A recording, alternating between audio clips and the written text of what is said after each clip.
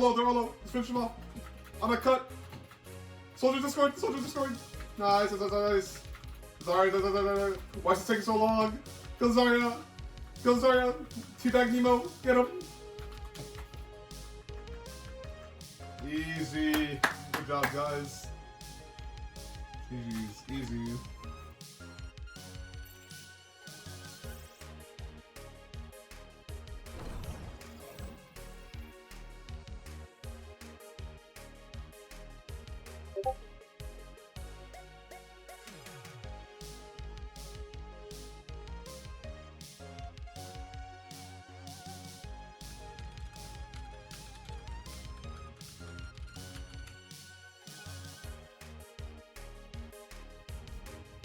I'm in.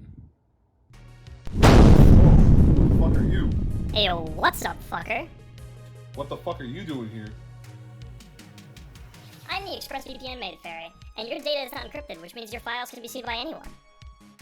No, my replay codes. Fear not. With the power of ExpressVPN, you are able to safely browse the internet and share files.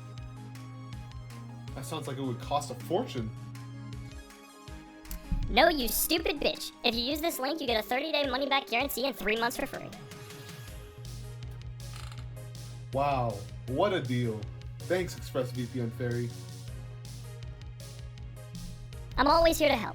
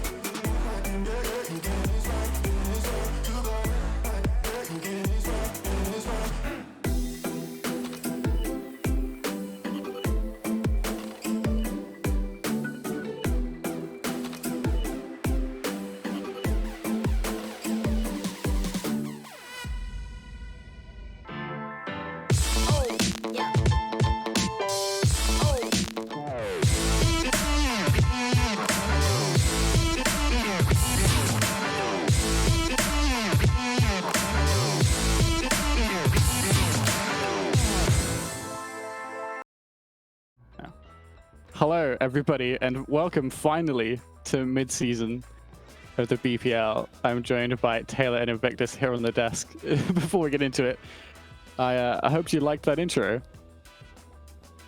Yep. A little advert there from from our boys at expressvpn.com/BPL. This is not a drill. We actually got a sponsor. Real. Real. making hard cash, and you'll see none of it. BPL. Use code BPL. You get 3 free months and 30-day money back guarantee at expressvpn.com/BPL #ad. I mean, isn't that? I guess it is. Sponsored. #sponsored. Yep. So yeah, I'm joined by Taylor and Victor. So we're just going to talk about mid-season a little bit because we are very late. As you can tell, we have 2 streams. And let's bring up these 2 streams real quick if I have the right thing enabled. I don't, but Vic does. So these are the games that you can see on this stream. Sydney Surfers versus DayDream will be our first match, followed by Clients Hog and Ball Dynasty. And then we'll swap over casters and have a little bit of a break, and then have Sharks Majesty and Malding Drip Diff. The other stream is Invictus's stream, and you know what? I'm gonna do live editing right here. You guys don't care. You just want to see, right? So like copy. We're gonna make a new browser. On my stream, you can see both schedules. That's because I did it for you. Well, Okay. you know, just saying. All right. Okay, and then we grab that. We go yoink. Then we go. Ooh. BPLB stream. It's really small. One sec. Oh, give it a sec. So this is on B stream. On the B stream. Look at that. See, look. This is what you love to see from BPL. Right. I'll just put this here for now. You don't need to see the other stream. So this is on B stream. This is what's happening today. Research versus Surge Academy. First match, followed by Alpine Night Drive. Then we have Cowboy Crew and PXP and Mind.Hive Waffle to finish out the day. NA production. Beautiful. Let's talk about the games we have. Thing you guys want to point out from these matches today? Yes, we have B-League teams going up against A-League teams today. Very interesting. So this is Seed 2 versus B-League Seed 1, which obviously looking like it shouldn't be close, right? But maybe DayDream have been looking good. I mean, do you have any information on DayDream? I hear their social media manager is like really cute. Yeah. Yeah. You know, I personally saw the predictions made in Discord, and it was a very overwhelming prediction for DayDream. So I'm gonna say, you know, they're the people's champion. It's gonna be an uphill battle, but you know, maybe they can take a map off Sydney Servers. That'll be fun to see. But yeah, true. We can have a quick look at the other ones. In fact, let me bring up the bracket because this is interesting. So we have a 16-team bracket that we're going to finish in a weekend, which is why we have 2 streams. So you'll have Invictus channel, Invictus_O, for the other 4 games that are happening tonight. So all of the games you see on screen, all those left column of the towering column of games will be finished tonight in whatever order we set them up in, and then we'll continue tomorrow and Sunday. We have some very special guest casters. Should I talk about it now? I guess I could, huh? no, I think we keep it for. We wait and then we post it on Twitter to get retweets. Yeah, That's a surprise tool that let's will just say help us surprise later. guests. Yeah. Yeah, you also have your Bad Batch Mario League emote as well. True. Okay, any predictions? I'll just bring it back to you here for a second. Any predictions on who's going to go far in this tournament? My unbiased opinion, Uh-huh. I look at Catboy Crew and Alpine personally, but I think Night Drive has potential. True, definitely unbiased. Yeah, unbiased. Vic, any thoughts of your champions? My champions are going to be Cowboy Crew as well, because I know You think so? I don't think they're the most favorite team to win, but it will be. I think they have some strategies that maybe they can use in the surprise as a surprise and take it all. That's what I want to see. But you know, I think what everyone would predict would probably be the Clients. They do look like the strongest team, so I want to see Clients versus Cowboy Crew quarterfinals. That should be interesting. Yeah. So very exciting. We're gonna head to a quick break, and by break I mean literally so we can change scenes and get both our 2 streamers set off at the same time. Yep. Bear with us as always. Double streaming is always really hard. We have to get as many people in as we can, and it's trying to get everyone. Like, I have such a weird setup that I know how to run, but then trying to get that to Invictus to run, not easy. All right, letting me, huh? All right, no. It's my fault because it's so complicated. So trying to teach somebody to do that in an afternoon is not easy. So we'll try our best. So Invictus_O for B stream will be where you want to see the other games, or this stream will have the same games as well. And we'll like host each other when games are finished or whatever. So we'll be right back. Thank you, Taylor. Thank you, Invictus, for this little tiny insight. We'll be right back with Sydney Surfers versus DayDream in just a few moments.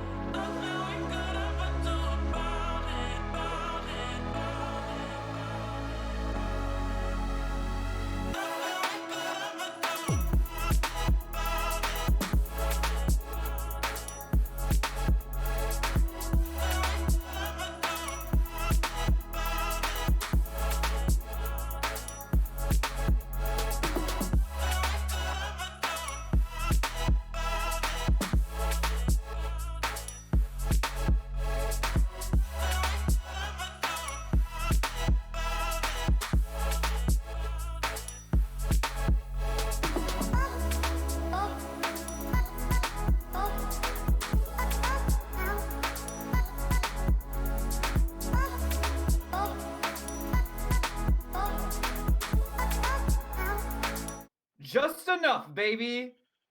No!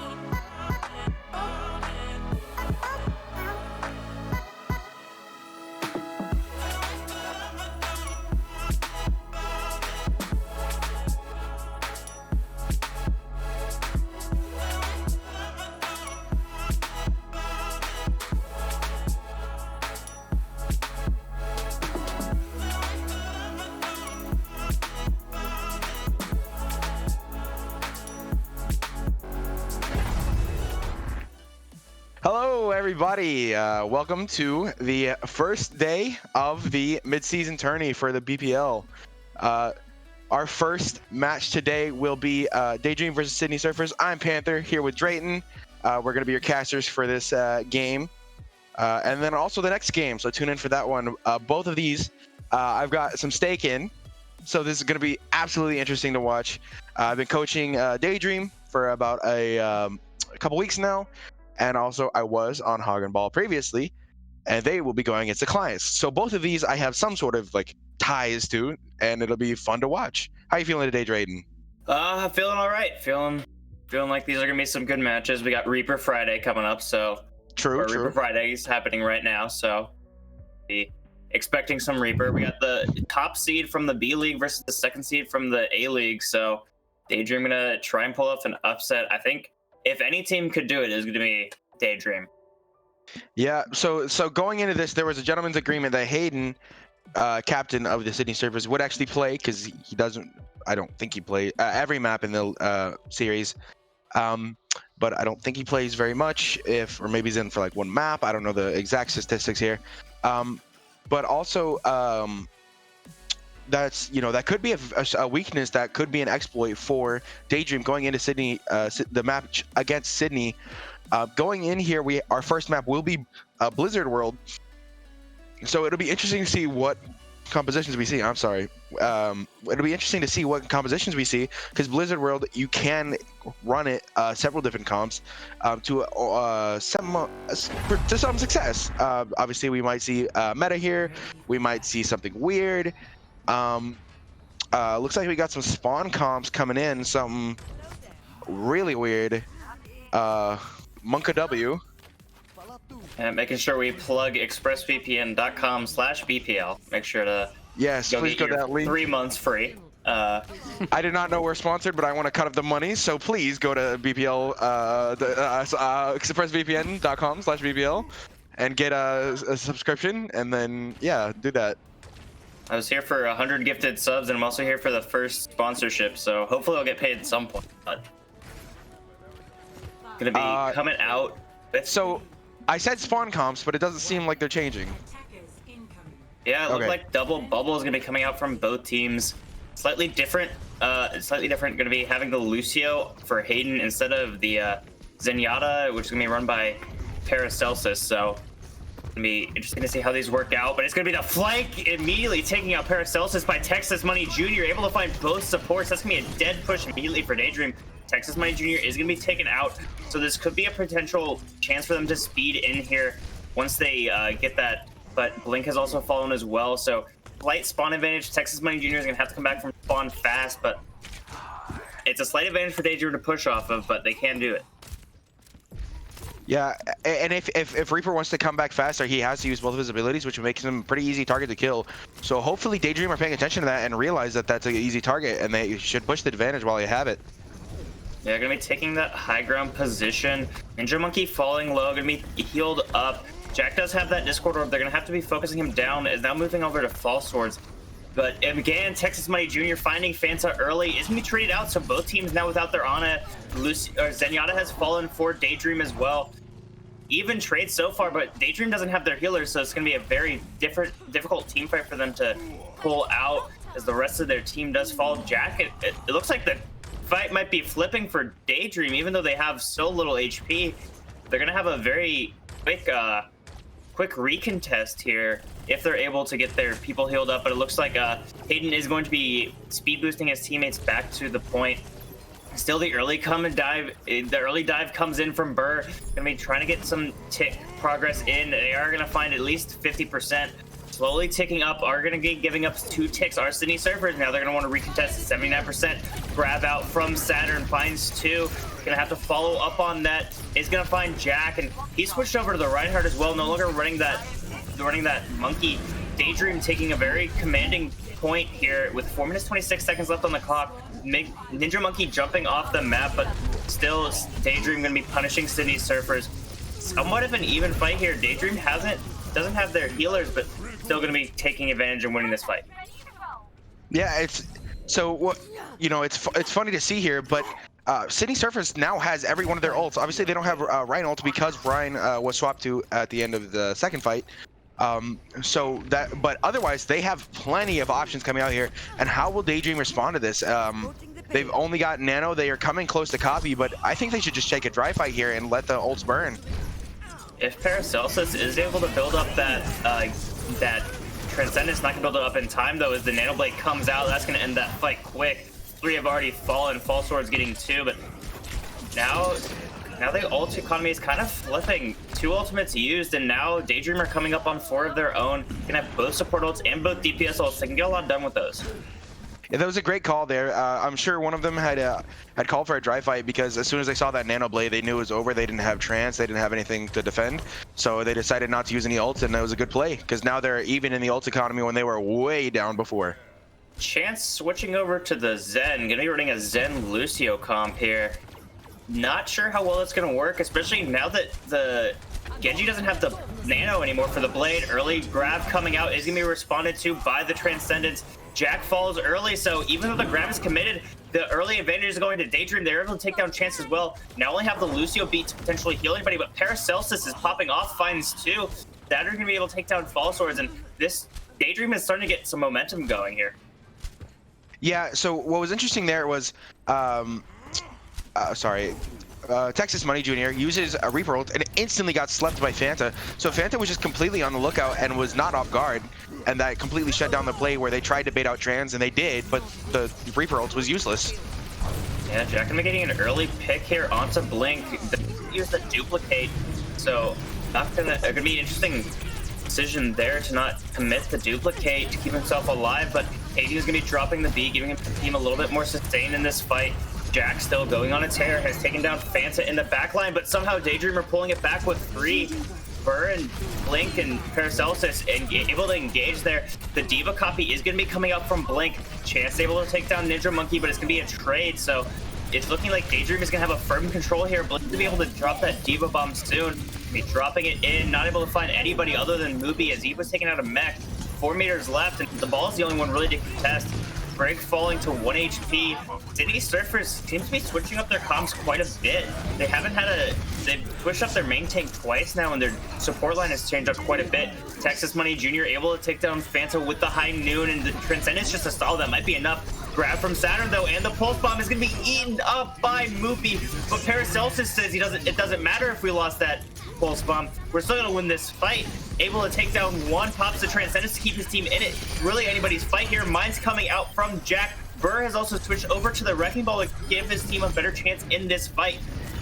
Jack gonna be getting that Discord on him. He has to be the target here. He has to fall, and he does, but Burr is gonna be traded out with the Mines. Fans are gonna be getting a couple more picks, and it's still anybody's fight. The spawn advantage is massive, and Ninja Monkey falls to the Mines as well.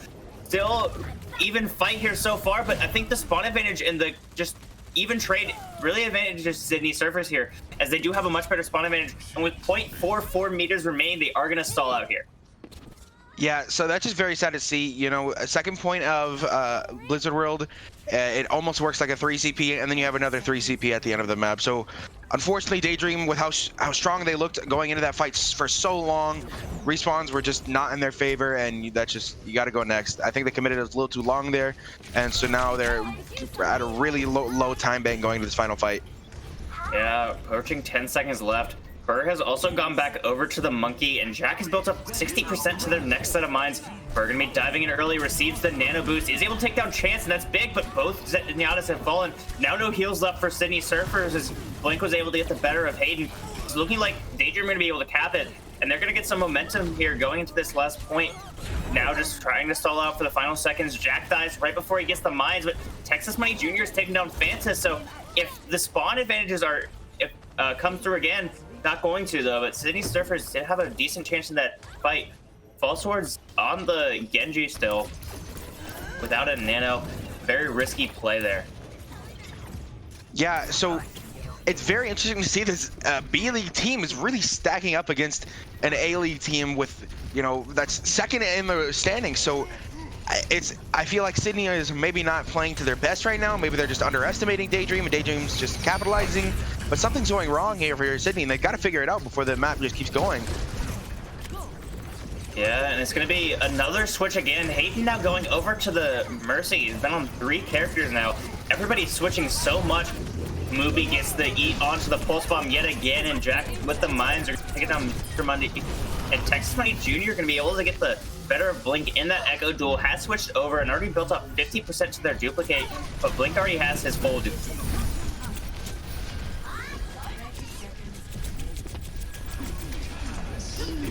A lot of ultimates coming out. False Swords pops the blade, but he doesn't have a nano to back him up, so he's going to fall down pretty quickly. Chance also pops his Transcendence in response. Everybody going, investing ults big here, but with the pick onto Burr, there's not really much that DayDream can do. They do throw the Diva Bomb. It's going to just create some zoning here. Saturn also dropping in that grab. Going to be just preventing Texas Money Jr. get much value out of that. Duplicate. Another bomb comes out, this time from Sydney Surfers. Not able to find anybody. Ninja Monkey with the pick onto Hayden. That's absolutely massive in this fight, but Texas Money Jr. is going to even it out with the kill onto Blink. Slowly, overtime is going to keep on building up, and the picks are going the way of Sydney Surfers. DayDream still in it, though. Fanta able to get a pick, and now it's looking like DayDream are getting some momentum in this last fight. Jack swinging through onto Fanta is absolutely massive. Can he clear that point with his grappling hook? Is going to drop the mines as well. Going to have to get something back. Oh, he almost just boops them off, it looks like. Is able to touch at the very last second. Now going over to the very last potential fight here. Paracelsus and Fanta have gone to the full star comp, and another bomb eaten by Moopy. That's 3 already. I don't think Ninja Monkey has gotten a single bomb up, but he's not able to hit the grab, and that might be enough for DayDream to win this fight. They've already gotten 3. Moopy's gonna be taken out of mech, and now it's just down to Hayden and Texas Money Jr., and they're both going to fall. And in overtime, DayDream pushing it to the very end. Moopy eating 3 pulse bombs there, but Saturn able to get the grab off. That was the most important part of that fight. Yeah, so absolutely insane play there. Moopy's eating these pulse bombs left and right. Ninja Monkey has to be less predictable because Moopy's just waiting for it. Tracers are very predictable. Zarya's are very predictable as Diva. So all Moopy's doing is just waiting for whenever, you know, Ninja Monkey just shows those signs, and that's how they're winning. They're just winning based off of the or that's how DayDream is having a harder time here, just because one of their ults has been almost completely useless this entire round. Thankfully, they got it all the way to the 3rd point due to some massive grabs by Saturn. Almost every single time they were in overtime, he would constantly stay alive and he would constantly get another grab. And that's what carried through every single overtime fight. Yeah, Saturn really coming up clutch for his team. Ninja Monkey going over to the Torb now. Switching off of the Tracer, doesn't want all of his ult to get eaten. So maybe the Molten Core is gonna be able to provide a little bit more spread and less predictable, but looking like a very similar comp coming out, a dive heavy meta right now. But Sydney Surfer's going for the more not going for the double bubble mirror. Gonna be running with a variant of it themselves. Gonna be running that Ball and Diva with the Zen Mercy. So a lot of damage output coming in, but I think Fanta is going to be the biggest difference here. If he's able to get a lot of value out of that Ana and just sustain his team for the fights, get some big nanos, that'll be enough to potentially outweigh the damage that's coming through. Be going to get hit with that Discord early, going to be falling back, slowly getting engagement, and all of a sudden 2 have fallen for DayDream. It's absolutely massive. Both healers immediately taken down, so that's probably going to be a lost fight immediately, and a very quick first point take. How do you let your healers die first there? That's the last thing you need, and they both died immediately and at the same time pretty much. Yeah, one thing we've seen for sure is Texas Money Jr. with this Mercy Pocket is deadly. It's very deadly, and I don't think DayDream, Fanta, and Paracelsus were not prepared. I don't think they were prepared to, they haven't had to deal with a Texas Money Jr. Echo before. So they were just completely playing out of position. Fanta got struck down, Paracelsus got struck down. It's just not what you want to see. Hopefully they can realize that they're going to be an easy pick from now on. Yeah, Ninja Monkey going to be going back over to that Tracer, already get some value, taking out Chance, going to force the res early there. Going to be a peak cooldown out of the way. Texas Money Jr. has that duplicate, and Blink is only 60% of the way there. That's absolutely massive ult build difference. And Texas Money Jr. is going to copy that Winston. Going to be able to get aggressive there, hopefully build up that Primal Raid. Is going to be taken out right before he is able to pop it off, but Texas Money Jr. still finds a kill immediately afterwards. And again, the healers of DayDream have fallen first. But with that being said, the card didn't move an inch. They still had Saturn and Ninja Monkey in the back. So, like, all the success could mean nothing if they don't get this payload moving soon. Yeah, Blink has finally built up to their own duplicate. Ninja Monkey also building up their own Pulse Bomb. Gonna have to not be eaten by Moopy, but False Swords gets the better of Ninja in that 1v1 there. So, gonna have to be coming back from spawn. A lot of ultimates coming up for each side. 6 ultimates almost up for DayDream. Saturn the farthest away from his ultimate. And there's not gonna be much to really respond. Chances are gonna have to have a very big transcendence here. Moopy's gonna have to eat a couple ults, but when 2 people fall early, I mean, you don't even need to use ultimates there. Ninja Monkey's gonna have to find a big pulse bomb, and instead he dies, and still with 6 ults on the board, and none of them are gonna be used. False Swords has dropped the pulse bomb of their own, but now 5 ultimates up for Sydney Surfers. The only ultimate they're gonna be lacking is gonna be that pulse bomb, and with nearly 4 minutes in the time bank, they're gonna be cruising into second here. Yeah, it definitely seems like the main thing that's happening right now is Sydney is just taking these fights so much faster than DayDream. Blink gonna duplicate early, drop the mines, but it's too late. The card has been pushed far enough, and now it's just kind of a feed as Blink has been taken down. The duplicate forced out from Texas Money Jr. is gonna have that Winston, so have a lot of HP to fall back on if he does get low. Gonna have to be shredded down early, but He's built up that primal, forces out the transcendence with it. Ninja Monkey is gonna finally have a pulse bomb that isn't eaten, but it finds nobody. It's just so far Ninja Monkey's not able to find much value with the Trace Ultimates, but with Bird fighting False Swords there, this could be a chance for DayDream to come back into this. Both DPS falling low, and Blink is again gonna get the short end of the stick in that duel with Texas Money Jr. Grab comes out, Transcendence Force in return, Nano as well. Every ultimate coming out in the book. Moopy gonna be able to find Saturn with it, and Texas Money Jr. finds two. We're able to get into the backline and take down Chance, but is gonna pay with it for his life.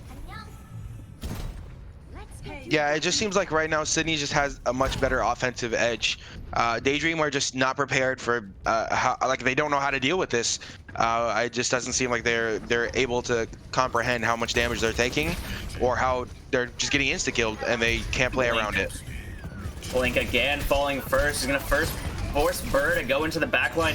Paracelsus has fallen as well. Bird trying to get something done, but again, both healers dying early. Chance has fallen as well, but the res is available, I believe, so might be able to even out this fight. Gonna be having to stall for 2.5 minutes at this point. I don't even know if they can really put up a competent fight here. Ninja Monkey gonna be getting that pulse bomb, is gonna fall, and Fall Sword's getting the kill onto Paracelsus. Now 2 men remaining. It's gonna be Fanta and Blink. Blink gonna be the last man remaining. Texas Money Jr. gets to duplicate, and 3 minutes 24 to capture a tick for Sydney Surfer. Yeah, so okay, I'm sorry. I was looking at chat. Where I need a VPN is a good one. You know, a key thing here is DayDream's constantly getting the first pick. They want to take these fights, but they're just not being decisive enough about it. And Sydney is just absolutely exploiting them on any rotations or any single targets. And Sydney is very good about peeling. So every time DayDream gets a good dive in, if they don't get those immediate swing of kills, they're just not gonna win in these prolonged fights, because Sydney is just so good with peeling and then re-attacking. You know, they're like a tidal wave. They're surfing the tidal wave. Yeah, DayDream gonna have to wake up if they want to be able to finish off this full hold. Sydney Surfer is just coming at them with so much pressure. DayDream gonna be running the same comp again. Fanta though going over to the Brig late, and Paracelsus now onto the Ana, making some last-second adjustments to their defense. Those healers gonna have to get back fast. But as each team is getting ready to engage, still same comps coming out from each team pretty much, but False Sword's not taking that. It's gonna be taking the Genji instead of that Tracer. And it's gonna be moving in here. Fanta on that Brigitte. She's gonna have to get something to, and again, Paracelsus is gonna fall first. Paracelsus has fallen first in so many of these fights. It's now down to Fanta to keep the line going, but Texas Money Jr. has already found 2. False Swords is gonna fall down as well. Texas Money Jr. with 4, absolutely popping up, make it 5. Nobody give him the 6K. Moopy is gonna steal the 6K from his Echo player, and Sydney Surfer is taking a very commanding first map win here on Blizzard World. Sydney Surfer is taking the 1-0 lead. Yeah, so we just saw there was an absolute tidal wave. DayDream, once again, they just get hit by a right click by Echo that's damage boosted, and they just fall apart. They don't know how to deal with it. So Sydney just capitalized and just kept rolling through. Texas just does Texas things, you know, doing it big like the state, and that's all it is. There's not much more you can say. This team is just prepared so much against like lower elo that they don't know how to deal with higher mechanics, higher team play, higher communication. And I've been coaching them for weeks now, and I know that they are a very solid team, and you could see that in their attack. They had some decisive fights, but I think they're just, you know, they've got to figure some things out, or else this game isn't going their way. And even still, as much as team play is very important in Overwatch, if you have someone who can really out-mechanic the other team, it's gonna be a deciding factor here. Yeah, Texas Money Jr. just absolutely going off. The Mercy Pocket for Payton was just so valuable, and there wasn't really much to counter that. When you're going with the Ana, you don't have the Mercy Pocket on your own. Your Echo's gonna lose that 1v1 most of the time, especially when they're able to just get so much peel from their team. Maybe some compositional switches coming out as well, or some players coming in off the bench. Still Reaper Friday though, so hopefully we'll see a Reaper at some point. Yeah, it is Reaper Friday. We did see the Reaper at the defense, Sydney Service defense. Going into this, it looks like we have Havana here, which is an interesting map because, you know, typically you would see like a double sniper here, which is not something that a B League team would typically play or pick. So it's going to be absolutely astonishing to see why they picked this. Looking at that's why they picked this. That makes sense. Yeah. Sam gonna be running out on the Bastion. Potential. Well, they are in spawn, so they could switch this up, but they are running the full commit comp, the double shield, the Mercy BAP. It's just gonna all be about this Bastion, keeping him alive as long as possible. Ninja Monkey gonna be without pretty much any resources, gonna have to get something done, but interestingly, Sydney Surfer's not running any snipers. They have Texas Money Jr. on the Tracer and Mira on the Soldier, so not much of a Ninja Monkey. Is going to be switching over to the Widowmaker. So going to have a sniper on this map, but not nearly as many as you'd expect. Yeah, one thing about Widow on this map is, yes, you have the sightlines, but you also don't have any support. And against meta, which is really dive heavy, you have to be playing super cautious or right with your team so you don't get instantly picked off. And Ninja Monkey taking a good angle here. Going to be pressured out by the Tracer. Forces out recall though, so Texas Money Jr. kind of in a poor position there. The ball going to slam in. It's going to be down to Sam to shred him. Already taking down the mech of Moopy. Not having enough defense matrix to keep themselves alive. Immortality field has already been used, and the Tracer's in the backline yet again, able to take down Ninja Monkey. Jace has fallen though in exchange, or Jack has fallen in exchange. Sam has so far gotten both of the tanks out of the way, really. Gonna have to be taken up a bit of HP, but Paracelsus following as well to the Tracer. Somebody's got to turn around and deal with them. Partly Cloudy falling as well. Oh my, it's just all falling apart with this Bastion comp. The Bastion staying alive, it's just the rest of the team is falling around him. Yeah, that's the one thing I was worried about is, like I said before the as the round started, Ninja Monkey is going to be pressured out all the time. It's just not going to be a safe position for him, and that's what they did. They just completely exploited the fact that everyone was looking at ball, and Texas Money Jr. just went on Ninja Monkey and got a free kill. And then after that, Texas Money Jr. just did his own thing for the rest of the round until everyone was dead. Yep, sticking with the Bastion, has gotten off of the double shield. Sam gonna be popping that ult early, trying to find somebody on the high ground. The Mercy Valk comes out as well, so committing here. Sam, or Mira on the high ground. Jack has fallen though to Ninja Monkey, getting some value out of that Tracer already, but partly Cloudy has fallen in the Valk. That's a very valuable pick off coming from Mira. Texas Money Jr. is gonna be able to take down the last healer, and I don't think you want to stick with this heal comp if you're not going to be running that Bastion, and I don't think you should without the shields. Yeah, so I do think they're probably going to switch here. They thought they could maybe get yeah, there they go. They probably thought they could get something with tank, but Mara just responded by waiting it out and then popping tac visor while they had no shields and them out wide open, and that just pretty much gave them a free fight. So now it's going to be, Ninja Monkey dying instantaneously is not what you want to see typically. Going to be forcing out the Transcendence, though, getting a bit aggressive there is Meester, but Jack already dropping in the mines behind as well and finds Sam. This is just a bamboozle, it seems like. You're trying to bait with the Zenyatta, who has the Transcendence to escape, and then just the rest of the team coming in from behind. That's an absolutely big brain play coming in from Sydney Surfers. Yeah, it's safe to say that DayDream are really just trying to figure out how to even get at this get an angle on this team, because Jack is controlling so much space while, you know, Mara is just absolutely shooting at them from the backline. And they're just spawn camping at this point. The carts move 55 meters, and DayDream are held in their spawns. They have a couple of ultimates available. Paracelsus has still not popped that window or that wall at this point, but partly Cloudy now switching over to the Brigitte, just wants to get some punishment on the aggressive dive. We're gonna be falling a low. He's gonna have to get some health, but he's taking a lot of damage still. is gonna fall to the Zenyatta again. Meester is just going off in the backline, able to find 2 as well, and it looks like it's the same Meester with 4 though. Jack able to take away the 6K potential. Texas Money Jr. demecking Saturn, and Jack and Meester there getting 4 and 2 pieces respectively. Absolutely massive plays. Yeah, so it's just a train wreck right now. They can't leave their spawn. They can't get ults out.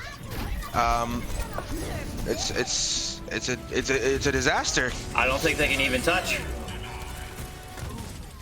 They are able to touch, but there's already 2 picks gone already. Gonna be dropping the mines, trying to get something out here. The stick on the pulse bomb from Texas Money Jr. is gonna end all hopes of a victory here. Very good hold there from Sydney Surfers. DayDream gonna have to somehow pull out an even better hold if they want to win this map.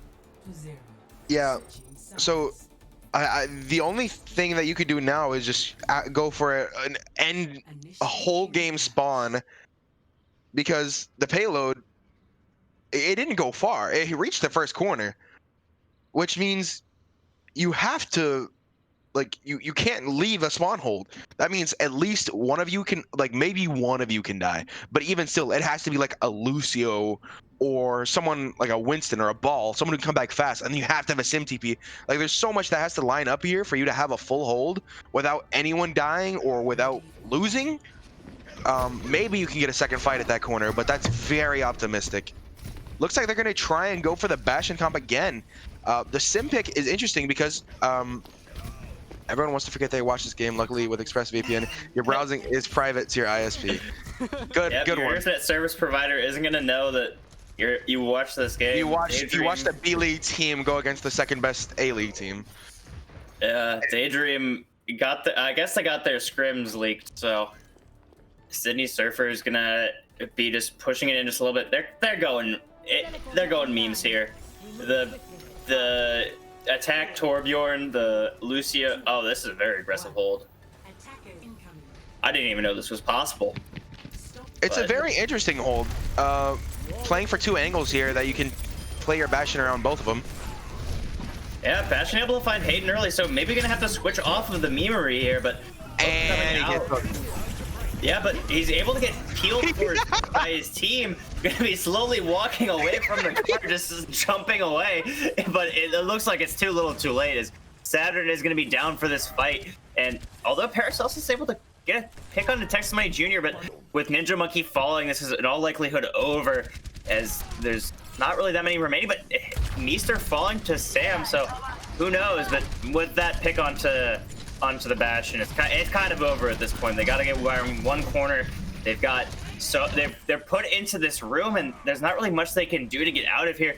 As Paracelsus falls, you're now down to the Mercy heals, who's taken out as well by Mara, and gonna be just committing to somehow get 2 though. But I don't think that's gonna be enough, as the res comes out, the kills are coming out, and without that healer support, it's not gonna be getting much value. Sam gonna be contesting on the Tracer just to try and stall out a little bit longer, and it looks like the mid-season tournament dreams of DayDream are gonna be ended, looking more like a nightmare here. Yeah. As they're gonna be dominated on Havana. Yeah, unfortunately, that's just how it is. Sydney Surfers want to secure their first win, and me personally, if I was a captain, I would choose like my rival team. But you can't deny that if you're playing for the long game, just pick a B League team. If you know you're good, and you know that they're a B League team, then you win. Yeah, with the absolute. Oh. Notice that I completely avoided saying that they're bad, because DayDream played pretty good here. Obviously, the first map or attack of Blizzard World, Sydney Surfers were kind of throwing, switching up comps, messing around.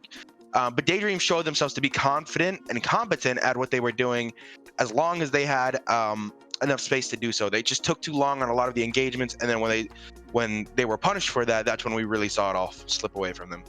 Yeah, it's definitely worth highlighting the backgrounds of these teams, right? DayDream is from the B League.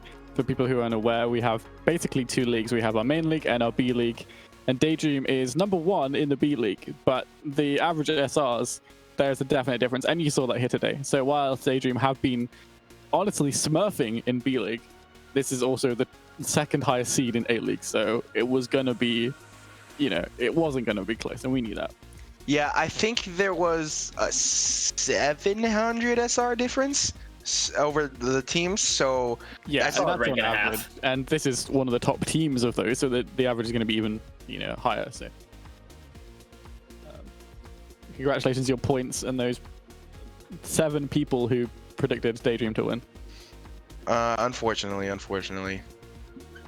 Yeah, glad I didn't spend all 80,000 on my channel points. We can get some interviews in here. Let's talk to Hayden, shall we? All right. Hayden. Hey, how's it going? Hi, how was that game? It was a game of Overwatch. That is for sure. Yeah, you didn't seem to want to go easy on them. Well, we tried that and they full capped. So Yeah, Gotta you put an end to definitely were playing like with a handicap on that first attack, or on the first defense for y'all, I should say, and then you took off the training wheels, and it was clear as day. So when you chose Sitting Surfers, you decided to play every map. Was it a little Monka W for you leading up to this, or did you think you would be perfectly fine?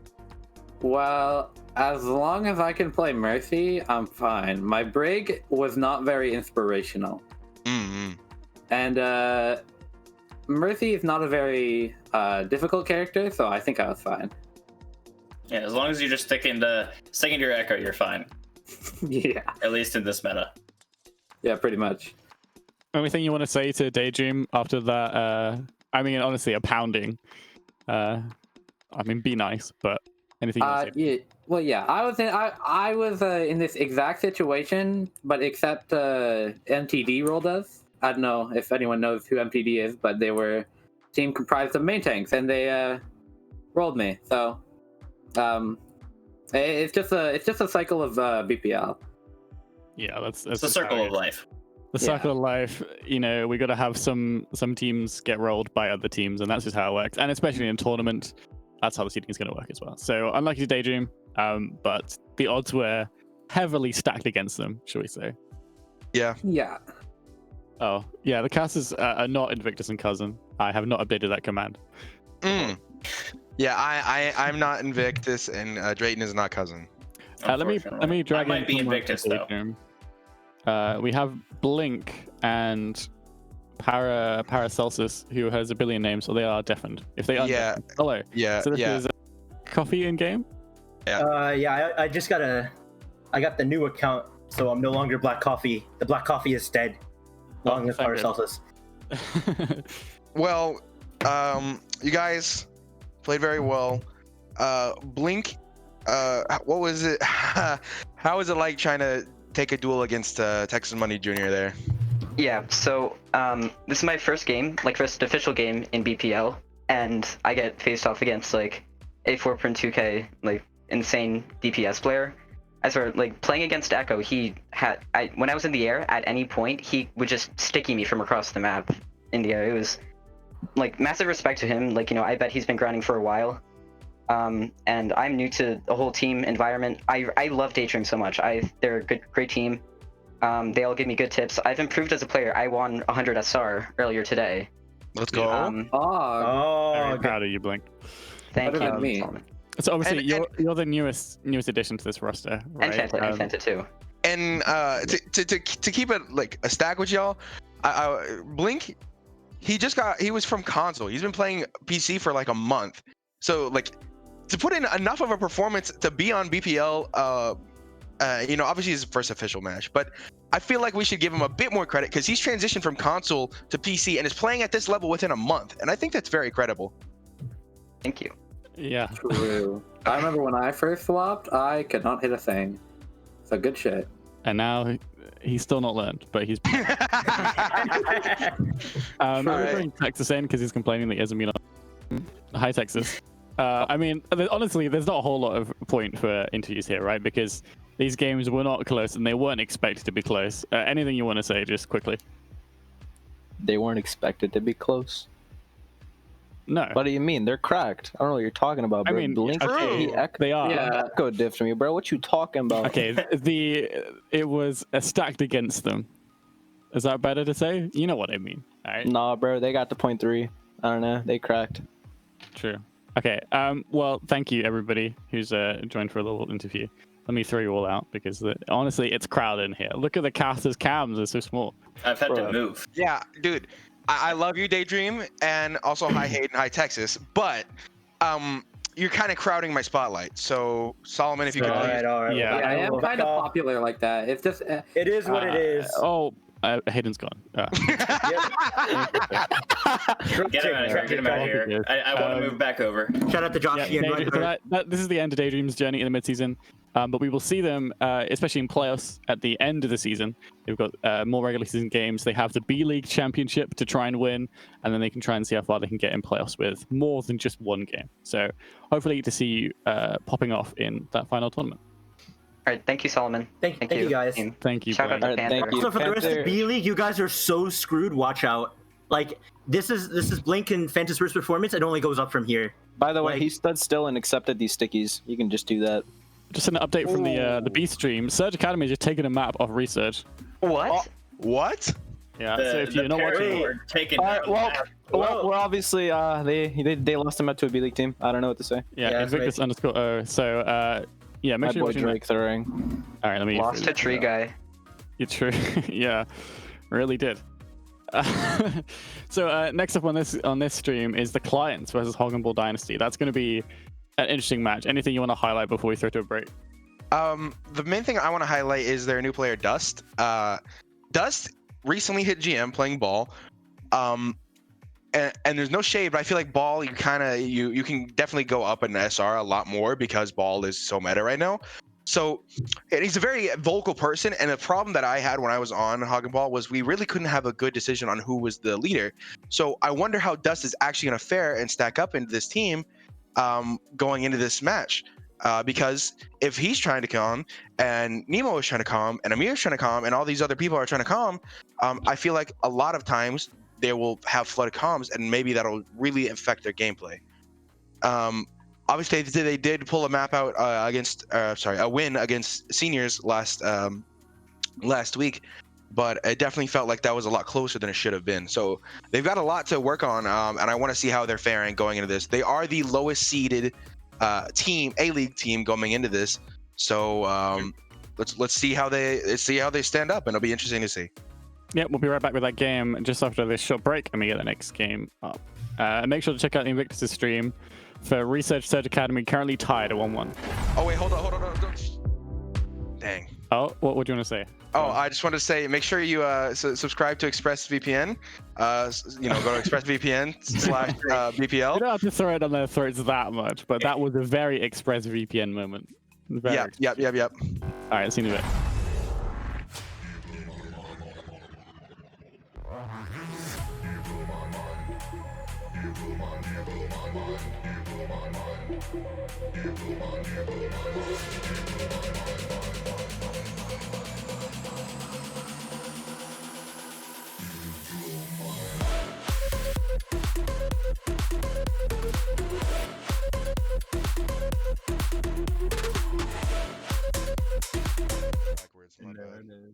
Just enough, baby. No!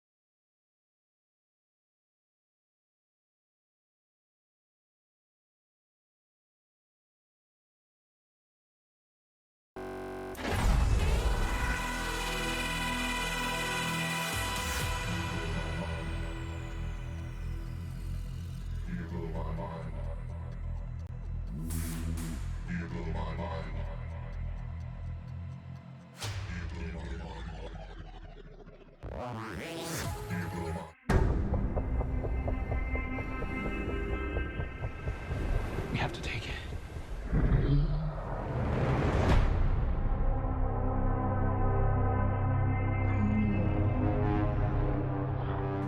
going crazy on the Primal Ragey. Going to get the Starbucker. Mercy. Stop what's coming. And this child. She's the only one he'll communicate with. Side, close to 5 minutes. I knew that they had a bond. She had nowhere to go, so I made a promise to protect her. They were not ready for that hat. And I think that in some way, Kong did the same.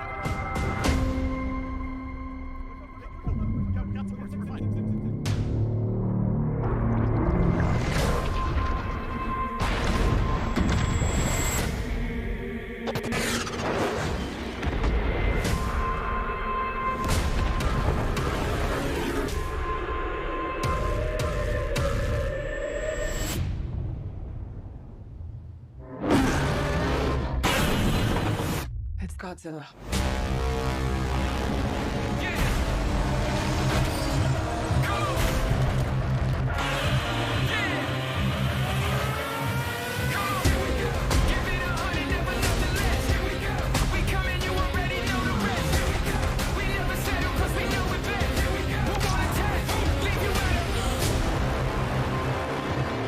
These are dangerous times.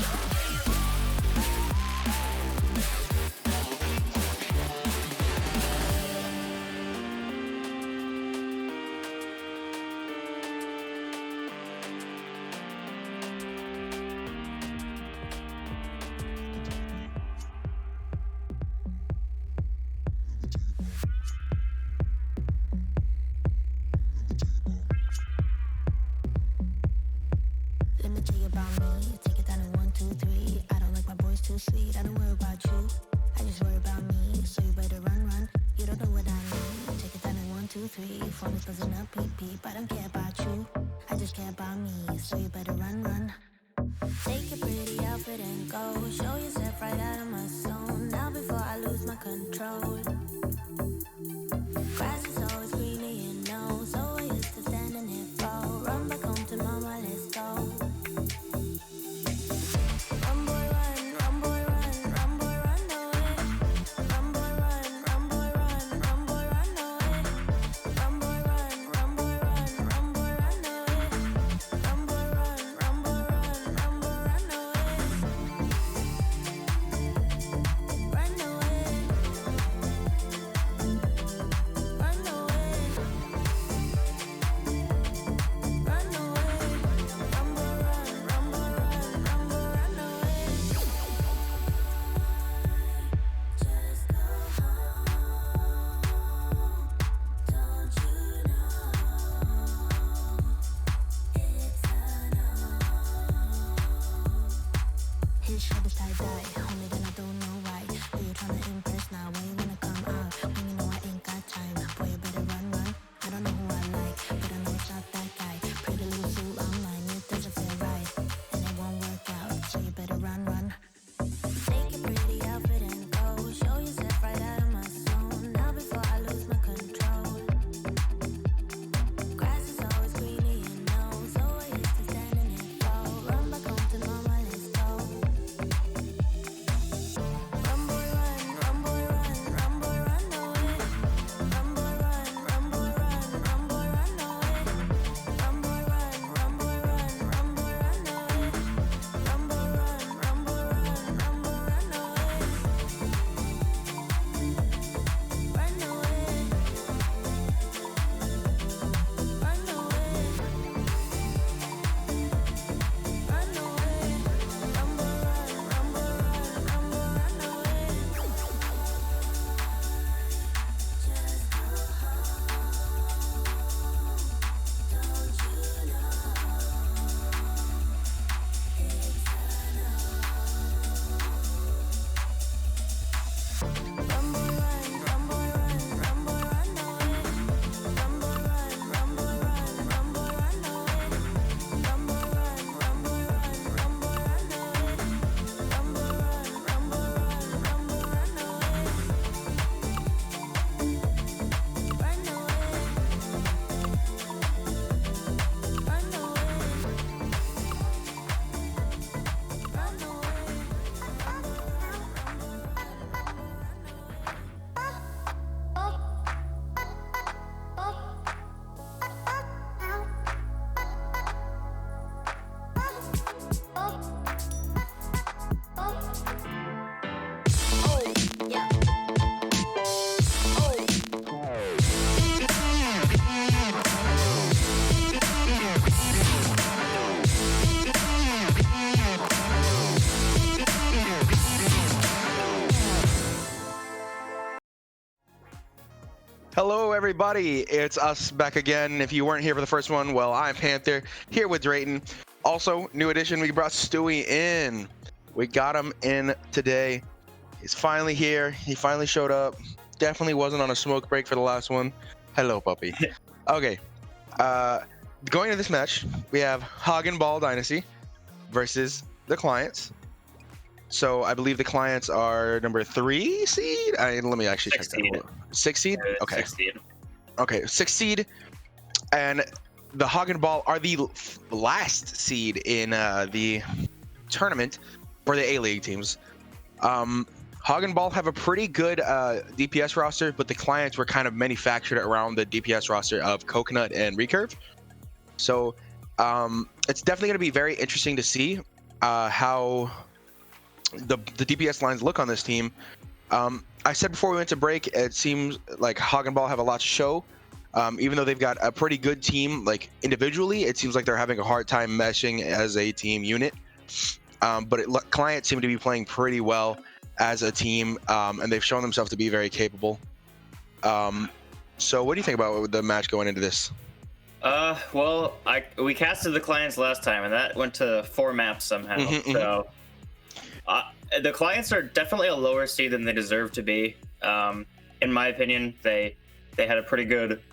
They unfortunately lost to Catboy Crew in week 1, I believe. But then we're able to bounce back against Drip Difference. So, I think the momentum is only going up for the clients, and I think that it's going to show in this match tonight. And Recurve is just.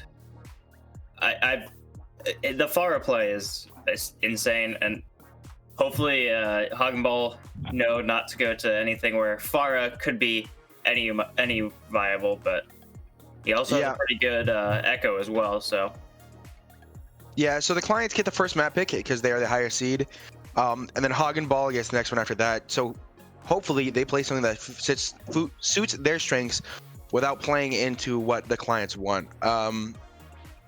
Also, I'm looking at Twitch right here. Leg Day says, I am a Hagenball fan. Parentheses, $5 has been sent from Nemo Coffee's PayPal. Please delete this part of the message. So I think this is a pretty good indicator of how the match will go. There was definitely no payment involved there. It was completely honest thinking. So there's not too much for me to say other than, Nemo and Recurve are kind of people who are very well known in BPL, and this is going to be a very interesting game to see because either one of these people have massive egos. Both of them, I should say. Both of them have massive egos. Now, if Nemo wins this, his team as the lowest team in the the lowest team in the standings, will have a massive ego boost. Recurve, however, probably won't have that much of a change, Also, I've just in from Solomon himself. Alwyn is ringing for Hagenball, so even more interesting to see. And he's on Brig. Well, that's definitely something. Yeah, Alwyn on the Brig, not really expected, but Recurve on the fire you kind of expect. Coconut on the Tracer had a very big game, a couple of games this season, and such a great Tracer. So I'm gonna be interested to see if Rorschach stays on this Reinhardt pick. Probably gonna switch over to the D.Va, and he does. So it'd be more of the same meta that we've expected. Both teams running pretty similar comps, but the big difference is gonna be that Brigitte versus the Mercy, and Recurve on the Pharah versus Amir on the Ashe. So with that pocket, I think Recurve's gonna have the advantage over Amir. It's very difficult to take down a Pharah with a Mercy pocket one-on-one from at least my competitive experience. But I'm a gold, so that doesn't really. No, you're kind of in line with that. If Pharah has a Mercy pocket, she can usually sustain through an Ashe if the Ashe doesn't have a damage pocket. So as long as Recurve's using his movement properly and is playing cover properly, he's gonna have an advantage. Yeah, but Hyper Knight is gonna fall early to Garito, but is gonna be taken out by Recurve. Now to a one-man advantage only for Hagenball Dynasty, but Client's gonna probably have to back out at least a little bit as they have their two main dive heroes out of the picture. Rorschach is gonna fall early, or at least with his mech, so gonna be a big stagger here. Dust is gonna get a bit aggressive on the pharmacy himself, trying to supplement the damage coming in from his Pharah, but all eyes are on Recurve right now. Can he get something done? He's built up 75% of that barrage already. I mean, looking to get something done with it, just playing this corner so well, and with Hyper Knight able to take down his only counter on the field, it's gonna be easy pickings for him, but all of a sudden Coconut and Osiren have fallen. Osiren not going to be getting the res, and now no healers are available. Coconut was res, but Garito is able to take down Recurve, and now it's going to be full retreat for the Clients. They're going to have to combat this again. Yeah, the main thing we're seeing here is Amir is controlling so much space. Known the guy for like 8 years. He's good at the game. He's quite good at the game, and he's controlling a lot of these space by just shooting at good targets, pretty much. He's constantly keeping Recurve in a place where Recurve can't exactly push. He's constantly keeping Coconut sort of on edge. Hyper Knight is just not able to engage as hard because he's controlling, like he's shooting down these long sight lines, or he's keeping certain individuals just constantly half health or low health. And Recurve has switched over off of the Pharah onto the Echo, deciding that maybe the pressure from Amir is a bit too much for him. Rather wants the Echo here, some more mobility, but he's already built up 60% of his ult. Nemo's gonna be demeched, but Coconut and Osiren have fallen. So again, the client's just in a disadvantageous position, but Too Lazy is gonna pop the Transcendence. Nemo has fallen completely, not just his mech. A lot of ults being invested by both sides, the Bob and Rally as well. Warshak is gonna be dropping that Diva Bomb, but he's gonna be taken out before he can remech, and now no tanks remaining for the client. It's gonna be a reset again. Yeah, Hog and Ball have set themselves up for a pretty solid defense here. Granted, the clients are coming up on 4 ultimates, but Hog and Ball have shown themselves to be pretty competent and constantly keeping at least 1 or 2 down on the client side. So they need to figure out how they're going to keep their Zen alive while also keeping Coconut alive, because these two are dying so much.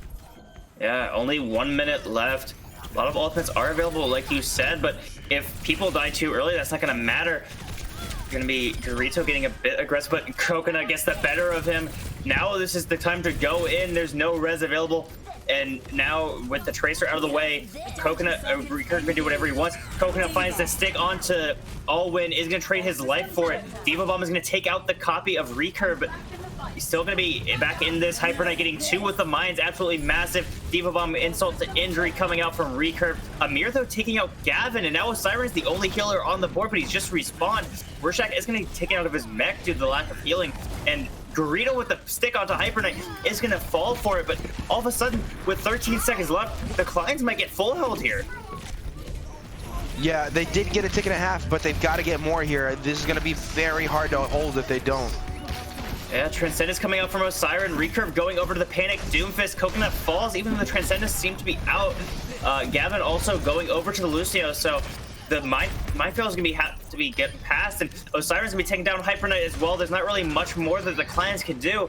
And Hog and Ball Dynasty, with the early, it looks like some potential upset potential, as they only need to get 46.5% to win the first map, and the 14 seed is looking pretty strong here against the 6-seeded clients. Yeah, obviously we have a client's defense to watch, and maybe they're no, I don't think they really are defense sided. So this is a Monka W, a little Monka W for the clients, but the map is not over. Let's keep that in mind. The map is not over. They did get past the tick. Even though Hog and Ball are looking very strong right now, the clients do have a chance to win.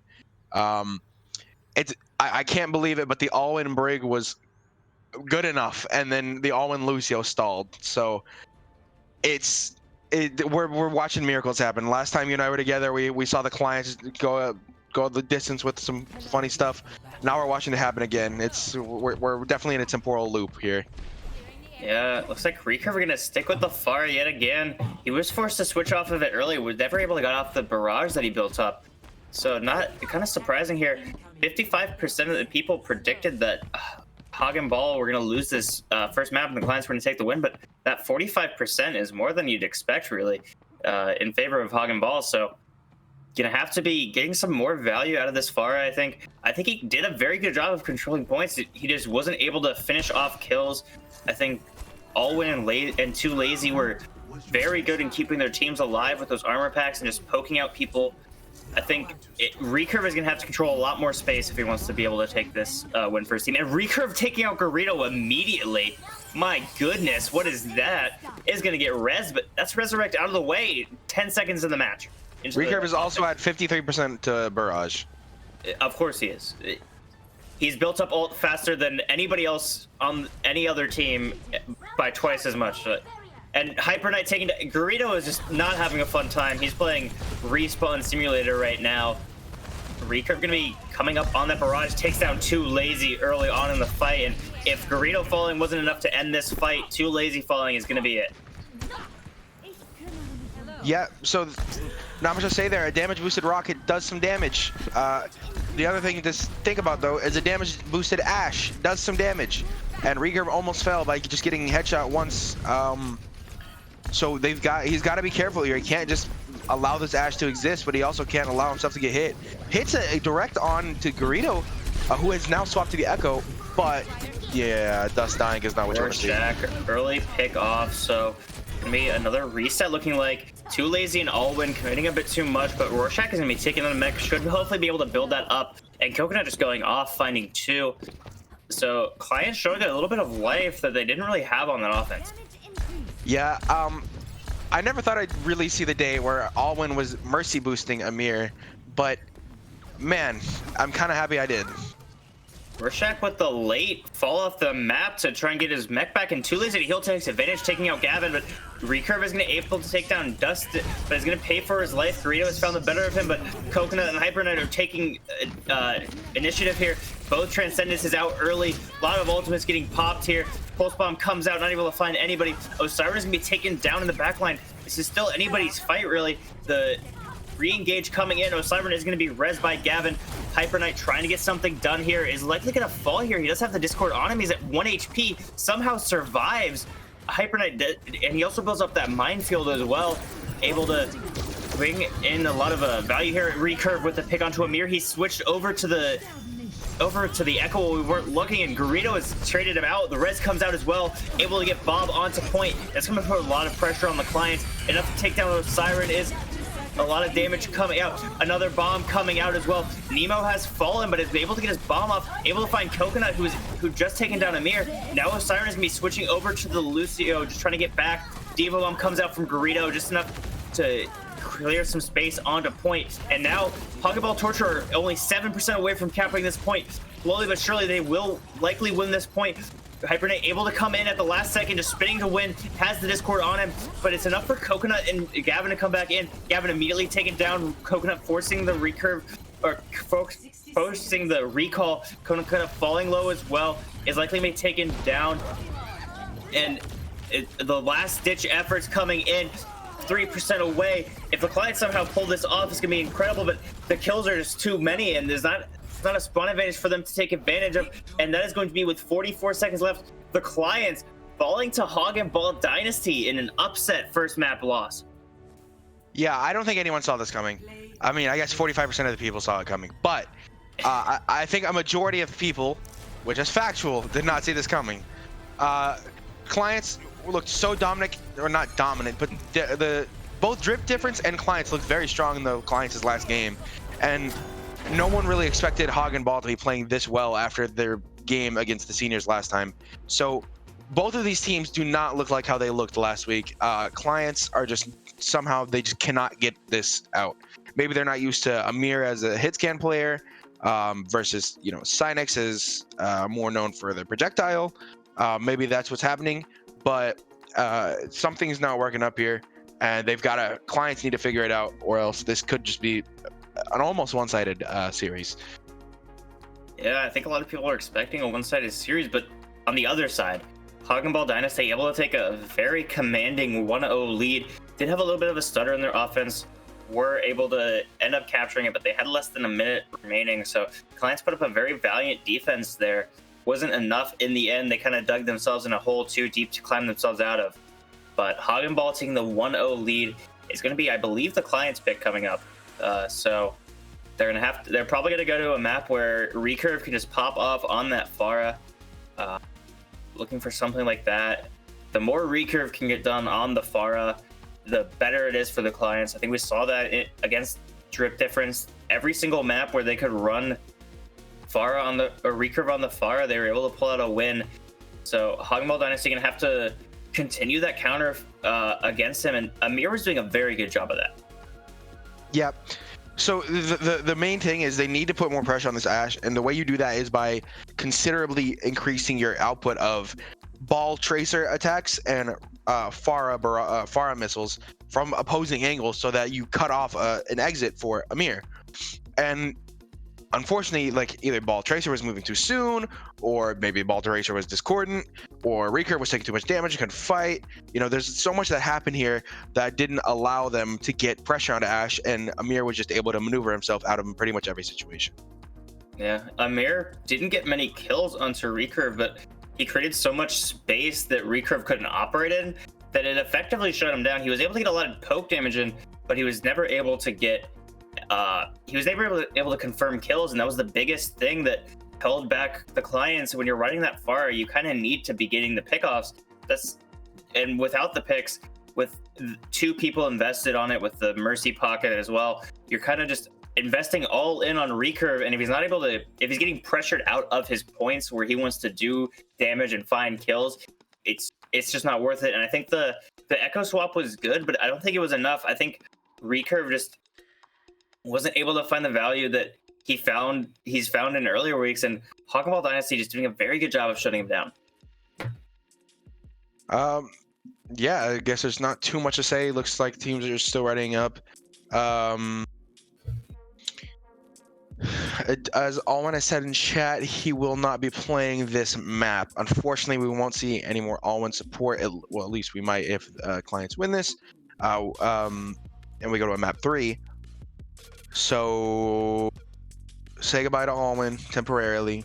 Unfortunately, we won't be able to see him pocket a mirror for this next map. But it was good while it lasted. All good things must come to an end eventually. Yep. But as we're coming into this next map, it is going to be Havana. I believe this was the client's pick. So again, we're going to Havana two series in a row, and hopefully a sniper is going to come out, but Recurve is still in, so potentially going to see something like the Echo, the Pharah.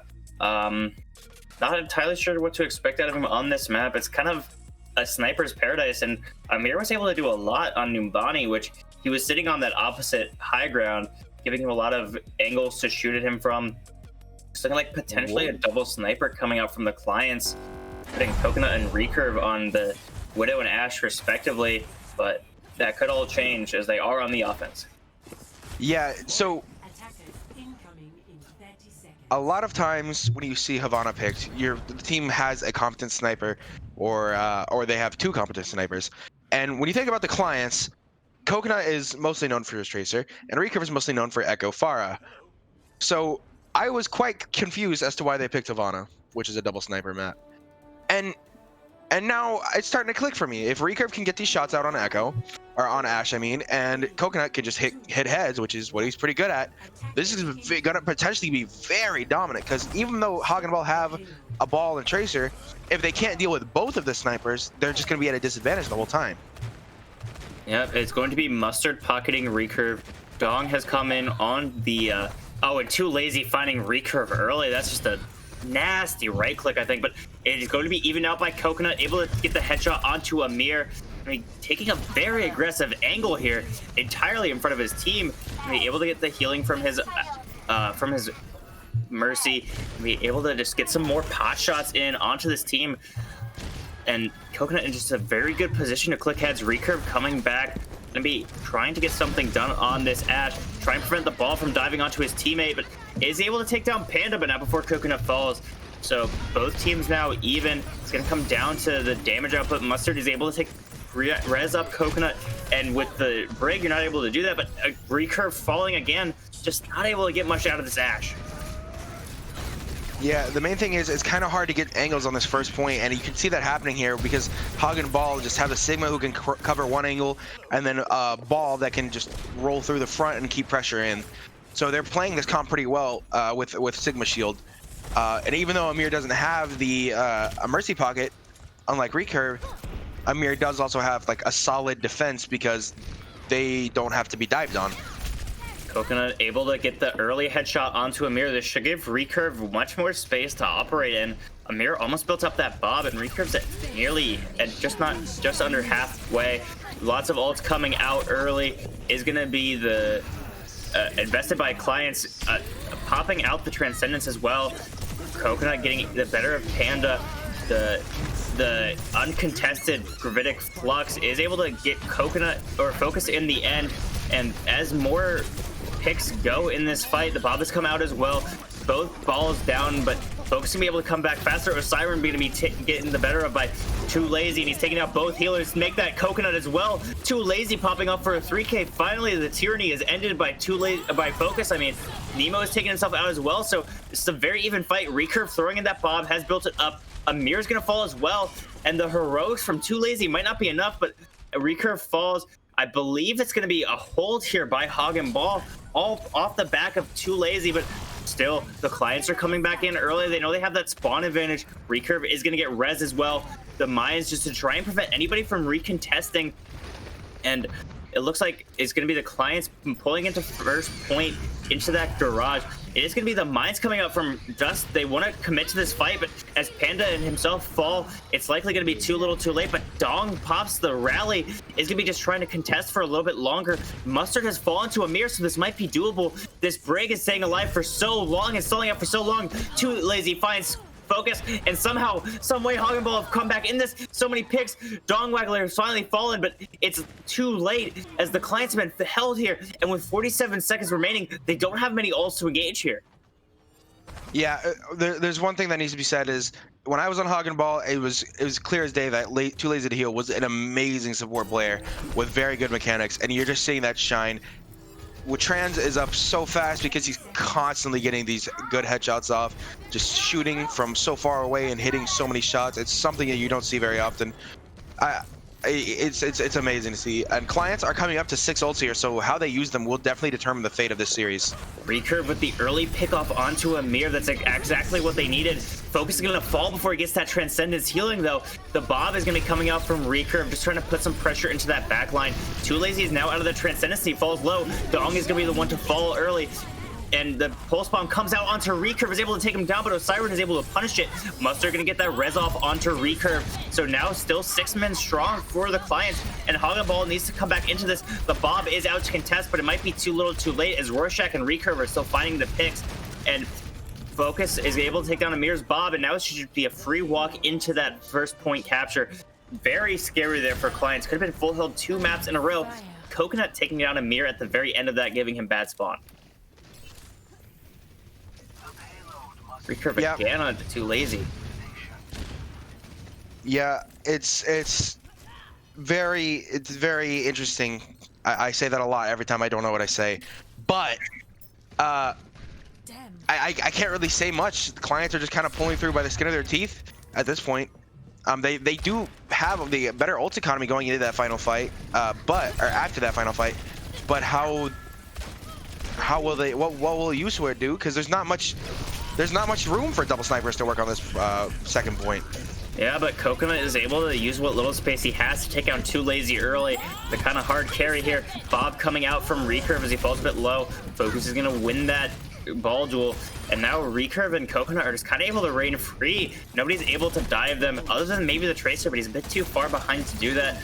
Wrecking Ball is going to be coming in. Has that minefields up. Focus could be able to get a lot done here. And slowly the cart is being pushed. Now committing the 3 members onto it are the clients. A lot of ultimates coming out. Both support outs coming out from clients at the same time. Both balls have dropped their ultimates, and it's Nebo that's gonna be dropping his bomb as well. Recurve has fallen, will be rezzed yet again. Rorschach has to push that off the ledge, but isn't able to in time. Is not gonna able to find anybody with that. Recurve just trying to find some picks here, but Focus has fallen, and it's now going to be down to the DPS line, but Osiren is able to take down Amir. Nemo is able to get the successful dive onto Coconut, and slowly it looks like the Hoggenball Dynasty are taking control of this map, but Dong has fallen. Rorschach taking out a mech will be killed permanently. Coconut now going over to that Tracer for that final fight. Yeah, I think you get more value out of Coconut on Tracer here, because on Widow, you're trying to play the same sidelines as Ashe, and you're not playing double sniper if you're doing that. So if you go Tracer here, you have more follow-up with ball, you have more contest, you have more pressure in backline. There's so much more that you have. Yeah, Coconut already getting that value, able to get the D-Mech. Focus is going to fall, but Bob is able to get onto point. Might be able to get some work. Both balls have fallen, and it looks like potentially the clients are going to be able to take this back in the final seconds as Osiren and Coconut have gotten the DPS out of the way. And clients just going to have to get these last stragglers, but that was a struggle for them on first. As long as Dong is alive, the stall is still possible. It's going to be taken out by that Dynamite. Dust is coming back, but it looks like it's too little too late. The stall is not going to be enough as members keep on falling. The point presence is too much. Tracer, the only one really able to contest, and he's going to fall. So again, in overtime, the clients are going to take second. Yeah, this is still looking very shaky for them. And as I predicted, or as I was about to predict, Coconut will probably swap to the Widow here, and he does. Because on Widow, or on this third point, you can go back to double sniper and have a much more effective time. Because it's so wide open, you can constantly shoot Ball as he tries to engage, unless Ball is playing for these specific slams. And there's so many different angles that Ashe and Widow can off-angle each other and get a crossfire going and have so much potential for more success than on that second point. Yeah, Coconut taking that position in that kind of bunker position. That's my favorite spot to go on Widow. You just get the free snipe, and he finds the pick onto Amir early. No res available, so the Diva Bomb coming out, that could be big, but everybody's able to find cover before it lands. Osiris is going to pop that Transcendence as he was falling a bit low there.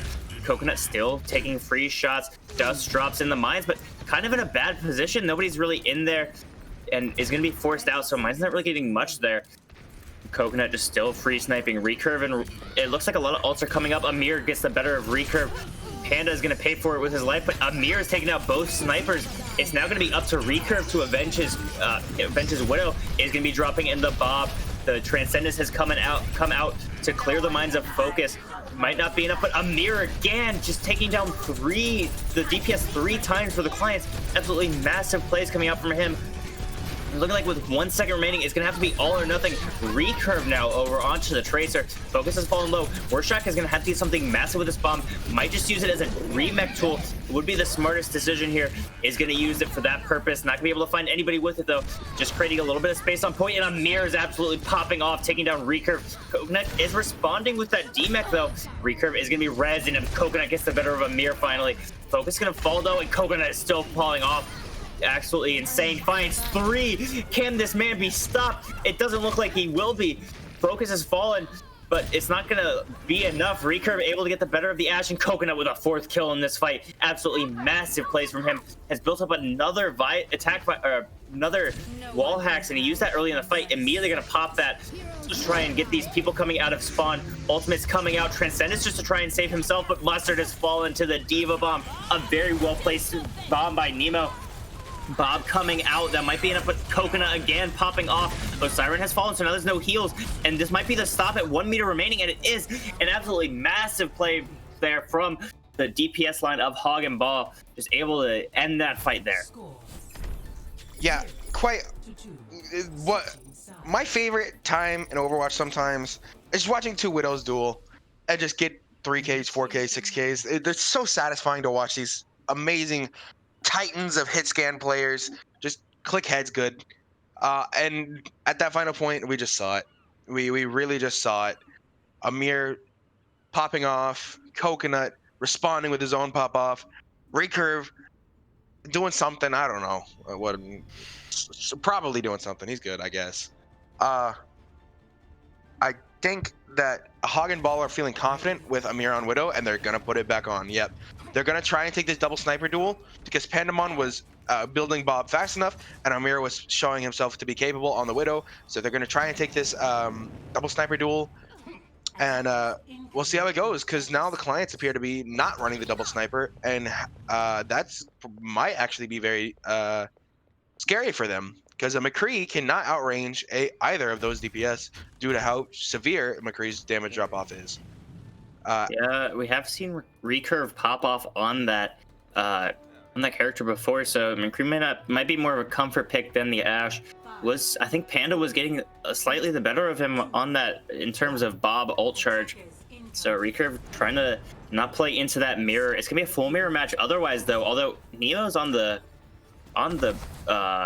Sigma, I expected him to switch over to the Diva. I thought he's finding a lot of success with that, but it's gonna be just.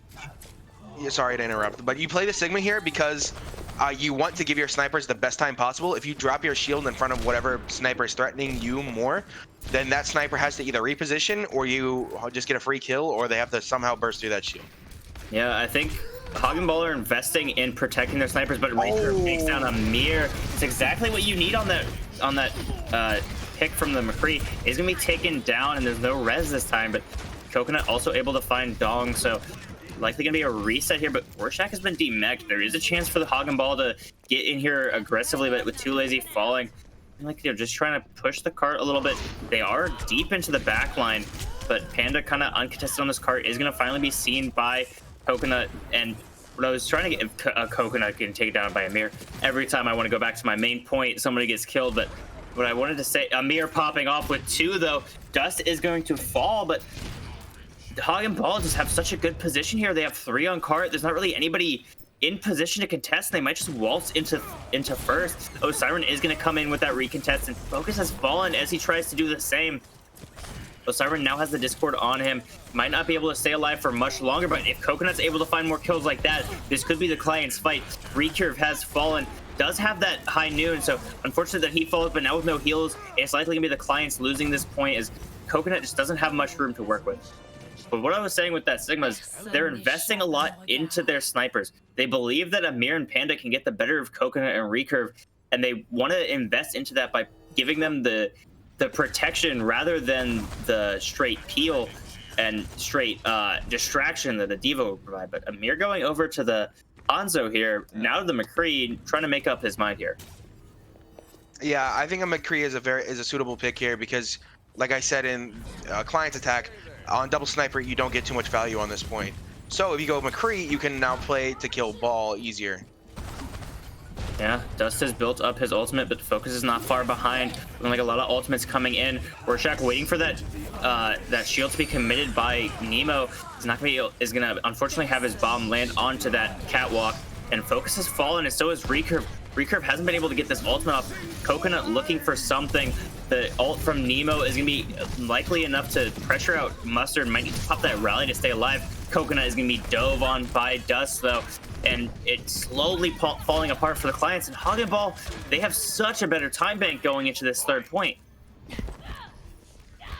Yeah, something's got to change here. I think Clients are just with the amount of like support the Hog and Ball is giving their snipers.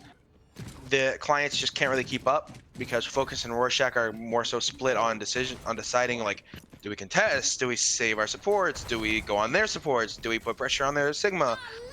So there's so many decisions that are having to be made by the tank line that they can't really find too much success out of it.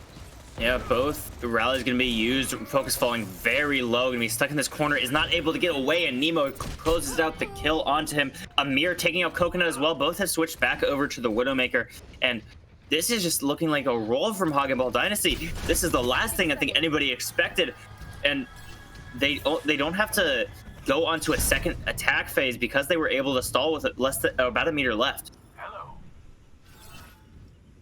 Recurve still hasn't popped his high noon though, and that is absolutely tragic, really, because that's it can be such a high value ultimate, but against this comp, not really too much he can do. Does see Dust in the backline. Bob coming out early from Panda, does want to get some early pressure in. Focus and Rorschach both falling low. Osiren also taken out of mech. Or Osiren also killed. Recurve able to find one with a high noon, but it might be too little too late as 3 of his team members have fallen around him. Somebody's gonna have to pop off here. It's likely gonna be Coconut if it's anybody, but Amir and Dust are finishing off the rest of this fight. Osiren is gonna hopefully be able to touch with this Transcendence, and he will, but Recurve has fallen as well. Is gonna be now out of that Transcendence, and they see 9 off the point, and the 2-0 from Hog and Ball Dynasty. An absolutely insane match here. Clients, one of the favorites in this tournament, are going to be falling to the lowest seed A-League team. And Coconut with the play of the game, though. Both snipers just absolutely insane on this third point. I'm at a loss for words. You know, everyone credited the Clients, well, most people credited the Clients going into this. Then they looked really weak on the first map, and now Hog and Ball just absolutely steamroll through Havana, which, you know, Amir being a hitscan player is, you know, it's expected that he would probably pull out the Widow, and when he did, it just like it was so much clearer. The skies opened up, the sun shone, shined, shimmered. I don't know, but everything went well for the Hog and Ball, and I guess that's all you can say. Maybe Clients were off their game. Maybe Hog and Ball was playing out of their minds, but it is what it is. Clients are definitely gonna have to go back to the drawing board and figure out something here. What's going on? Yeah, I'm still really surprised with the Havana pick. Just not able to really get anything done. Recurve kind of forced onto the hit scan DPS, and he's more of a projectile player, and I think Pandamon coming in off the bench to play that second hit scan just was something that I don't think the Clients had. I don't know if they have a backup DPS, but if they don't, they might invest in looking for one, because Recurve is a fantastic player, and I don't think anybody will argue against that. But in this kind of meta where you're going to Ivana, you want to play that double sniper, it's kind of a weak point for Recurve. He's much more comfortable in the Pharah and the Echo, as we saw, but just wasn't able to get anything going.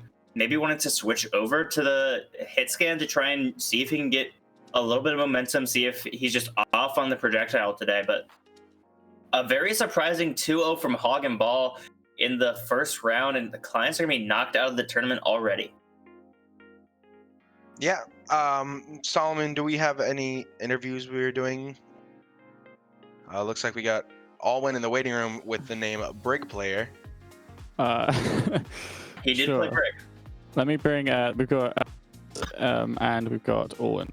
Alwyn, congratulations on your first win in the BPL season. Let's go! Yeah, on Brig, let's go. Let's go! You helped carry, let me bring in Nemo actually as well. Fact. All of you from Hog and Ball, of course. I mean, I don't think I need to introduce you, Nemo. You really don't, Solomon. A man really who needs no How does it feel? introduction. How does it feel? I told everyone in 2 weeks we'll be top 5. No one believed me. I got Pepe laughed. I got Pipi laughed. I got called names, and guess what? I went in the hyperbolic time chamber and I came out a champion. And A tomorrow, champion of one match. and I just want to say, there can be no better timeline than Recurve losing to Nemo, Amir, and Alwyn again. I mean, he's not wrong. That's the Yeah, perfect GG's, timeline. It was a fun Yeah, match. no, but definitely a shout out to Alwyn. I literally DM'd him like this morning saying, yo, can you sub Rick for me? He was like, I have no idea how to play that character. And he popped the fuck off. So big shout outs to that guy. Which is going to feel Alwyn's even so clutch. Hey, better for them. shout out to my Brig one trick Jax who gave me the best coaching. Holy. I said, give me some Brig tips, and he just told me everything. Yeah, not gonna lie, Scrimbooks, but we scrimmed off for a warm up, and they kind of did really well. So.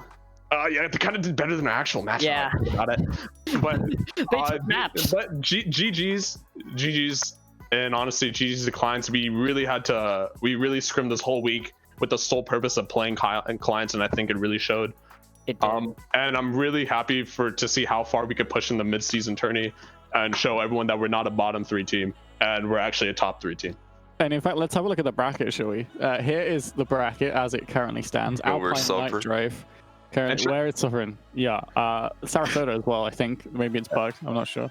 Yeah, shout out to the 10 people that voted for us in Preds. Yeah. Hey, that's me. Shout out for Alwyn, or no, not Alwyn. Shout out to Tundra, who won 38,000 channel points for voting on us.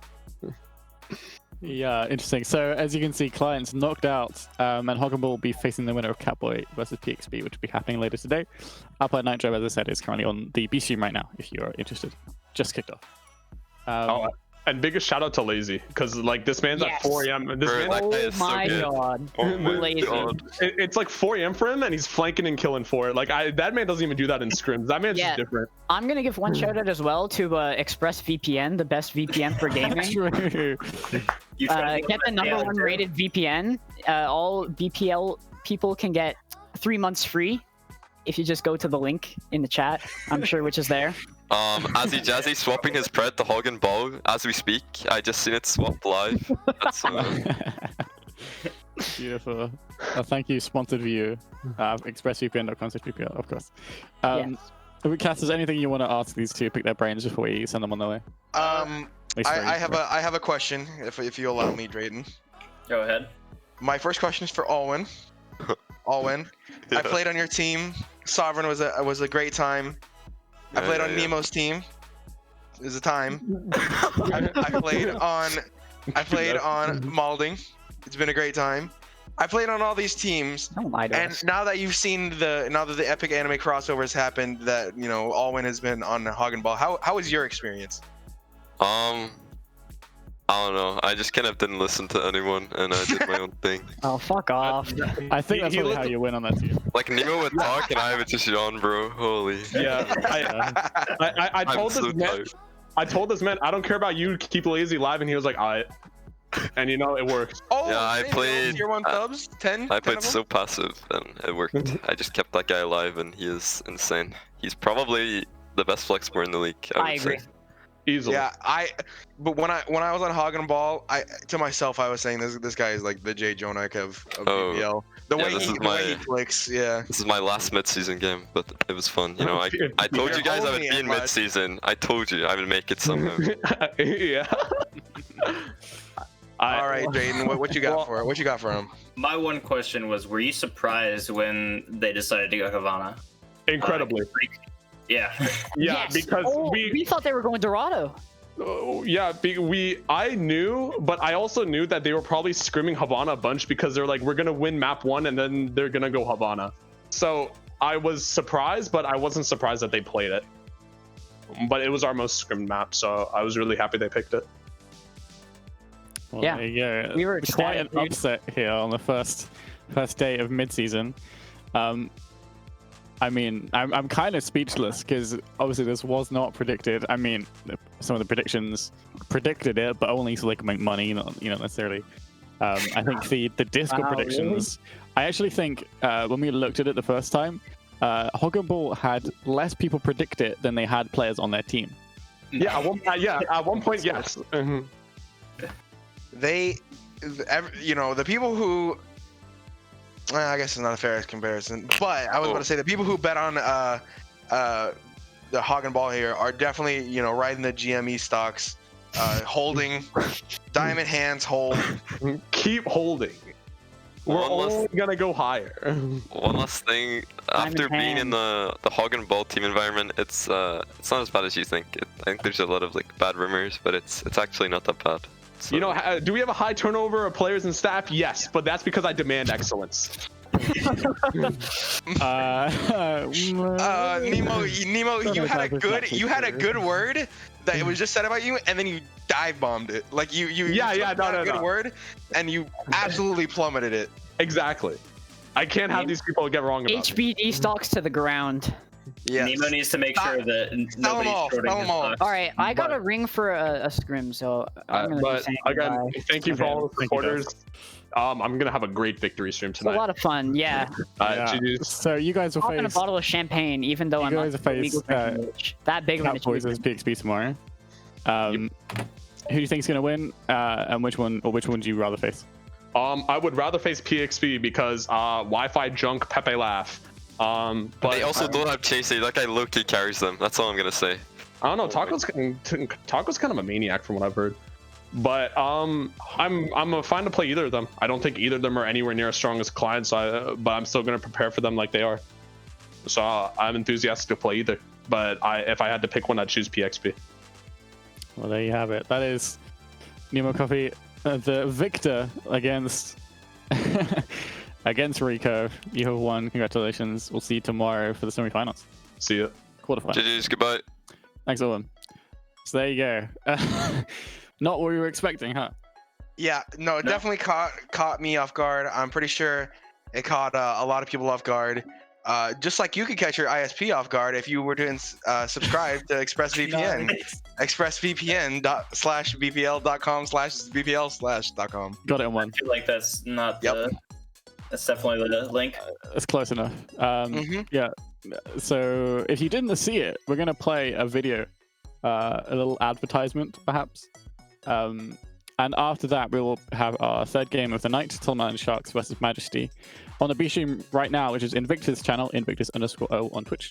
You can watch NightDrive versus Alpine. They are currently 3-4 on Hollywood. But we'll be right back in a little bit. I need to press this button, and we can watch this beautiful advertisement. All right, they're all low. Let's finish them off. I'm gonna cut. Soldiers are scoring. Nice. Zarya. Why is it taking so long? Go Zarya. Teabag Nemo. Get him.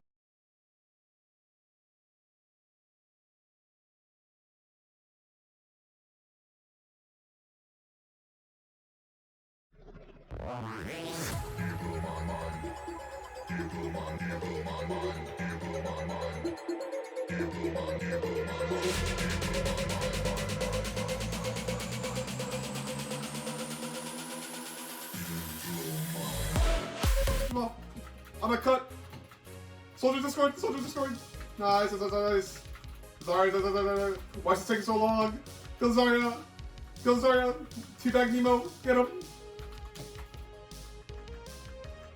Easy. Good job, guys. Easy.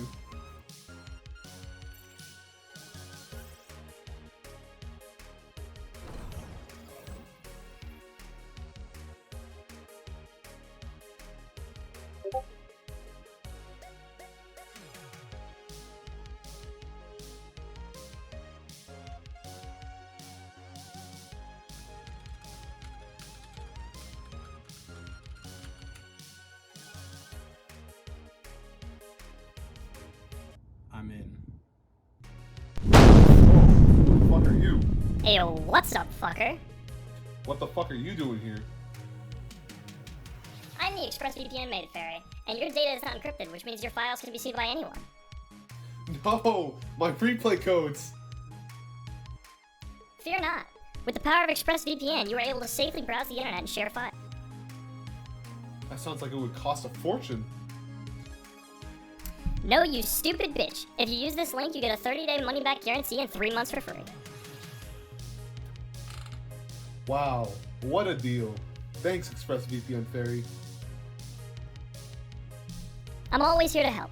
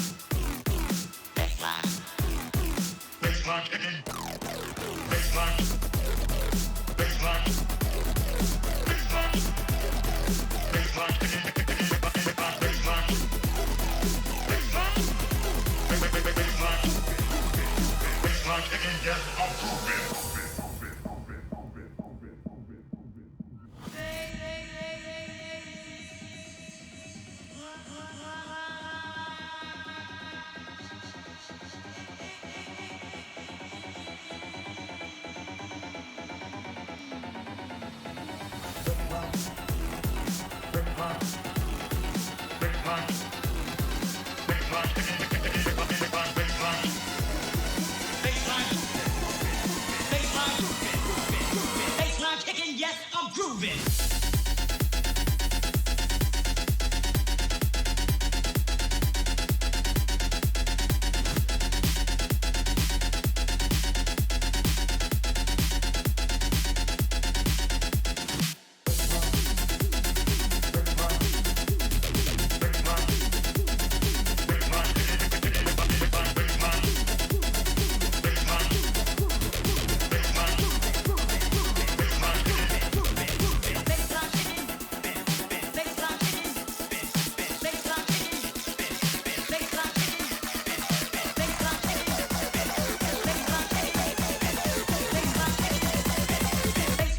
Yes, I'm grooving.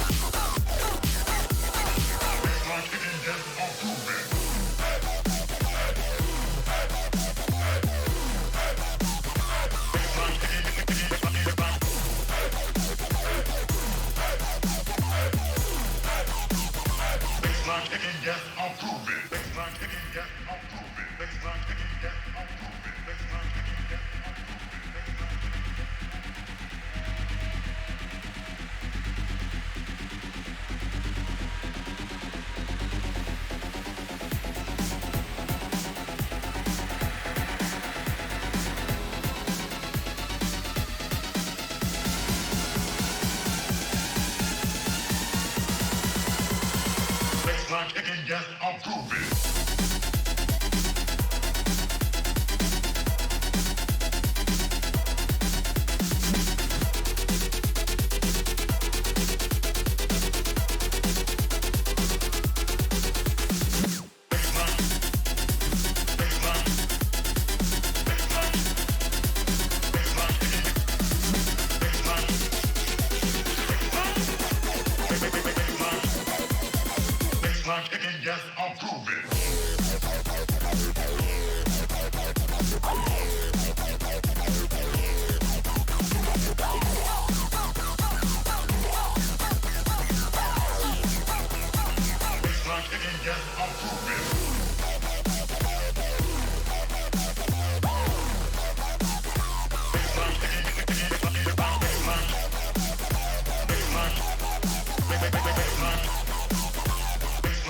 Yes, I'm grooving.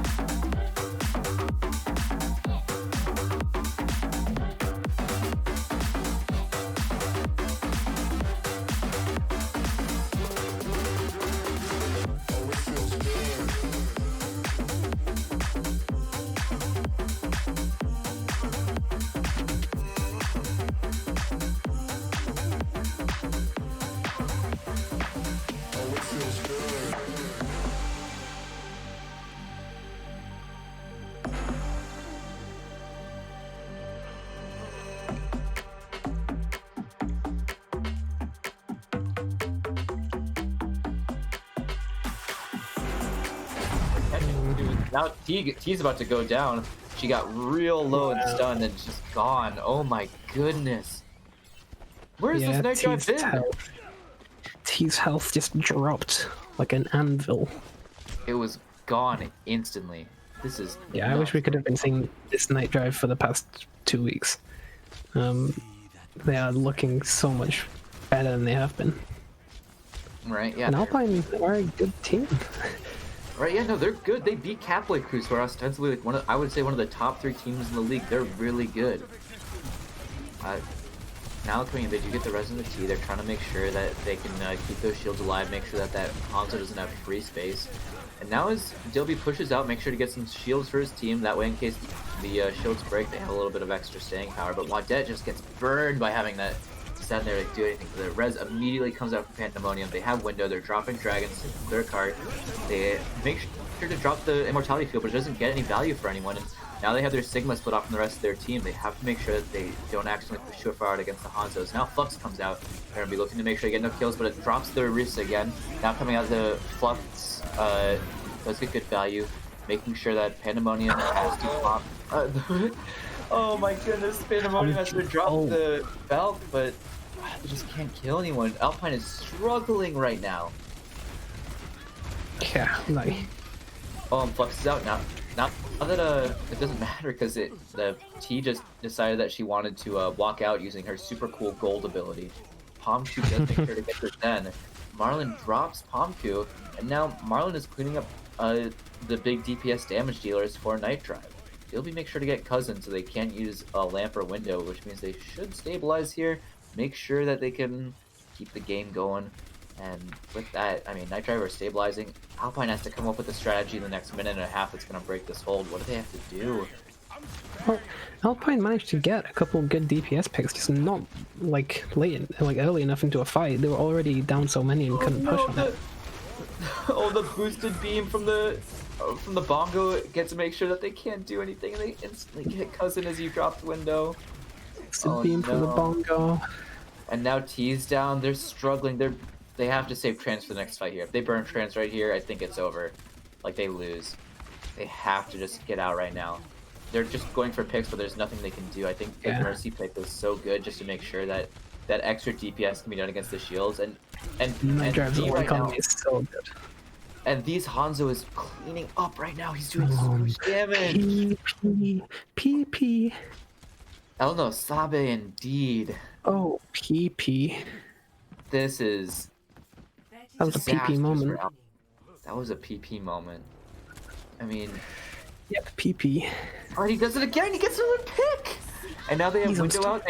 And T tries to walk forward to take point, but she can't do it because the window's there to make sure they can just instantly burn them down with that Hanzo McCree. I mean, this is rough. What? They have trance, but there's nowhere for them to use it. Like, they have to touch now. Someone has to touch. Cousin's running for the point. He's desperately trying to get there. I mean, oh no. Like, V has showed up like I've never seen before on this Hanzo. Right, they throw Flux down, but he drops him up high enough to get Cousin, and they don't get anything off of it. This is it for Alpine. Unless something insane happens, unless Rifler is doing exactly what he's doing. Wait a minute, they're could be doing it right now. PP catches Rifler, meaning they don't have a huge amount of DPS with the McCree. But now Marlon's on high ground. They have Trance out to keep him alive. This is exactly what they needed. But PP catches 2. He catches him with a headshot, making sure that the Trance doesn't matter. Coming out with the beam, make sure that they can keep the tanks alive. They keep everyone going. He's healing the BAP. Now they've got Hanzo on the off angle, making sure that anyone who comes around this corner is going to have a really tough time pushing against this Orisa and the Hanzo. Flux comes out now to carry him off the high ground. Immediately, the Zen is dropped, making sure that they can keep the Sigma on high ground, make sure that there's nowhere for the last 2 people to run. This is it. Night.Drive has beaten Alpine in a 2-0, a smashing defeat. Jeez. Wow. I thought when Alpine picked Junkertown, I thought Rifler was going to be the king of the castle. You know, I thought he was going to be untouchable, but Night.Drive positioned so well and put so much pressure onto Rifler that it's just like, aside from a little like hero play at the end or an attempt at one, he could barely do anything. No kidding. I mean, that was, it was great adaptation. Night.Drive knew immediately how to.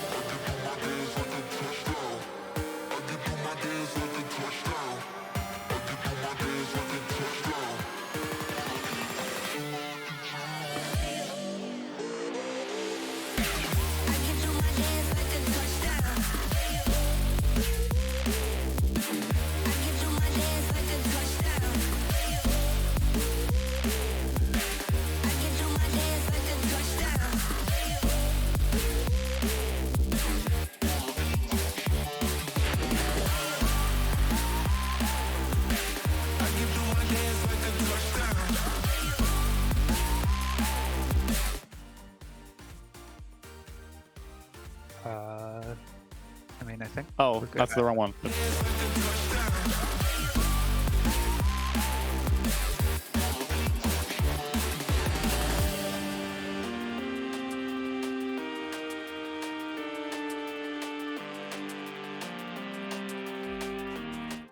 Listen, chat, I have one here. It's like when we're on the desk, but then I have this other one. Wait, is this one just the wrong one? I have this one.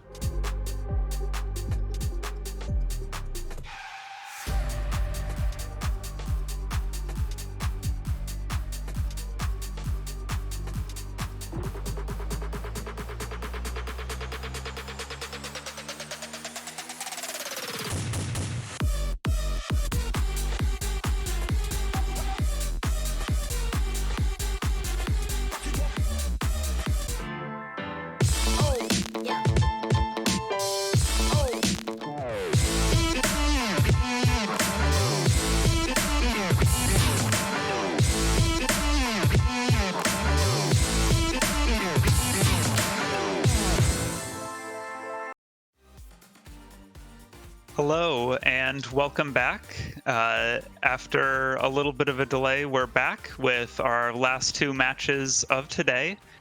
First off, we've got the Solomon Island Sharks versus the Kansas City Majesty. And then right after that, we're going to have Malding Inc. versus Drip Difference. So two really good games here, our two closest matches of today, probably. So Artemis, what are your thoughts going into this? It's really interesting because I don't feel like I can make any accurate predictions based on what we've seen so far today. I mean, we saw Researchers Academy team take a map off of them. We saw Hog and Ball taking last game. You just won a huge game. Everything's kind of crazy today. Yeah, the only games that haven't really been upsets were the B-League games versus the top two teams. And even then, the B-League teams did a lot better than I think people expected them to.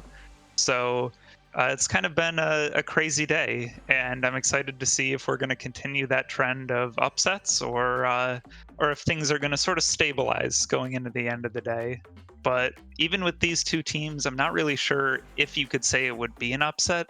Like, these two teams are so closely matched together that I think it's really kind of a 50-50. I think they're both equally strong teams, and either one taking it wouldn't really be an upset. It would be more just they were the better team to show up today. I agree, except we are going into Hollywood, which is really interesting because Majesty actually took Hollywood when they played against Sydney Surfers, but Solomon Island Sharks actually lost Hollywood when they played their matches. So we're going to see if map differential, the map difference helps them in this regard. True. Solomon Island Sharks might have made a little bit of a mistake picking Hollywood. We'll see. We'll see if their choice ends up being correct, or if Majesty is going to prove that they're just a really great Hollywood team. And also, I think interestingly enough, one of the fun things to watch about this matchup is going to be Jen versus Mac Tackle. Both of them are probably two of, if not the best, Wrecking Ball players in the league. So that's going to be really exciting to see what they can get done and how their teams sort of play around them and play with them. Completely agree. Yeah, so let's see. We see a little bit of comp difference here. Solomon Island Sharks is opting to play with a Sigma and a Brig, a more stationary sort of anti-dive comp, whereas Majesty is going full on with the Diva with that Mercy, so they're going to do a lot more spam damage and try and dive and take out those targets. Yeah, Mercy's really going to help here with the extra Echo damage, especially with how good Echo is right now, but that does not matter if your Echo just gets killed. Yeah, Yamcha does get the kill back onto Ishiki, and crucially, Sharks don't have a Mercy player to res, so both teams are still even here in terms of their teams. But Jen actually swings in, gets the kill onto Discount, and with Farmer on that hit scan, taking down Mac Tackle, that's going to be a hold it looks like. Majesty is going to have to reset and get back out of there. Yeah, hopefully without losing anyone on the way. That would not be ideal. Oh, and as I say that... That's rough. You really don't want to be using your res that early, since now you don't have it for this fight. But Ishiki goes down yet again, so Shark's going to be playing from a more defensive position. Going to take that 5v6. You can see they're already backing up. Ooh, discount with those sticky bombs, getting a lot of damage in and just taking down two incredibly important players on the side of Sharks. So I think with that, Majesty is probably going to be able to cap here. Just off the back of those Echo sticky bombs and shooting a little bit into the back line. Yeah, Echo is just extremely powerful. But Sharks are going to stall this up. They're actually going to get the kill on the discount. And with the duplicate, with that trance coming in, they're going to try and stall this out maybe a little bit. We see the High Noon gets nothing done from the side of Farmer. So now Majesty has a chance to use their High Noon, use some impactful ultimates, get something done. Yamcha, is he going to get anything? Ooh, he does get a Shiki. And Jen goes really low and goes down. I think that's... Wait, they step off the point. All right, I think it was a losing fight anyway, but still. Yeah, but they did not want it to be. They used everything in that fight. They used both their support ults, but it's okay because Majesty traded. But in the end, Majesty ended up taking the fight like we thought they were going to. So at least we're even. But going into this next fight, we just have Bomb and Sigma. So we'll see which off tank does the better job at utilizing their ultimate here. Yeah, really, the Sigma ult should be a lot more impactful, especially with no trance, but there it is. It's the BPL bomb. It always finds at least one. I don't know how that happens, but every single time you just throw the bomb in and you're gonna get at least one. Yeah, and they took down both their supports like really early, so it looks like they're probably going to be pushing this cart a crazy way. Yeah. Jen actually rolls in over the top and manages to find a kill on a Quantum, so maybe the push is going to be stalled out a little bit. I think that is actually going to give Solomon Island Sharks time enough to come back and recontest, especially with these mines. Like Indra already takes down Yamcha and the Hind kills that Valking Mercy.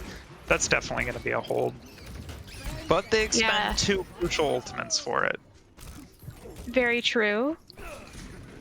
So we're going to see if that comes back to bite them, especially now that Robbie didn't actually use that Flux, so Quantum is going to have the trance to be able to counter it now.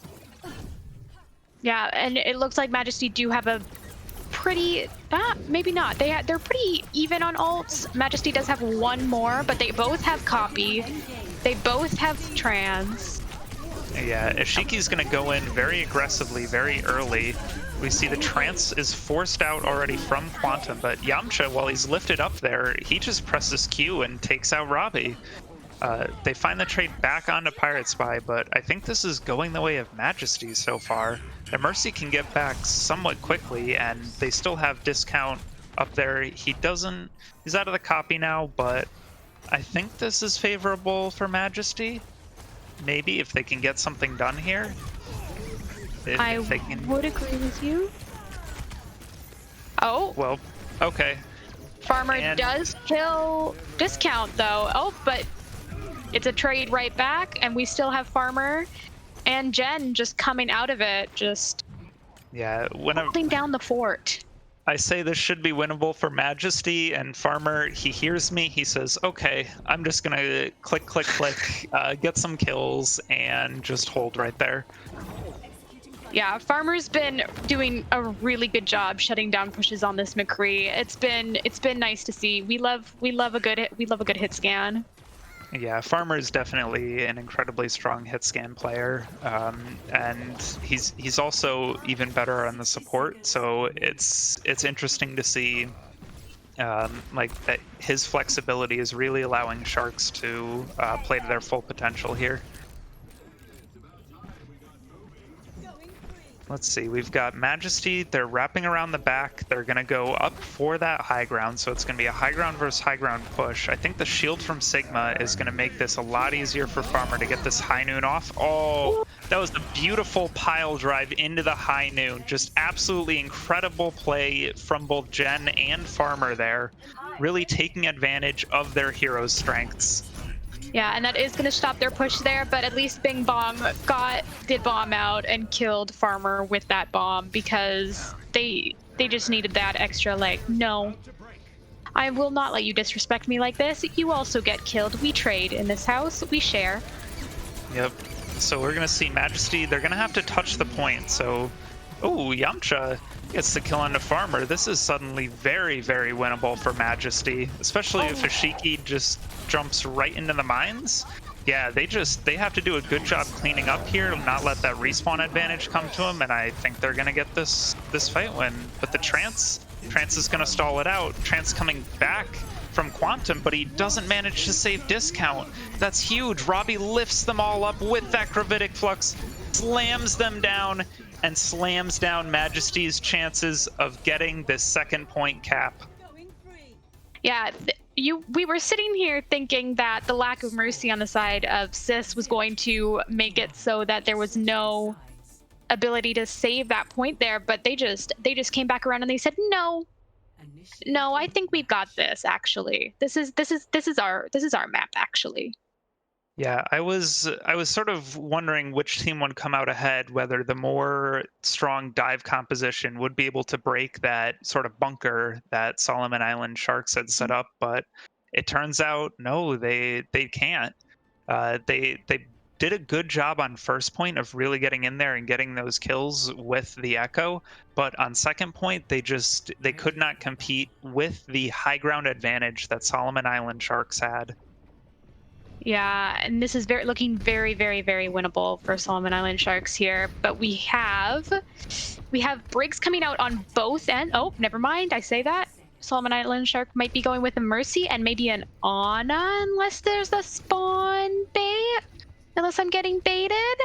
You know, I think they might be actually going with the Ana, especially if they're playing double bubble here. And let's not forget, it is Reaper Friday, so let's give a little clap. Reaper. Oh, wait, never mind. no, Farmer, go back, please, Farmer. It's Reaper Friday.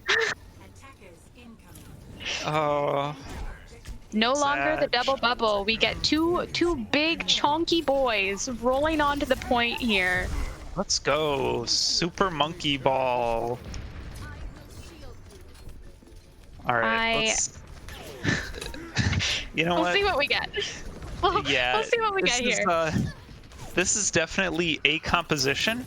It's a composition that is available to pick in the game, yes. Yes. That is very true. It's 6 Overwatch heroes. We also have a Torbjorn on the side of Majesty, which is always nice to see. We love to see a Torb. True, and we don't love to see Jen and Robbie instantly dying when they jump in. That's not something we like to see. Yamcha he sits there, he's calm, he's steady, he goes click, click, click, click. The heroes are dead, and that's another fight win. Easy peasy for Yamcha. Yeah, Ashe can be an absolutely devastating hero, especially when you don't go in all together with her beautiful, beautiful dynamite. Oh, and there it is. Ooh. There's a trade there. Okay, that trade is actually probably good for Solomon Island. Never mind, it's not good anymore. Not good. No. Oh no. Majesty, they downloaded the bunker comp. They said, you know what? If you're gonna play bunker, we're just gonna play bunker better. We're gonna play Torb Ashe, and we're just gonna sit in the back line. But Yamcha's dead. Yamcha's dead, and now Majesty doesn't know what to do. They lost their massive source of damage there. The Trance is going to stall them out, but they're all piled up in that little room there. Mac actually gets flashed out of that slam, so that's actually pretty big. He's going to have to go back, get that Mega, so he's going to be out of the fight for a little bit. The rally from Pirate Spy, that second support ultimate, is going to keep the team alive, and with Yamcha chucking that bobbin, even though it gets slept, that's actually huge point pressure. That was so winnable for Solomon Island Sharks, but then they they stopped getting the picks. They stopped getting kills. They couldn't run into those two really defensive support ultimates from Majesty. Yeah, Majesty did really well utilizing their support ultimates there, and going into this next fight, they used 3 last fight. They have 3 to use this fight. And Solomon Island is going to have probably 4 ults. I'm sure Jen can build up those mines really, really quickly. So without a support ult on the side of Majesty, this may be a really good fight for Solomon Island Sharks here. Yeah, I don't think Quantum's going to be able to build it unless this fight gets protracted. That's a good early use of the Coom from Torb, though. Really making it a struggle for them to stay on the high ground and to get onto point and discount. Oh, it gets Indra. Mac Tackle booped him into the Coom. Oh, actually, incredible play from Mac Tackle there. Bing Bong does go down from Emmy, but I think this is still very winnable. Oh, maybe not so much anymore. Solomon Island Sharks just have this point locked down, and Majesty is going in 1 by 1. I think they are going to take it here. But that was a lot of time that Majesty took off that time bank from Solomon Island Sharks. Oh yeah, they must be feeling pretty good about that one. And it looks like Majesty is going to be switching to the Echo here for this next area, which is awesome because of how high, because of how much high ground there is on this next point. Yeah, absolutely. It's going to be a struggle to try and push Majesty off the high ground, sort of what Majesty struggled with against Solomon Island. So we'll see if Solomon Island are better at taking advantage of that, at really pushing Majesty off the high ground so they can take it for themselves and get this push. We have Farmer on cart. Ooh, Jen just rolls in with the slam, actually just solos discount. But the trade comes back from Yamcha. Farmer pops that McCreel. Is he going to find anything? I don't think he's going to find anything. And Mac Tackle actually slams 3 on cart. He gets flash, he gets break stun, but he still gets out. He's just the better ball. I don't know. Emmy goes down from discount, and all of a sudden this is very winnable for Majesty. They commit the trance to it, interestingly enough, so that really strong defensive ultimate is actually used by them. But Pirate Spy goes way too forward, and he dies. They're trading back and forth now. And Mac Tackle is coming back out on the cart. I think. Oh, he's gonna. Okay, so he does manage to get the mines out. He doesn't get flashed out of them, which is very, very crucial. And we actually see the Bob. It's going to come out. It's going to lock down the point. It's going to make sure that Majesty can win this fight. But they're kind of out of juice here. I mean, let's see. Going into this next fight, this is going to be really tough for Majesty.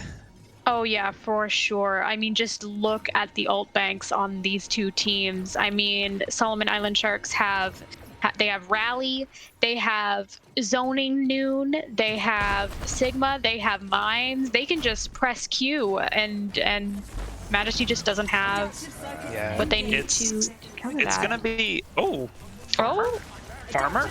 Maybe Robbie just didn't protect him. That's a big dynamite for Yamcha as well. They're gonna push 20 toes out. Oh. Yeah, that's basically just a fight win for Majesty. I do think they need to clean up these fights a little bit better, but all they had to use was that copy, and they still managed to get the fight win. And they actually got the copy out from Ashiki and the High Noon out from Farmer. True, but really key here is that Sharks still did keep their rally. Ooh, okay. The fluxes come out from both teams, but Bing Bong finds Emmy. Wait, Ashiki and Jen. Ashiki and Jen are putting the team on their back. They're gonna carry this through. Oh, there's only 2 heroes left from Solomon Island, though. I don't know if they're gonna be able to do this. I don't know if they can touch. Oh, no. Oh, I don't think they can come back and touch. I don't think they're gonna be able to do it. Oh, no. Oh, just shy. That must feel really bad. Those fights were crazy. It just proves how close these two teams are, right? We could see them going either way every fight. Yeah, that was incredible. I think Yamcha did so much to carry his team just in terms of getting picks, but like we definitely shouldn't discount the role that Quantum and Pirate Spy had here. They played two characters with very defensive ultimates, and they put those to really, really good use. Like every time we thought that Solomon Island Sharks had the advantage, that they were going to be able to just go in with all their ultimates and like get something done, Majesty just said, nope, we're gonna rally, we're gonna trance, and you're not gonna get anything done. Yeah, we saw some really, really good play from both teams there, and I guess Majesty did say Hollywood is our map, and it's going to continue being our map. Yeah, so definitely, we definitely know who's the better Hollywood team now. So they kept the high ground. They played the ultimate game extremely well. Credit to them very much for playing like a team, but that was an extremely close map, and I think this is going to be an extremely close game, like we said. I completely agree. I think there's a little bit of an added stake here for Majesty because they did lose to Sydney Surfers when they played them, and if they win this map, I'm pretty sure they're going against them tomorrow, right? Can we get a Solomon? Can we get a Solomon confirmation? Yep. All right. So yeah, if Majesty manages to win here, they're going to be able to go against Sydney Surfers, and that's going to be a rematch that I would be very excited to see. Oh yeah, 100%. It's sure to be a good game, but they haven't won yet. Solomon Island Sharks can still come out of there with the victory. So and then we'll have 2 island teams or 2 oceanic teams, as one would say. But I think the thing that's really scary for the Sydney Surfers if the Sharks win is that Sharks prey on surfers. We're gonna see some big fights out of some surfboards there if Sharks that Blake Lively movie. I forget what it was called, but we're gonna see it recreated right here on BPL. Was that the one where it was her on that like rock in the ocean and the like shark circling her? The shark like bit off her arm. Yes, I remember seeing like trailers and stuff for that movie. Yeah. Yep, that's the one I'm talking about. Okay, so we're going on to Rialto here. Yep. Okay, so here's my theory. Last map, there was no ocean, no water, so Majesty won. This map, Rialto, look at all that water. Sharks are sure to win this map. They have a home field advantage. They're going to channel the ocean into their play.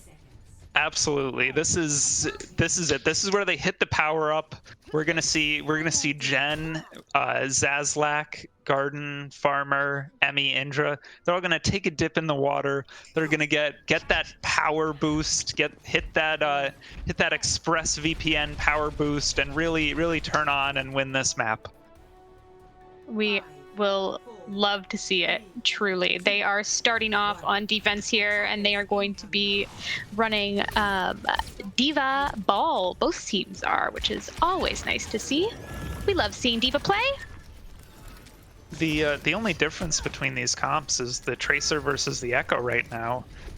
So we'll see which hero gets more work done, which team better plays around their choice of DPS here. So we got Jen rolling around. Yep, he's doing the ball thing, rolling around. Importantly, he's building mines a lot faster than Mac Tackle is. He's being a lot more aggressive with his ball play, and really getting a lot of slams in. Like you can see, he's doubling Mac's ult charge. And with Mac going down there, that's not going to help with the ult charge at all. Not at all. Like all of Solomon Island Sharks are just getting their ults so much faster, and that's going to be really crucial going into this next fight, because they're gonna be able to stall Majesty out here. Majesty isn't going to have any Q buttons to push past this point, but yeah, Jen goes down, but I think that's okay. Wait. Wait, did Mac get mech'd off? He got mech'd off the point. Into the water. The sharks really are calling to the ocean here. That's all right. Somebody's gotta clip that. Somebody's gotta take that little screen cap, because that is that's a death if I've ever seen one. Yeah, it looks like they really are utilizing their home turf, huh? I told you, this is the power up they needed. This is the ocean power up. Okay, so Mac Tackle, despite Jen being the first one to build the mines, Mac Tackle's actually the first one to throw them out. They get a lot more aggressive, but wait, oh, it's a BPL bomb. Pirate Spy does go down, gets exploded here. We're gonna see Discount doesn't find anything, but Bing Bong still has his bomb available. Both these teams fighting off the point over in this little side area, and I think Majesty really wants somebody to be pushing cart here. They're just they might be getting these picks, they might be kind of winning the fight, but they got no cart pressure here. Nobody's pushing forward with it. And Farmer just comes back and proves that they can play the hit scan. Yeah, Farmer can click heads. He can click bodies, he can click heads, he clicks whatever you want him to click. Wait. And there we go, there we have it, folks. Oh, Pain, he wasn't behind the little, I don't even know what you call them, the little bush box things on the side there. Boxes. Yeah, he, a bit of a misstep. Yeah, I know what you meant. Yeah. Luckily, we have Emmy coming out with the res there, so it wasn't too bad. But you still don't like to see the bush boxes betraying you.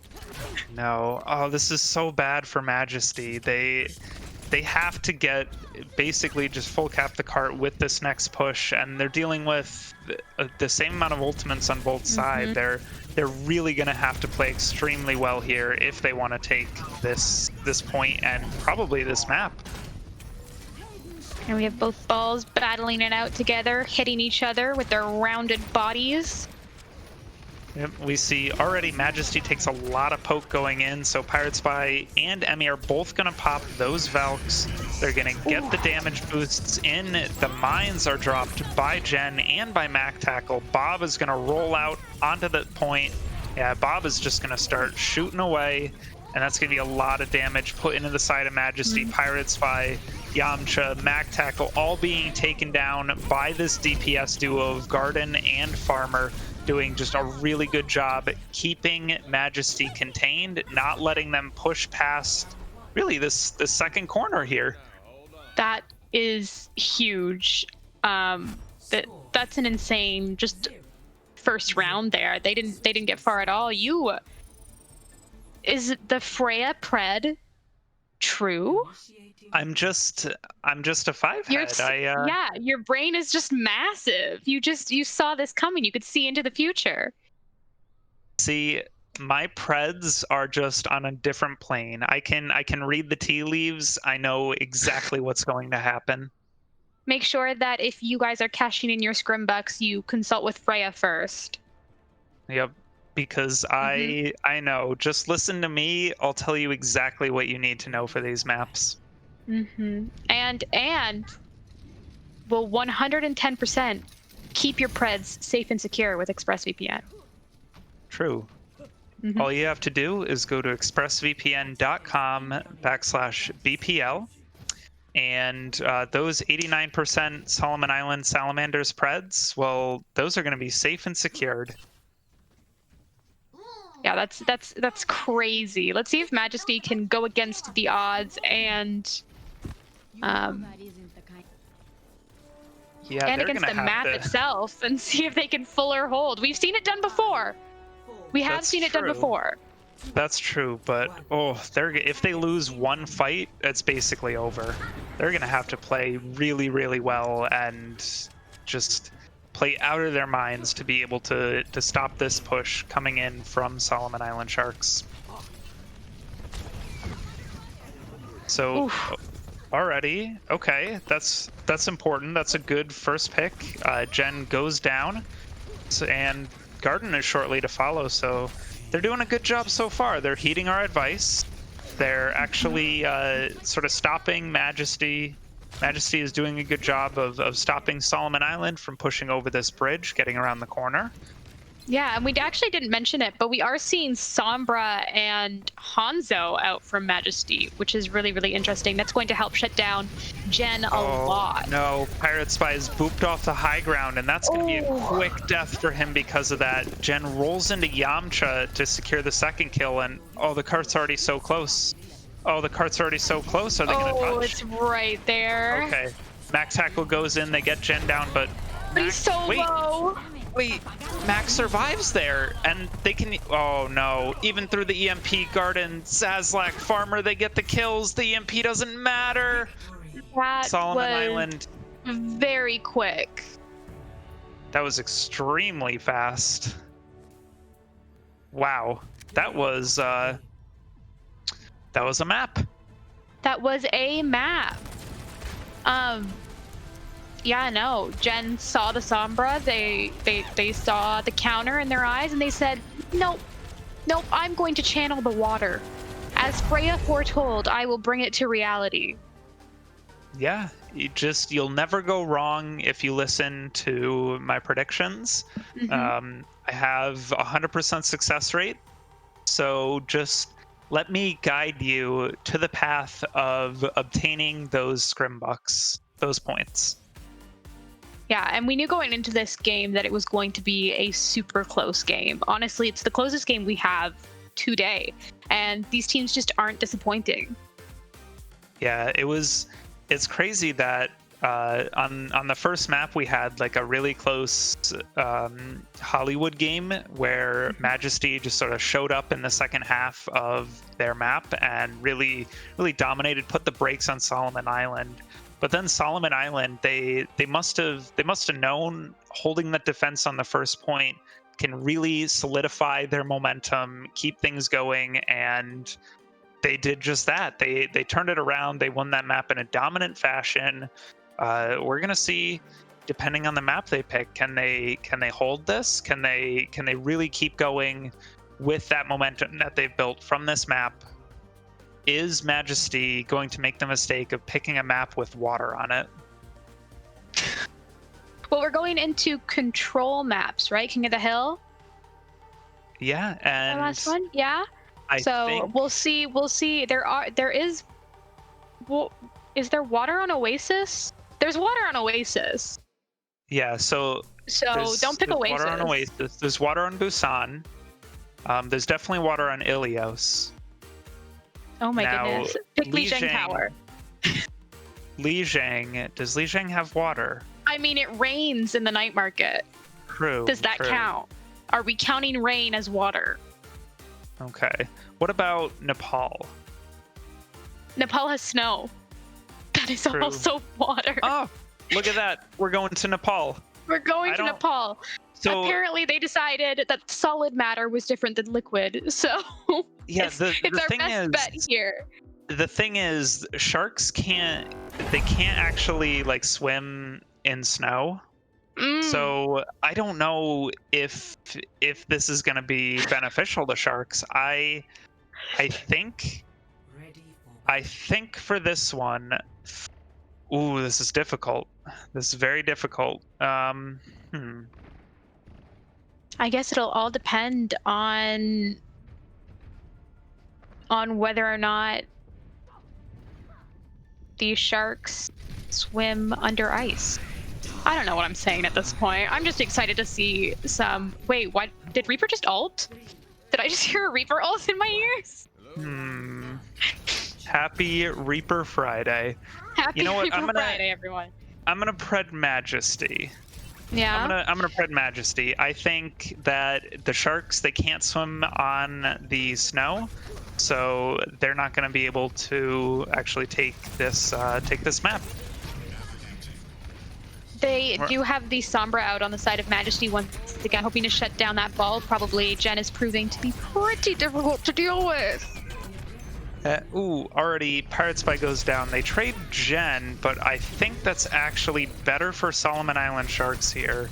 I think that Yeah, we can already see it. Solomon Island Sharks have capped the point. We see Majesty's very low on resources, has to go back, but ooh, Yamcha gets that kill on the Garden, and that might open up this fight, this point for them. If they can really like go in and get something done. Yeah, Yamcha proving again that they can hold it out. They can turn fights.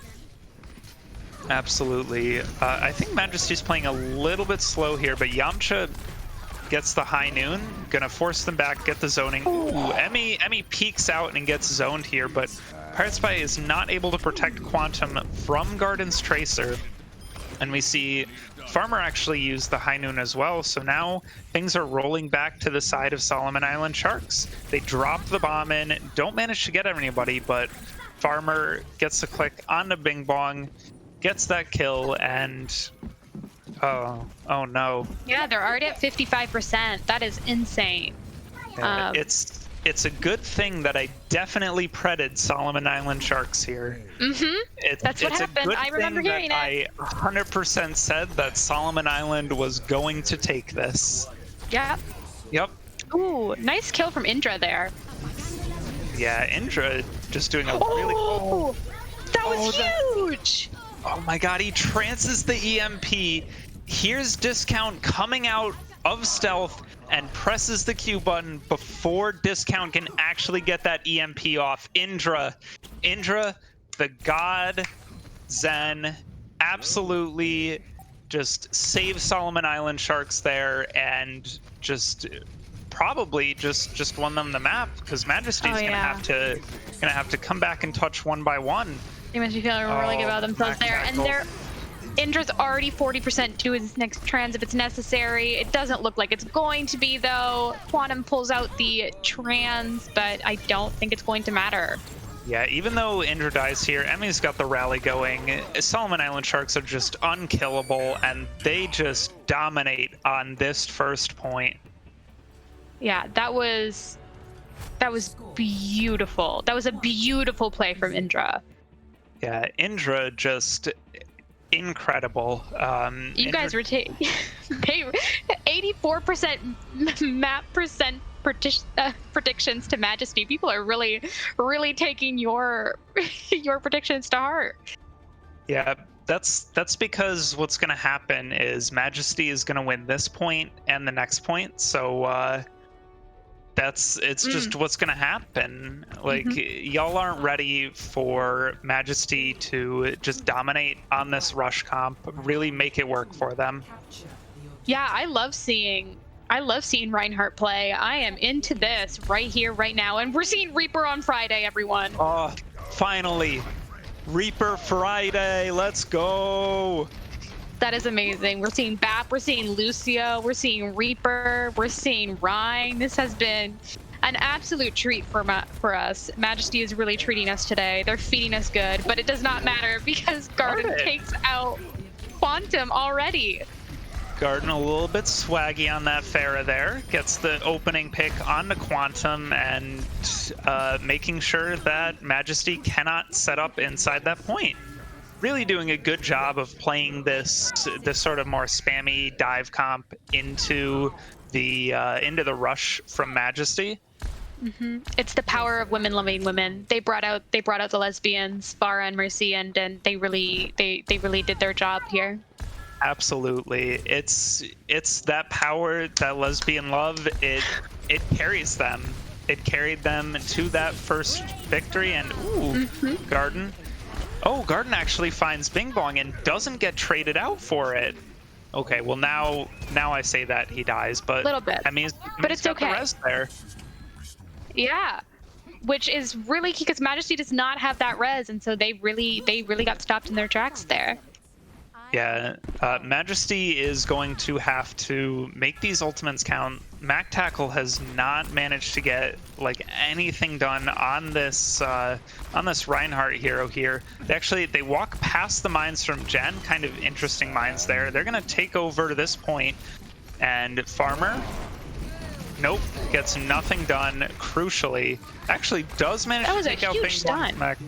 But ooh, Majesty gets the flip. This could be really good for them. This ult from Indra Zen doesn't really manage to get much done. The beat saves the team, and now they're gonna sit here on this point, just stalling it out, getting that point percentage up. One of the key resources here for Sharks, especially as they're turning this fight here, is Indra's Discord Orb. It is doing so much work to help the team shut down Majesty, and Majesty just don't have that resource available, unfortunately. Yeah. Garden actually managed to build up that second Justice from above, that rocket barrage very quickly, and that sort of, with the help of Farmer and that DM from Zazlak, manages to really delete Majesty from that point. We're gonna see Farmer. Ooh, Farmer gets that pick onto Yamcha. Discount coming in with the Reaper, but Farmer's just there, sitting in the back line. He's pew-pewing away. He's getting the kills in. Indra gonna keep alive with the Zen ult again. He's building those so quickly. And Majesty, this is Majesty's last hope here. I don't think they're gonna be able to touch. I don't know if they have any chance left. The mines on point. I don't think they're gonna touch. Oh no. Really dominant performance from Solomon Island Sharks on this last map here. Not as much as the map before, but still a really, really, really good performance here from them. That's not to discount Majesty. It just unfortunately did not go their way. And look at this, we get a Zen play. Let's go. Look at how quickly Indra is building up these ults. He actually just saved the fight for his team right there because his tanks were so low. He manages to get that ult and he presses Q and he just turns that fight right around. Sharks can indeed swim in snow. Sharks can indeed swim in snow. And I think there's no question who our player of the match should be there. I mean, it's got to be Indra. Yeah, it has to be. Absolutely. I know Indra's gotten it before, but they deserve it. They are just, Indra is playing out of their mind. Just absolutely dominant performances on the Zen, turning these fights around for Solomon Island Sharks again and again and again. Oh yeah. And like, we have to give it to Indra just based on that EMP cancel alone. Are you kidding me? That was huge. Yeah, just that last map really showcased what a dominant performance Indra can do on the Zen. How good Zen can be. Really just all around clap to Indra for just showcasing how to play Zen, just giving you all a little treat, a little crash course in how to play in an exquisite Zenyatta. Yeah, and I think we have said Zen waiting for an interview right now, don't we? Do we have an interview? Smile. Hello. Hello. Is that the Zen god themselves? Sort of, yeah. I get Dang. Welcome. Congratulations, you two, on your victory. Indra, I just want to say, fantastic job on the Zenyatta. Thank you. And Farmer, you had an incredibly dominant performance as well on both the Ashe and the McCree. Really, just like both of you two turned around so many fights that should have been lost. May I say, Freya, you're also looking quite handsome today, if I can give my regards. Oh, why you? You know, I am free Sunday if you wanna slide into the DM. Hey, definitely I'm here too. Just to interrupt quickly, I'm here too. Hello. I can force myself into an interview like that, you know. True. Welcome. I know Pirate Spy isn't showing up because Solomon is actually just I actually hate him. Yeah. Fair. But so first question to Solomon Island Sharks: how are you guys feeling after that first map, after that close loss? Farmer, do you want to take this one? Well, we really just shook it off and reset mental, and then next map we I think we really bounced back, and comms are really clear in the next map. Yeah. Because we basically had no comms the first map, but the second map everything was cleared up. And plus I switched mouses. G Pro Wireless is a bad mouse. I went back to G9. That's why we won. Yeah, keep the sponsor for later, okay? All right. So, next question to Pirate Spy. This was obviously you guys were playing a close match here, and you didn't go away with the win. But what do you guys look to improve starting next week to really change your trajectory here and really fix the issues? I think a huge part of our issues came from the fact we didn't get to scrim a lot this week, and also our off-tank GT internet just decided to not exist at all today, so that was pretty cool. So the dial-up internet. Yeah, I know those issues very well, Yeah, so classic I Tom understand that. So I think it was a lot of just we had poor structure this week, and also Mars wasn't able to play on DPS, so we had to sub in discount for DPS. So it was all very much. I think our structure could have been a lot better, and I think that for the future, if we can work on that, then we could be a lot stronger in general. I think individually, I think our comms are quite good, even though Yamcha accidentally muted himself for half of Nepal, but that's not important. But I think overall, I think our comms are very good. I think our team attitude's very good. So I think if we can be more certain in the rosters we're going to be running, and then we can be comfortable within all our roles and the team comps we're going to run, I think we can improve just from that. All right. So Solomon Island Sharks, your next opponent is going to be Sydney Surfers. How do you feel about going against a team that a lot of people have put as one of the best teams so far? Obviously, they're 3-0. What are your strategies? What are your thoughts going into this upcoming match tomorrow? Do we have strategies? I didn't know that we could down this team. We do have 2-page essays in team chat. Hey, yo. Yeah. I guess it's just to build on what we currently have. Yeah, play to our strengths. We're not going to be pulling out any more of that silly armor like we know in Hollywood. What that means is just have Indra hard carry and build strength in 2 seconds. Yeah, I would rather play that than Ana, yeah. Yeah. All right.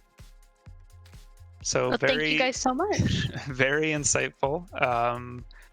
But yeah, thank you guys both. I think you guys, all three of you, played a really good game. It was definitely one of the most exciting games of the night so far. Only one that wasn't a 2-0, Poggers! Yeah. Let's go. We do not do 2-0s.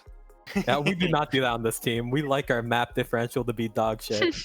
That's why you were the lowest seed in the fucking positive winners. Yeah, we know how to play the game. Yeah, Jim was talking about how the Charge did this. He wants to be a clone of him. Oh, yep. Gotta commit.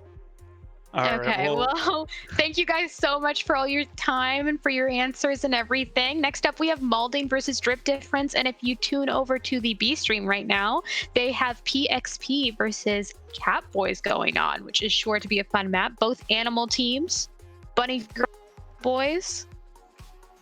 Yeah, definitely go check out that game if you can, and also stick around. We've got another great match, another close match that's going to be coming up.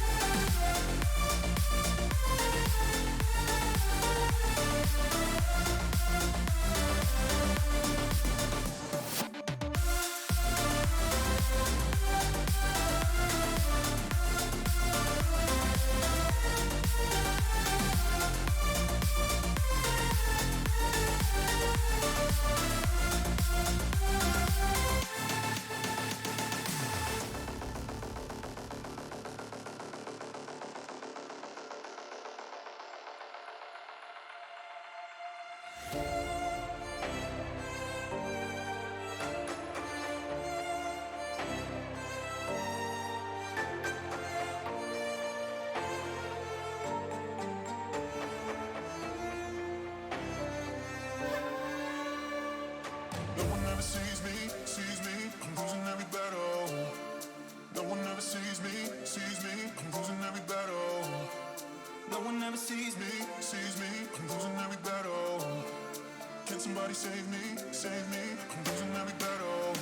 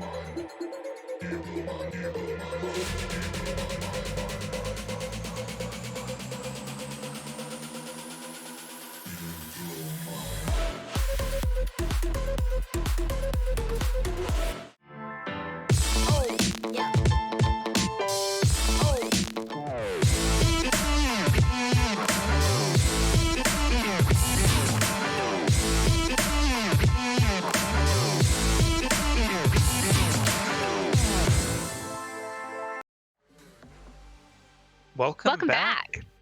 Yeah, so we've got our second game that we're casting of the night. It's the last one here on the A stream. We have Malding Inc. versus Drip Difference. Now, Malding Inc. was the last team to be able to pick their opponents, so they were forced into picking Drip Difference. And I think there's a reason that people were afraid of picking Drip Difference. Despite being 1 and 2, people sort of see them as a really strong team. And I think Drip Difference is definitely going to have to prove that here today. If they can, I think people will still sort of see them as a good team. But if we get another, it's weird to say that Drip Difference as the number 10 team, as the lower seed here, is the favorites, but I think that's sort of what people have been leaning toward, even though these teams are pretty evenly matched in my opinion. Well, it's indicative of the games that Drip Difference has played in our regular season tournament. They played against Research, Sovereign, and Clients. Research and Clients being two teams that people rate very, very high. Malding also lost to Research. Research is our first seed of the tournament, so we know that they're a tough team to beat. And whereas Malding won against Hog and Ball and Waffle, which aren't exactly our top, the top favorites, if that makes sense. So Drip Difference has had an interesting season so far. Absolutely. Though it's difficult to tell because unfortunately Malding Inc. is going to be coming into this game with not one but 2 ringers. Unfortunately, one of their tanks, Rafiki, was unable to play, and one of their supports isn't able to play either. So they're coming into this game with 2 ringers, which is going to be really tough for them in terms of team cohesion. Maybe some of the plays that they've practiced, they're not really going to be able to make the most of that. So we're going to see if they're still able to get the win, or if Drip Difference, with their full roster, with their full strength, are going to be able to take this. Yeah, I wouldn't count out Malding though. We gotta give everyone a fair shot. We are going to be going into King's Row though, a absolute favorite map to most people in the Overwatch community. Not my personal favorite, but it's still good. Yeah, definitely one of the favorite maps. I think a lot of it is because you can play Rhine on this map. This is definitely a Rhine map. It's also just pretty. Yeah, absolutely. It's a pretty map. It is a very pretty map, and it's got a very nice design. You've got this street phase where Reinhardt can really get a lot of work done, and we're gonna see Malding Inc. is definitely gonna take advantage of that. They're going with with sort of a classic rush comp here. Yeah, and we do like to see that, and they have a May too, which is interesting. We haven't seen much May recently. Yeah, Drip Difference is going to mirror them, but crucially, Synex is actually going to be on the Doomfist, as opposed to May, which. And we have an Ana instead of a BAP. Oh my god! Obscure reference just yeets that Ana nade right through Hotel. And that's going to be already 1 tick given up. Are we going to see a second tick given up? Yeah. I think so. Are Malding gonna recontest? They're going back in. They get the wall off onto Guac, but Guac takes like no damage. He just gets nanoed Oh my up. goodness. He's Obscure with away. the fast nano. Yeah. Oh my god. Obscure had an incredibly fast nano there and really just turned the fight off of that. Yeah, Drift Oh, Difference this already have a huge amount of their ults, and they have that confidence. They're going in. They capped first point so quick, especially on this map. They have 5.5 minutes to get it through to the next point. Yeah, they're gonna back up a little bit here. They're gonna wait for. It's gonna be the McCree. The McCree is gonna be the one pushing this cart forward, which honestly is probably a good choice. Now they're all back on the cart, but McCree was closest to ult, so it lets the other team members push up a little more and get some ult charge. We're gonna see the 6v6. It's gonna start up. They're probably gonna take a fight on this corner here. The window. Ooh. Window. It's put Got caught on cart. Yeah, so Drift Difference is actually gonna push right past that. We get. Look at that nice little mirror. Both McCrees taking out the Lucios on either side. And ooh, oh, that's a big grab, a big anti-nade as well.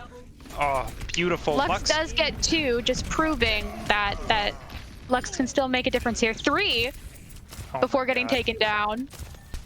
But you know, that must feel good for it. It sucks that your team gets taken down, but it must feel good as a lone McCree to be able to take down 3 members of the enemy team while your team's already lost the fight.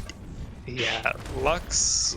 Wow, that was wait, Ooh. Rise, what happened?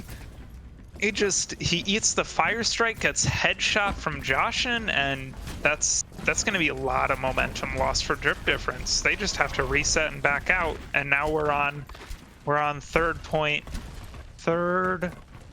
Kings Row.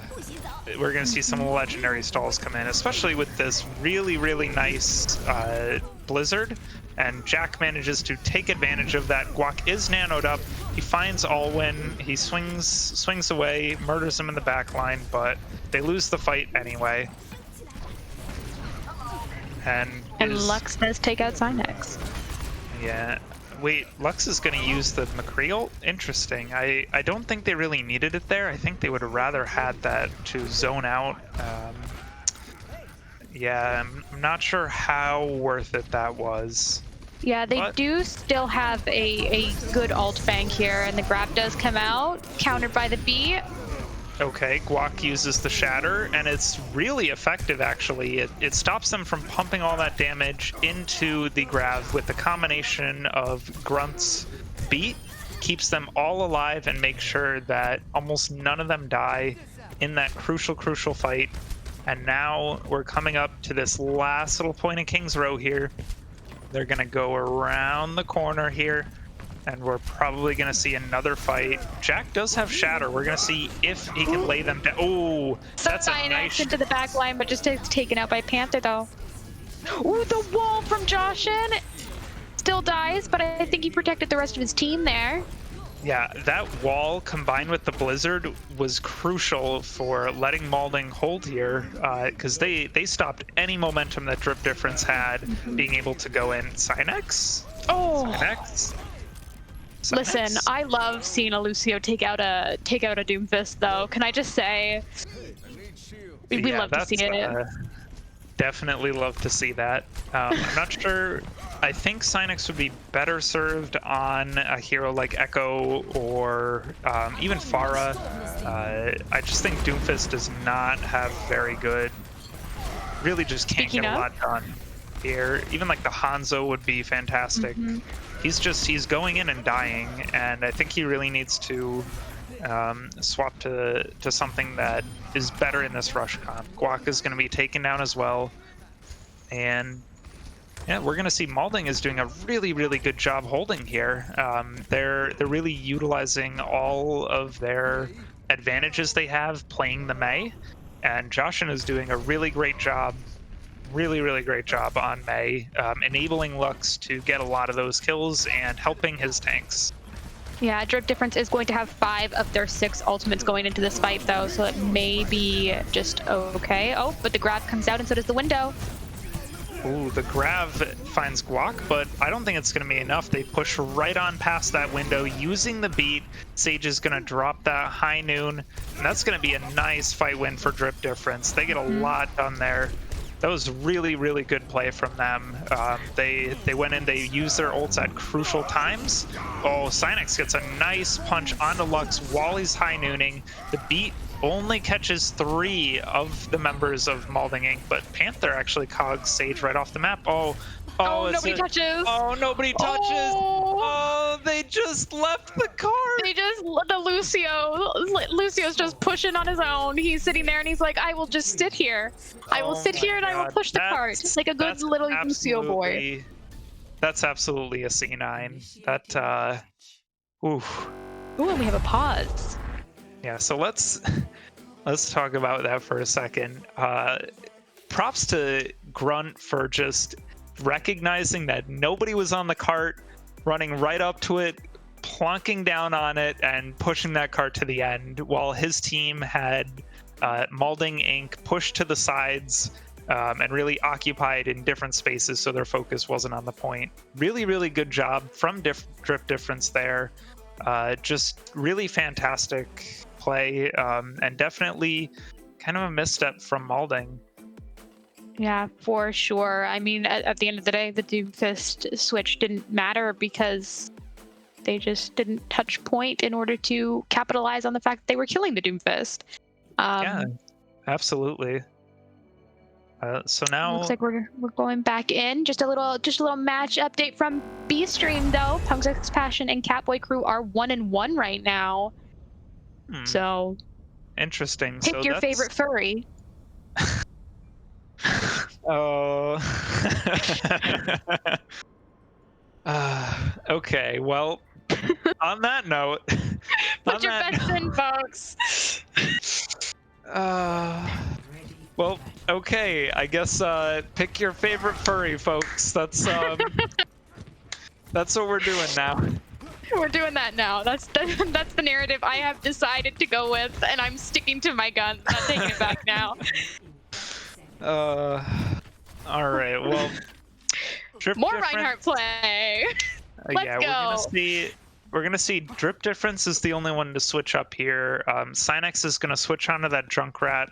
I definitely think Junkrat is a lot better on defense than Doom here. And Obscure Reference is actually gonna switch to Baptiste, which I think is probably better than Ana. He had some really, really good anti-nades and really good nanos, but I think just the ability of Immortality. Immortality field is just too good. Yeah, especially on defense, it'll really help out with stabilizing and everything like that. Yeah, absolutely. So we see Malding Inc. is going to wrap around the statue. They're going to take the long plank in, and Drip Difference is going to back up into this corner. The lamp comes out from Obscure Reference very early. Panther goes down, and I think... Wait, Synex is dead, but I still think Drip Difference probably has the momentum advantage here, especially with that whiffed wall from Joshin. They're going to be able to aggress in... Wait, Lux hits a headshot onto Grunt. Jack is dead, though, so... Maybe? Oh, that's a big slam coming in Joshin? from Joshin? Joshin using the window? Let's go, okay. Joshin gaming. You guys remember when May was huge? Joshua English. He aims. He takes his freeze blaster and he aims. It's the power of the penguin. Very true. That penguin skin from May really fueling those headshots there. Yeah, and so now we see Malding Inc. Is definitely looking a lot better. Jack doing a little peek there using that third person, and ooh, we see that's a big window.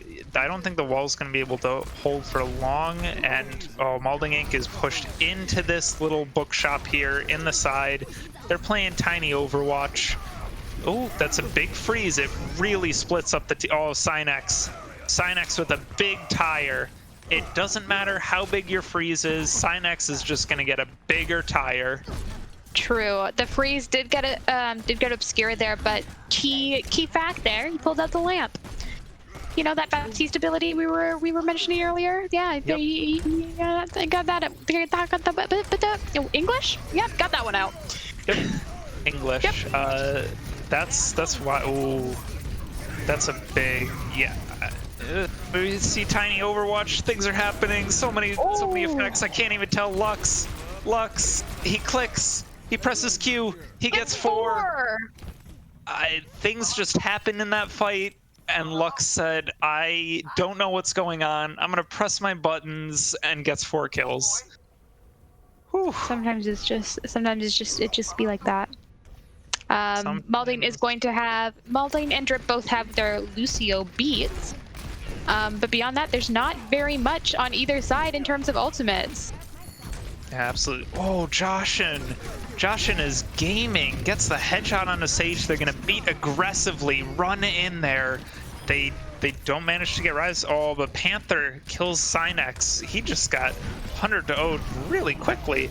And I think that's easily going to be a cart cap for Malding Inc. here. They're coming into this third point with almost a 5-minute time bank. Ooh, Lux gets 3 again. He gets another one. Why aren't we just specking Lux every time? He just in these team fights, he's tired. He's tired of losing. He's tired of not being able to push forward. So he says, "No more. I'm done. I'm gonna play the Kree hero like he's meant to be played." Both the IMAXs come out. We're seeing some real high definition gaming right here. Jack gets the pin, and Lux, oh no. This is just a fast push. The tire taken down as well from Panther. Panther doing a lot of work on this Zarya. Absolutely the unsung hero here. Panther has just, he's died maybe once. He's just going in. He's getting these picks. He's using these bubbles almost perfectly to enable his team. Oh my god, that was a fast cap. That was beautiful. 3 minutes and 47 seconds on the side of Malding there. And you have to remember, they are down 2 players too. They are not playing at their full strength, and they still are coming together and capping this point with an insane time bank. We love to see it. Absolutely insane time bank. They have, you know what it is? I think I know what it is. It's the all-win difference. All-win can't get a win for his team. But if you have him as a ringer, he is going to absolutely dominate the competition. He brings all the luck to your team and just lets you pummel the opposition into the dirt.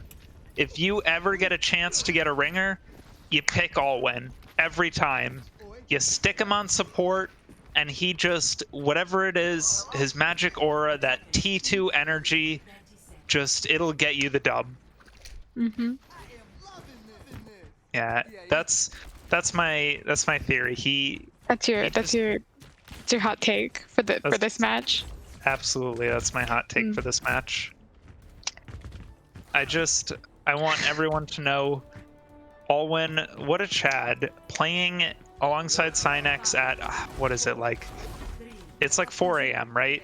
Solomon, can we get a time check? It's like 4 a.m. for those. 3:50 a.m. right now. Oh god. Oh lord. It's that late night weekend gaming. 5 a.m. Oh man. Click on the B stream. 7 a.m. Oh goodness. Poor Invictus. But we see Malding Inc. tries to do a close hold here. They don't actually position their wall that well, but it doesn't matter. Panther, like I said, he's just the silent carry of this team, doing a lot of work. Not enough to keep Lux alive though. Guac taken down. That's going to be a stalled push. Synex goes in. He gets really low, but does not get taken out. Obscure Reference is able to keep him alive, and maybe Drip Difference, this is their opportunity. Maybe not anymore. Never mind. Lux does his thing. Panther, yep. Joshin, they're all just, they said, they're all nope. just doing that Overwatch thing. Yeah. All just doing that video gaming thing, killing things, using their abilities. You know how it be. Yep. Yep. Synex is back on this Doomfist here. What do we think about that? I think it's a little bit more okay on these first 2 points compared to the last one, but do we think he should be looking to switch here? I think he can definitely get work done, especially with that nice. Oh, that's Meaty a nice nano? grab. They take down Panther. The carry is dead. It's time for Drip Difference to get these wins. And indeed, they clean up the fight. We see Alwyn stalling around on the point, but Sage Two just beats him down. fistings from Sage, just punch after punch. Yep, 2 fistings from Sage. And they do cap this point, folks. Yep, they do cap this point. Ooh, And we get a nice but it's in overtime, so they have to make sure that they do not get off the point here. And that grab is not going to help. That grab paired with the Deadeye and the freeze. Oh my goodness. Oh my god, Malding Inc. just came in with like 4 ultimates, dropped them all on the heads of Drip Difference, and made sure And they said, got "No no more." cart push. They No really cart said, push. we may have let you cap, but that's the end of the line, folks. You are staying here. You are not moving. We have queues, and that's all we need today. Absolutely. So let's see. Drip Difference is going to have to hold for almost 4 minutes. I think if they lose even one fight, then it's probably over unless they all die extremely quickly and manage to get that first hold there. It's basically they have to hold without losing a fight for 4 minutes. That's going to be really tough. That's a tall order for the team. We're going to see It's if they're definitely up to it. doable, but it is, yeah, it is still very, very, very difficult. We're going to be seeing the Ana. Oh, we're going to be seeing Hanzo out from Synex, though. That's definitely going to help. Yep. We're going to see... Look okay. at where that cart needs to be pushed to. Whoa. That's right outside the door. The fact that it's on a slight angle really bothers me. It's not quite lined up with the point. That's yeah, that's like one of those tiny little things that you see and you're like, oh, we're gonna see Malding Inc. is going in incredibly aggressively and quickly. They're gonna get a quick wall off onto the team, but obscure reference with that huge anti-nade, forcing the lamp out from Jam, and that's gonna make Malding Inc. sort of back up a bit, get their resources back together before they can go in. They pop a wall again, but Obscure just on the sides here, throwing out those big anti-nades. Wait a minute.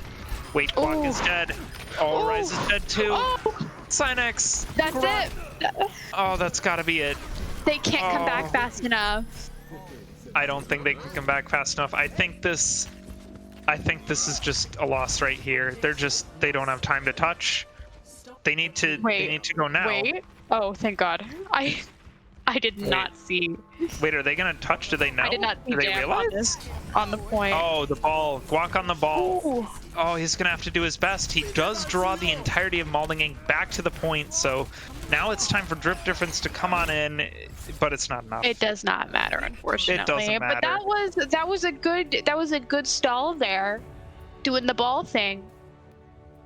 Yeah, that was good from Drip Difference. They tried, but God, the all-win buff, it's too much. And oh, look at Lux here. He just uses the high noon into that grab and just goes right at. Look at him. Just. Ooh, okay. Beautiful. I was gonna make fun of him for fan the hammering, but then he just lined up the nice headshot, so I can't even say anything. Yeah, you just I can't even say take anything. back your words there. Before you could get it out, he went. Wow.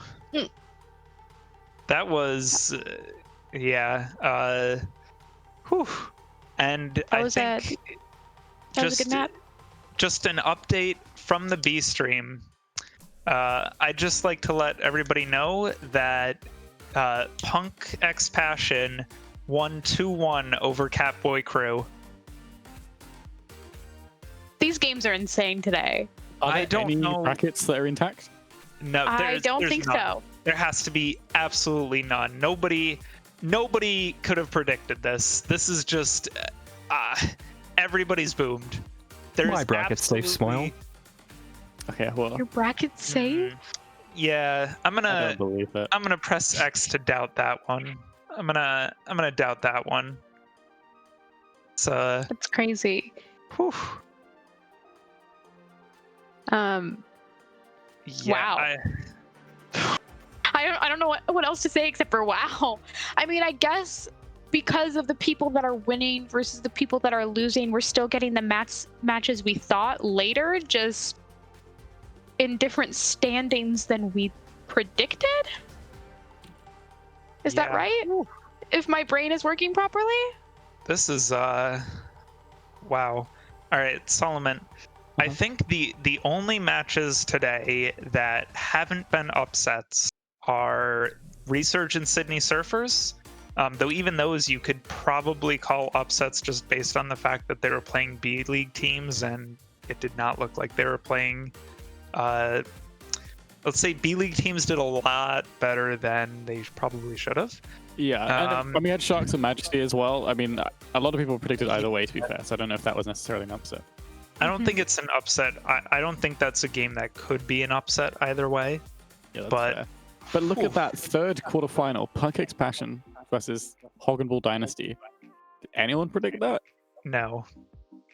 Nobody could have predicted that. Like, I just, yeah.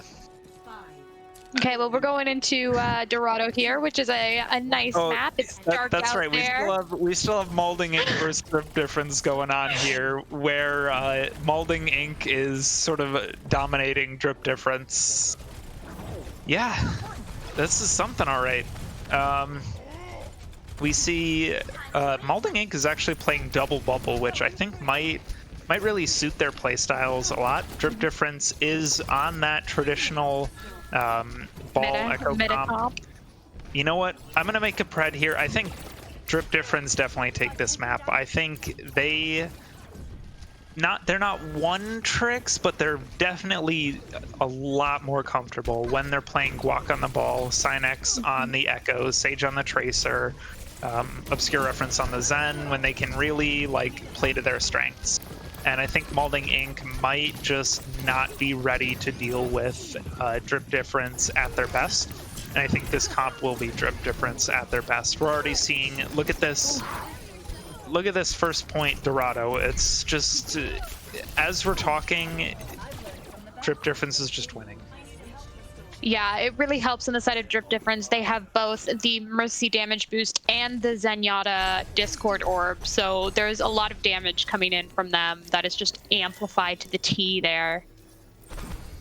Yeah, it's really Lux is not able to put Sinex in sort of this box and keep him occupied, really shut him down. And that's allowing Sinex to go free. It's allowing Guac to just get whatever he wants done. They nano in Jack on the monkey, but the trance is there from Obscure Reference to counter it. We see some high noons coming out from Sinex this time, but Sinex gets Jack. Jack playing a little too close to the sun, getting it shot down from Sinex, but Alwyn boops Guac, gets a nice little ball kill, but Guac is going to be back fast enough. Oh, especially with that res. They're going to res Guac up, and now Drip Difference is back to 6. Yeah, we have 2 ults coming out from Malding, though. We have the Rally and the Pulse Bomb. The Pulse Bomb does get eaten, though. Oh, this is just his Drip Difference going in. Wait, hold on a second. Jack, Panther, Lux. What are you doing? You're dominating. You're winning. You're getting the picks you need. You're getting together as a unit, getting these kills and stopping Drip Difference. Yeah, Panther just proving that they can turn the tide as Zarya over and over again, huh? Yeah, Panther is definitely, I think Panther and Lux combined are definitely doing the most work here on Malding Inc. They're just really just doing an incredible job. Panther definitely, I think, an underrated player on this off tank. Really, really good. And Drip Difference, they're going to try and push the card up a bit. Malding Inc. is going to be able to go back and stall, and Jack's got that nano on him. He's the nano monkey. Panther does die to Synex, and Synex is going to pop the duplicate, try and turn this fight around, but I don't think it's going to be enough. Jack already in the backline, taking down Grunt. He does go down, but I don't really think it matters here. They just have to come back and reset. Oh, Synex sits so low. Is Josh going to be able to Beautiful follow up and kill headshot him? there. Beautiful headshot from Lux onto Sage. Yeah, so this might be where Malding gets their momentum back, where they're able to take advantage of the high ground, which Drip Difference should be able to force them off, but for some reason they're just not doing a very good job of. Yeah, this Zarya on the high ground here from Malding. Unless the bomb. Oh, BPL bomb. BPL bomb and the cart. Wait, they can just touch the... thank God. Okay. All right, so it's not a C9, but I think this is where Drip Difference is gonna... Okay, so the trance is actually forced out, which is, if you're Malding Inc., you have to take that as a win, but that's a very nice job from Drip Difference, playing to their strengths, getting aggressive, and being able to take that fight win before Malding Inc. jumps on them. Yeah, Malding is going to have one extra ult going into this fight compared to Drip Difference, where they have Drip Difference has 4, Malding is going to have 5, but well, I don't know. They got the rally, they got the nano, they got the primal. We'll see what they can do. They yeah, they have a lot of ults here. Synex copies the Mei, which is a really, really impactful copy, especially if you can get that Blizzard out, which he does. And he does. Oh, Alwyn pops the rally, but is not actually able to get much done. Jack is in there as the primal Sage. Oh. Sage, that's a beautiful pulse bomb. Big pulse bomb. Oh, absolutely. They don't have a diva to eat it either, so that was just beautiful. Yeah, I don't know if is Malding going to be able to touch. Alwyn's there, but he gets gunned down really, really quickly. Oh, I don't know if they're going to be able to touch. Nope. Ooh, the mines from Guac. 223. That's a really, really good time bank from Drip Difference. Mm-hmm. These maps you take all the time you can get, especially if it's over 2 minutes. That's crazy. Yeah. Like I said, this is Drip Difference's comp. This is something that it's their bread and butter. They're fantastic at. They only lost 2 fights that whole push, and they just came out and really proved what a great team they are. And now their job is just to hold Malding Inc., not let them cap all 3 points, and they'll have a map win. Yeah, so we might be seeing another map 3 if they can hold this out, if they're as confident on this comp as we believe them to be. Here's Solomon telling me, Freya, it's time for another map 3. Are you kidding? It's almost like we're telling Solomon that. Do you know how late Solomon has to stay out for this? I haven't fallen asleep yet. We're good.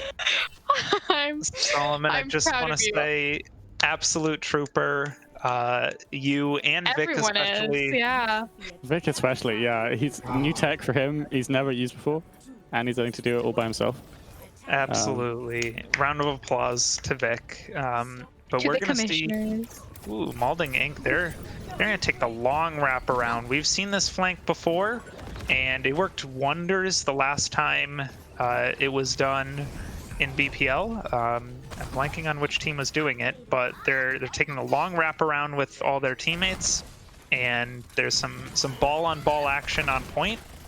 Yeah, the only differences from these 2 teams are we have a Mercy on the side of Drip Difference, and we have a Brig on the side of Malding, and then we have an Echo on the side of Drip Difference and a Tracer on Malding.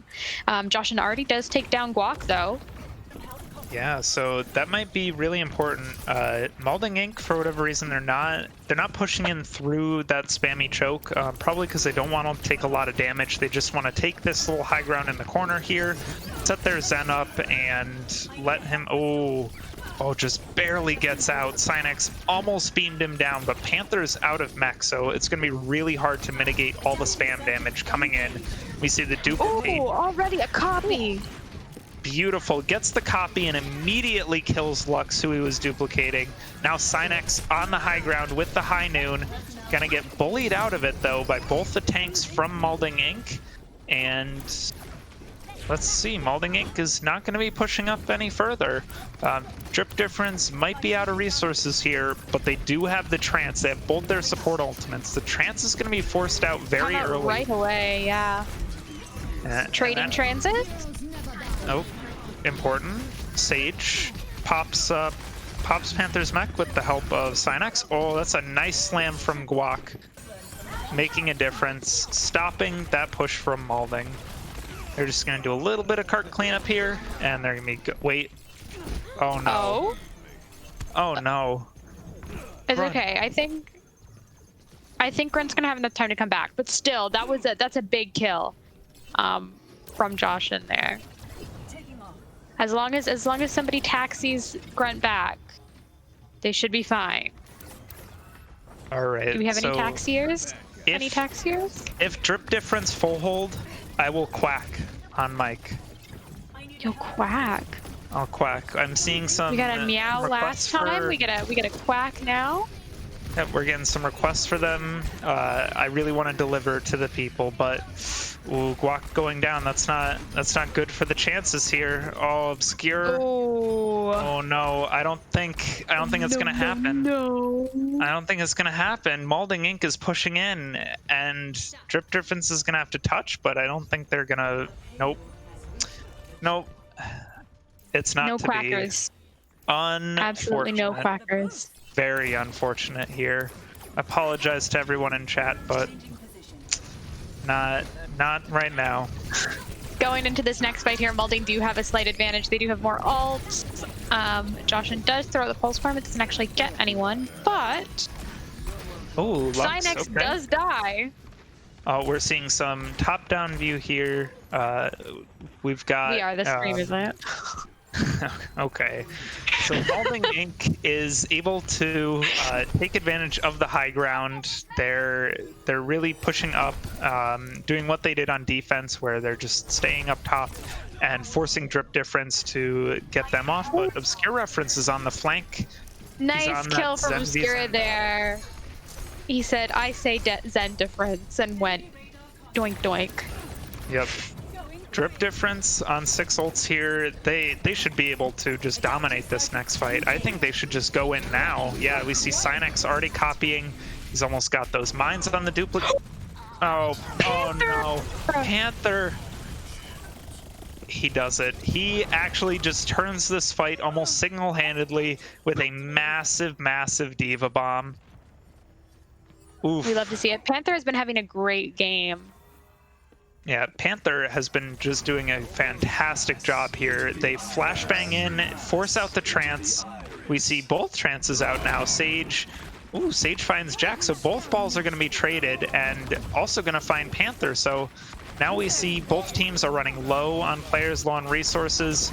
The bomb does not find anyone. Cynex actually goes down. Allwyn on the break takes him out, but that's enough time for Will to get the res onto Obscure. Obscure's going to be at 1. He's not taken down, though. Oh, the mines protect him. Oh my god, that was a huge res from Grunt. Able to get the Zen back in the fight, get that numbers advantage, keep him alive through this all. Yeah, but you have to think about this too. Drip Difference used all of their ults that fight. Every single one they had at their disposal. They just kept pressing Q. So going into this fight, yep, just as we think, Malding has Rally to come and push in. Rally is so hard to push into, especially with the mines. Joshin gets stoned by Obscure Reference, but yeah, with these ultimates, it's going to be an easy fight win for Malding. They're going to be able to push in, but importantly, because Drip Difference did such a good job stalling on that first point, Malding Inc. is not going to have the better time bank in, even if they full cap here.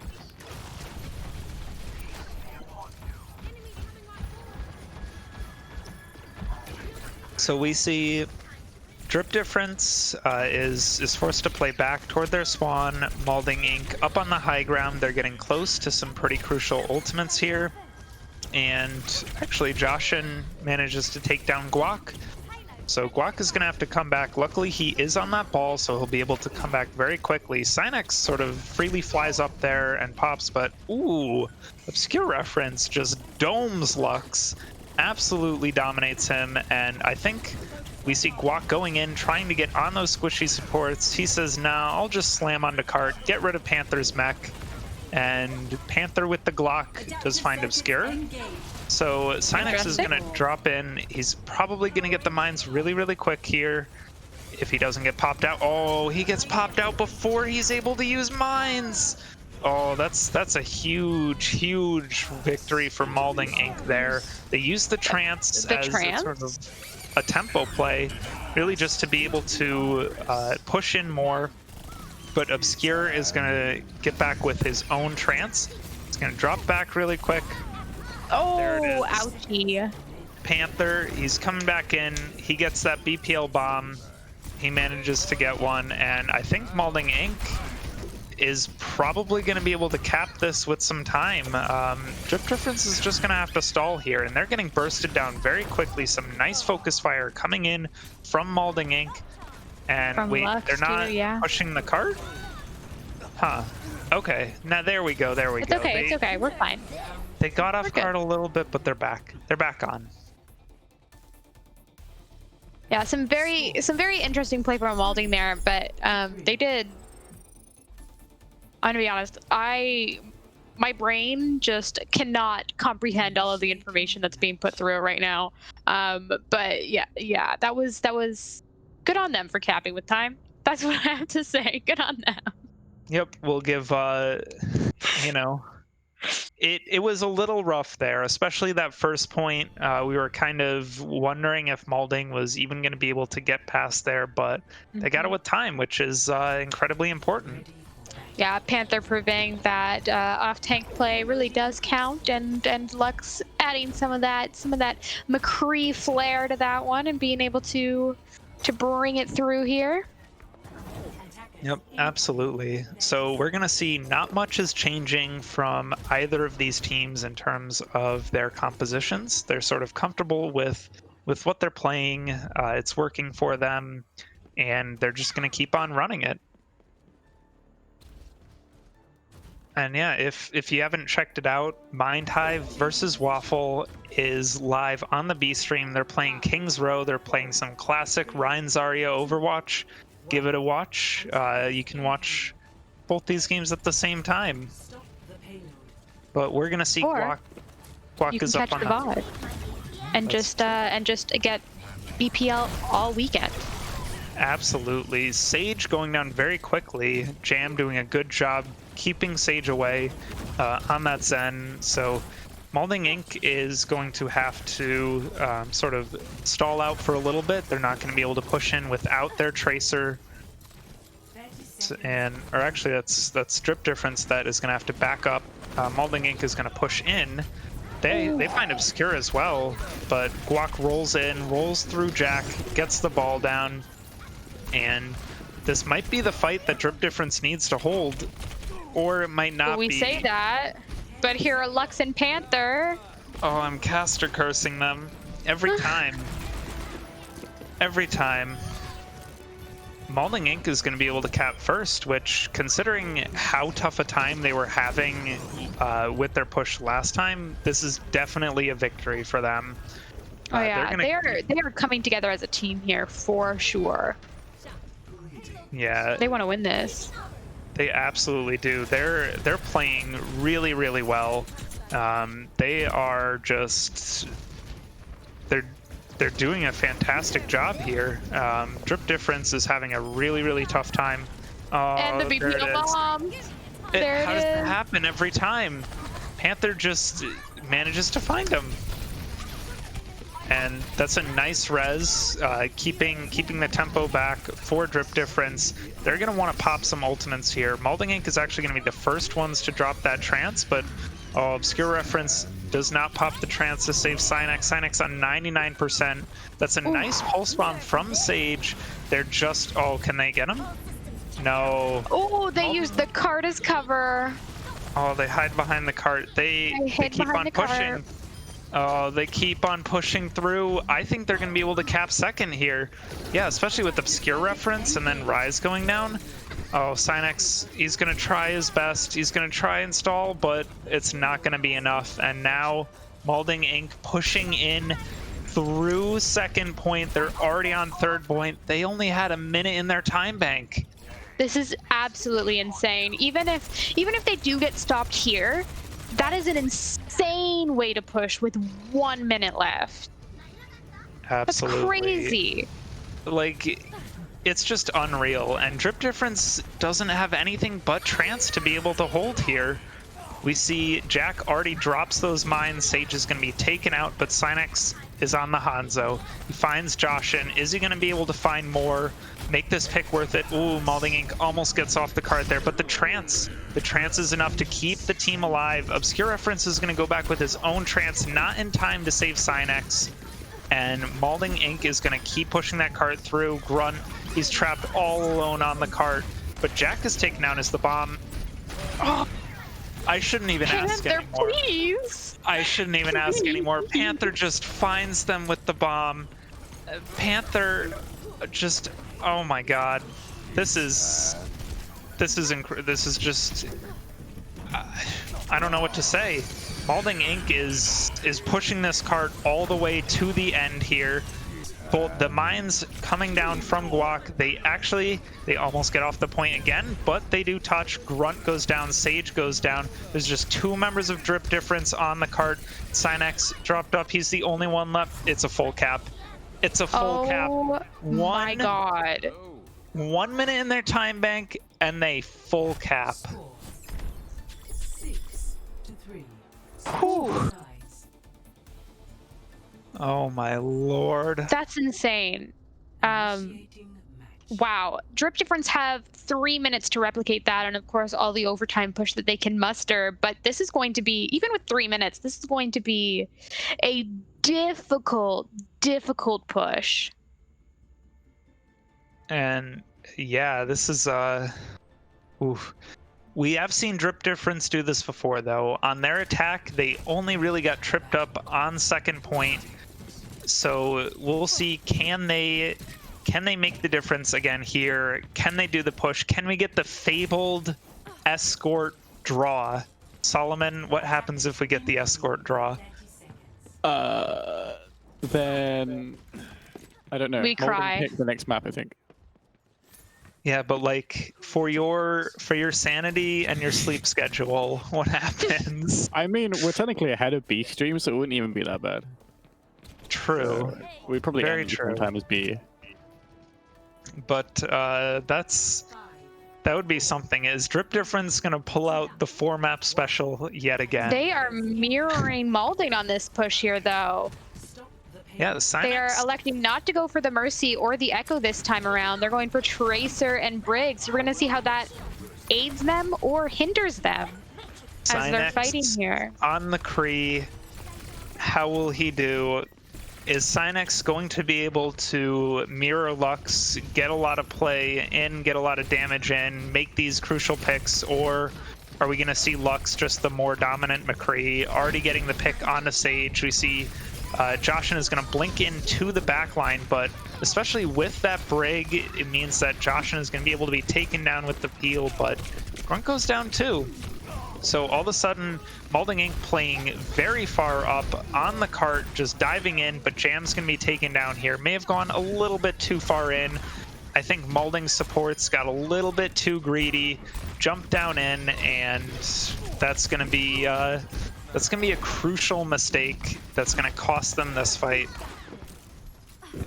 Both high noons are built up for both teams, but the key difference here is that Drip Difference does have their pulse bomb, and they're going to probably have Obscure building that Transcendence really, really quickly. Yeah, Obscure is already 75% to his ult.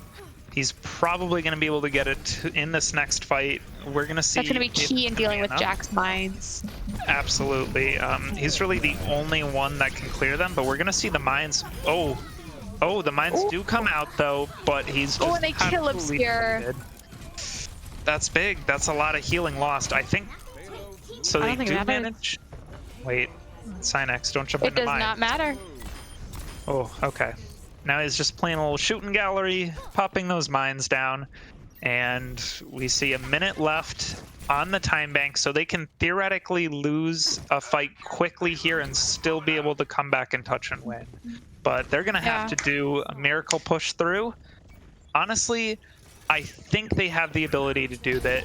I think that they can get this done if they play smart, if they play aggressively. We see Lux going in with the high noon, Joshin already finding Will, and find the second one on Sage. So like I said, they can lose this fight really, really quickly, get out and reset, come back in for another one. Yeah, that's the key of the massive time bank they had. They had the ability to lose this fight. Hopefully, the fact that they had to use trans there doesn't hinder them too much. Oh look, Joshin's in the back line. He's coming in. He's gonna try and get. Oh, that's it. Double rally. You can't kill. Oh, Panther, the Panther bomb. Wait, this is the first Panther bomb that didn't find anything. Oh. No, but it did zone them a bit. Ooh, Riptide. Riptide is the one with the big bomb this time. Manages to find Joshin with it, and Grunt on that brig, flail, and manages to win that fight. That's the power We of are rally. in overtime though now, so they can not afford to lose a fight, or they will be losing this map. Oh, this is do or die right here for Drip Difference. This is where they need to show up, prove that they are a great team, that they can come back and get these wins. They have the ultimates, they have the skill, they can do this. I believe. The flash onto Jack does not get punished too hard for it. Oh no, Obscure's the one that's punished. Oh, Joshin gets Grunt. That's the supports down from Drip Difference. Down. This could be it. Oh, the mines. Oh no, is this it? Oh no, booped off They can't point. touch. Oh. That is crazy. A 2-0 for Malding Inc. over Drip Difference. Most people did not see that one coming either. It's very much a crazy, wacky kind of weekend today here for BPL. And we're only on Friday. I cannot imagine the games that we're going to be seeing the next 2 days here and on B-Stream. Yeah. So I have, for my players in the match, I have 3 different players I want to give it to for different reasons. I've got Panther for being sort of the silent carry, just putting in so much work on the Zarya and the Diva, just enabling his team so much. I want to give it to Lux for popping off, just carrying his team. Just when fights looked so losable for Malding, he just brought them back. He dominated. And then my third one, I want to give it to Alwyn for ringing for 2 teams today as a Scottish player when it is 4:30 a.m. and bringing home the 2-0 for both those teams in upsets over teams that they thought were just so much different. So much.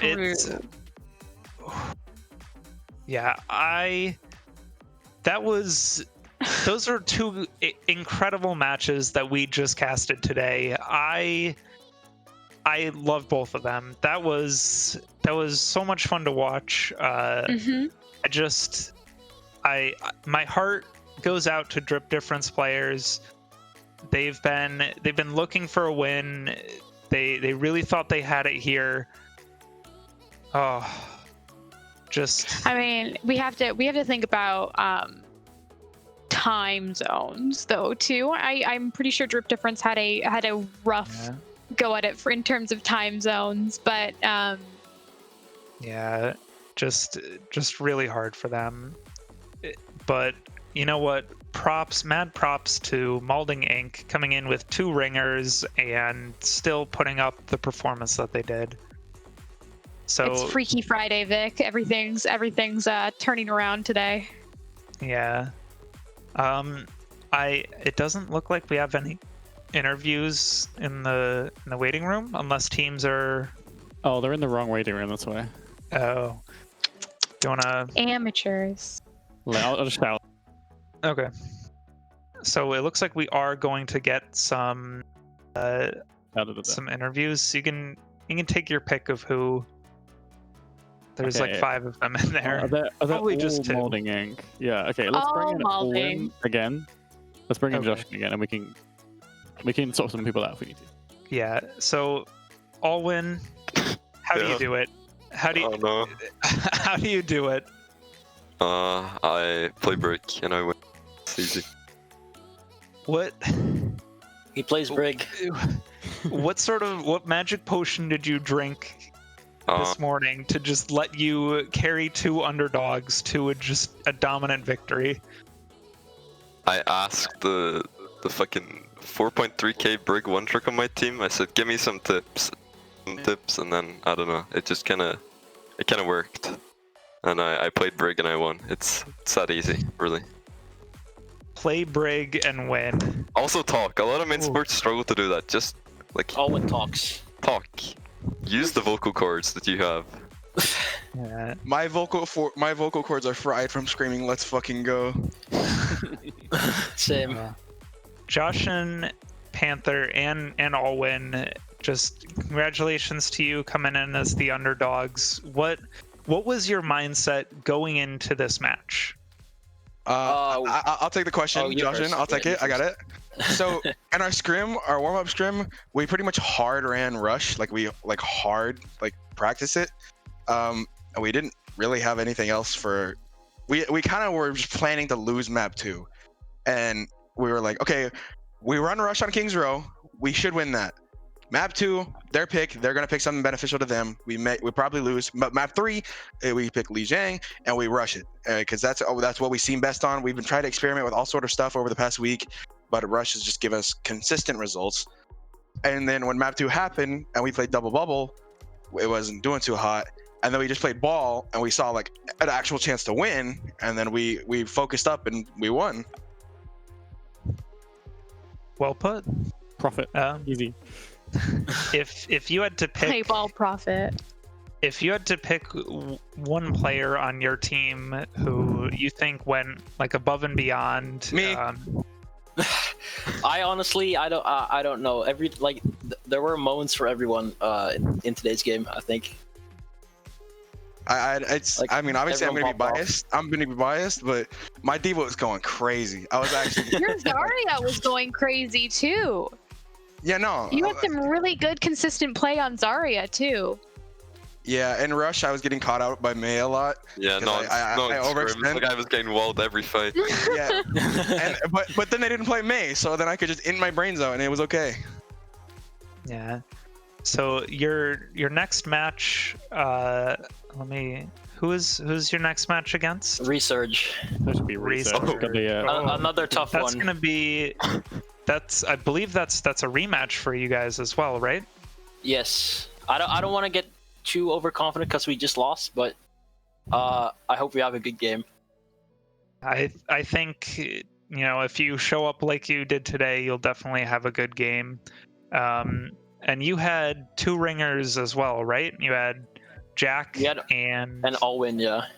And Alwyn, yep. So is that going to continue, or are they going to be available for your next game? Jack is definitely going to continue. I don't know about Alwyn. Just depends on if our main support is there tomorrow. My recommendation is if your main support is there, put Alwyn on the tank. You need the Alwyn. You need the Alwyn blessing. Alwyn is the Hurag of BPL. Yep. True. Alwyn went 2-0 today. 4-0 in maps today. Better than Sovereign ever has.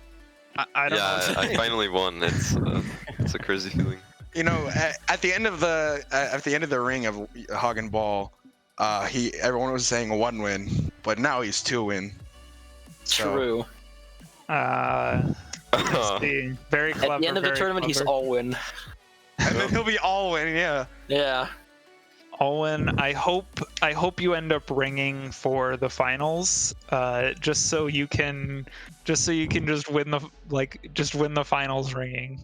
Does that go on my Have him there. Just have him there. Like Does that go on my Salmon.gg profile if I win on while I'm ringing? It better. Midseason champion. Most valuable ringer. Absolutely. There's no question. All right. Well, thank you very much for coming in. Congratulations again for a victory that a lot of people didn't see coming. You all played extremely well, and I can't wait to see your game against Research tomorrow. GG's, mid-sport's not the easiest role in the game, by the way. GG's. Yeah, thank you so much. Okay, I kind of cut him off there accidentally, but oops. Yeah. There we go. That is 4 games on the A stream. There's still a game on the B stream, and I might actually be able to pick it up here. I have them synced, so I might hop in with Salsa and Mustard, and you get to watch it here on the BPL channel and use your channel points and everything for the final match. Oh, let's go. It is currently I don't know because I'm not watching. It's 1-0 Waffle. There you go. Yeah, I was gonna say I was catching some glances, and I think Waffle won King's Row. So you might want to, before you do that though, you might want to update the little title cards here, the team cards. Oh yeah, I should probably do that, right? Yeah, just so we don't see drip difference composed of Jordan, Karts, Dubu, Yahoo, Jimmy, and Bird Boys. Not sure the full roster swap is what drip difference want there. And before we go, before we head over to this, let's have a look at the bracket. I already sort of brought about what we're talking, but we can talk about it a little bit more here. A lot of these not expected, I think, is fair. No, not in these latest quarters. Not really what anyone thought. I guess a lot of them. I mean, I think there was an upset in almost every match. Honestly, Research Search Academy. Search Academy took a map. I didn't actually watch that, to be fair. That was on the B stream, so they could have just been fooling around, but that's funny. Malding, I guess you could probably say that is the upset there, right? Getting the win over Drip Diff. And we can keep going through. PXV winning, Hog and Ball 2-0 clients. You know, what a crazy day. And this is just the first day. This is meant to be. Oh yeah. And it's a classic BPL. Whenever it's meant not to be close, it's really close, and it goes either way. And then when it's meant to be like, you know, the closest matches ever, the most hype is like 2-0s. It's insane. Luckily, these wins and losses, they matter more for bragging rights than they do for regular season standings, right? Mm-hmm. So through the regular season, yeah, there we so go. The top 4 will get points towards the playoffs. So if you win or you come top 2 or top 4, you'll get a different amount of points, which will bolster up your regular season standings. So there definitely is something worth winning for, but I think a lot of it is mostly going to be bragging rights. How well can your team do in a tournament environment?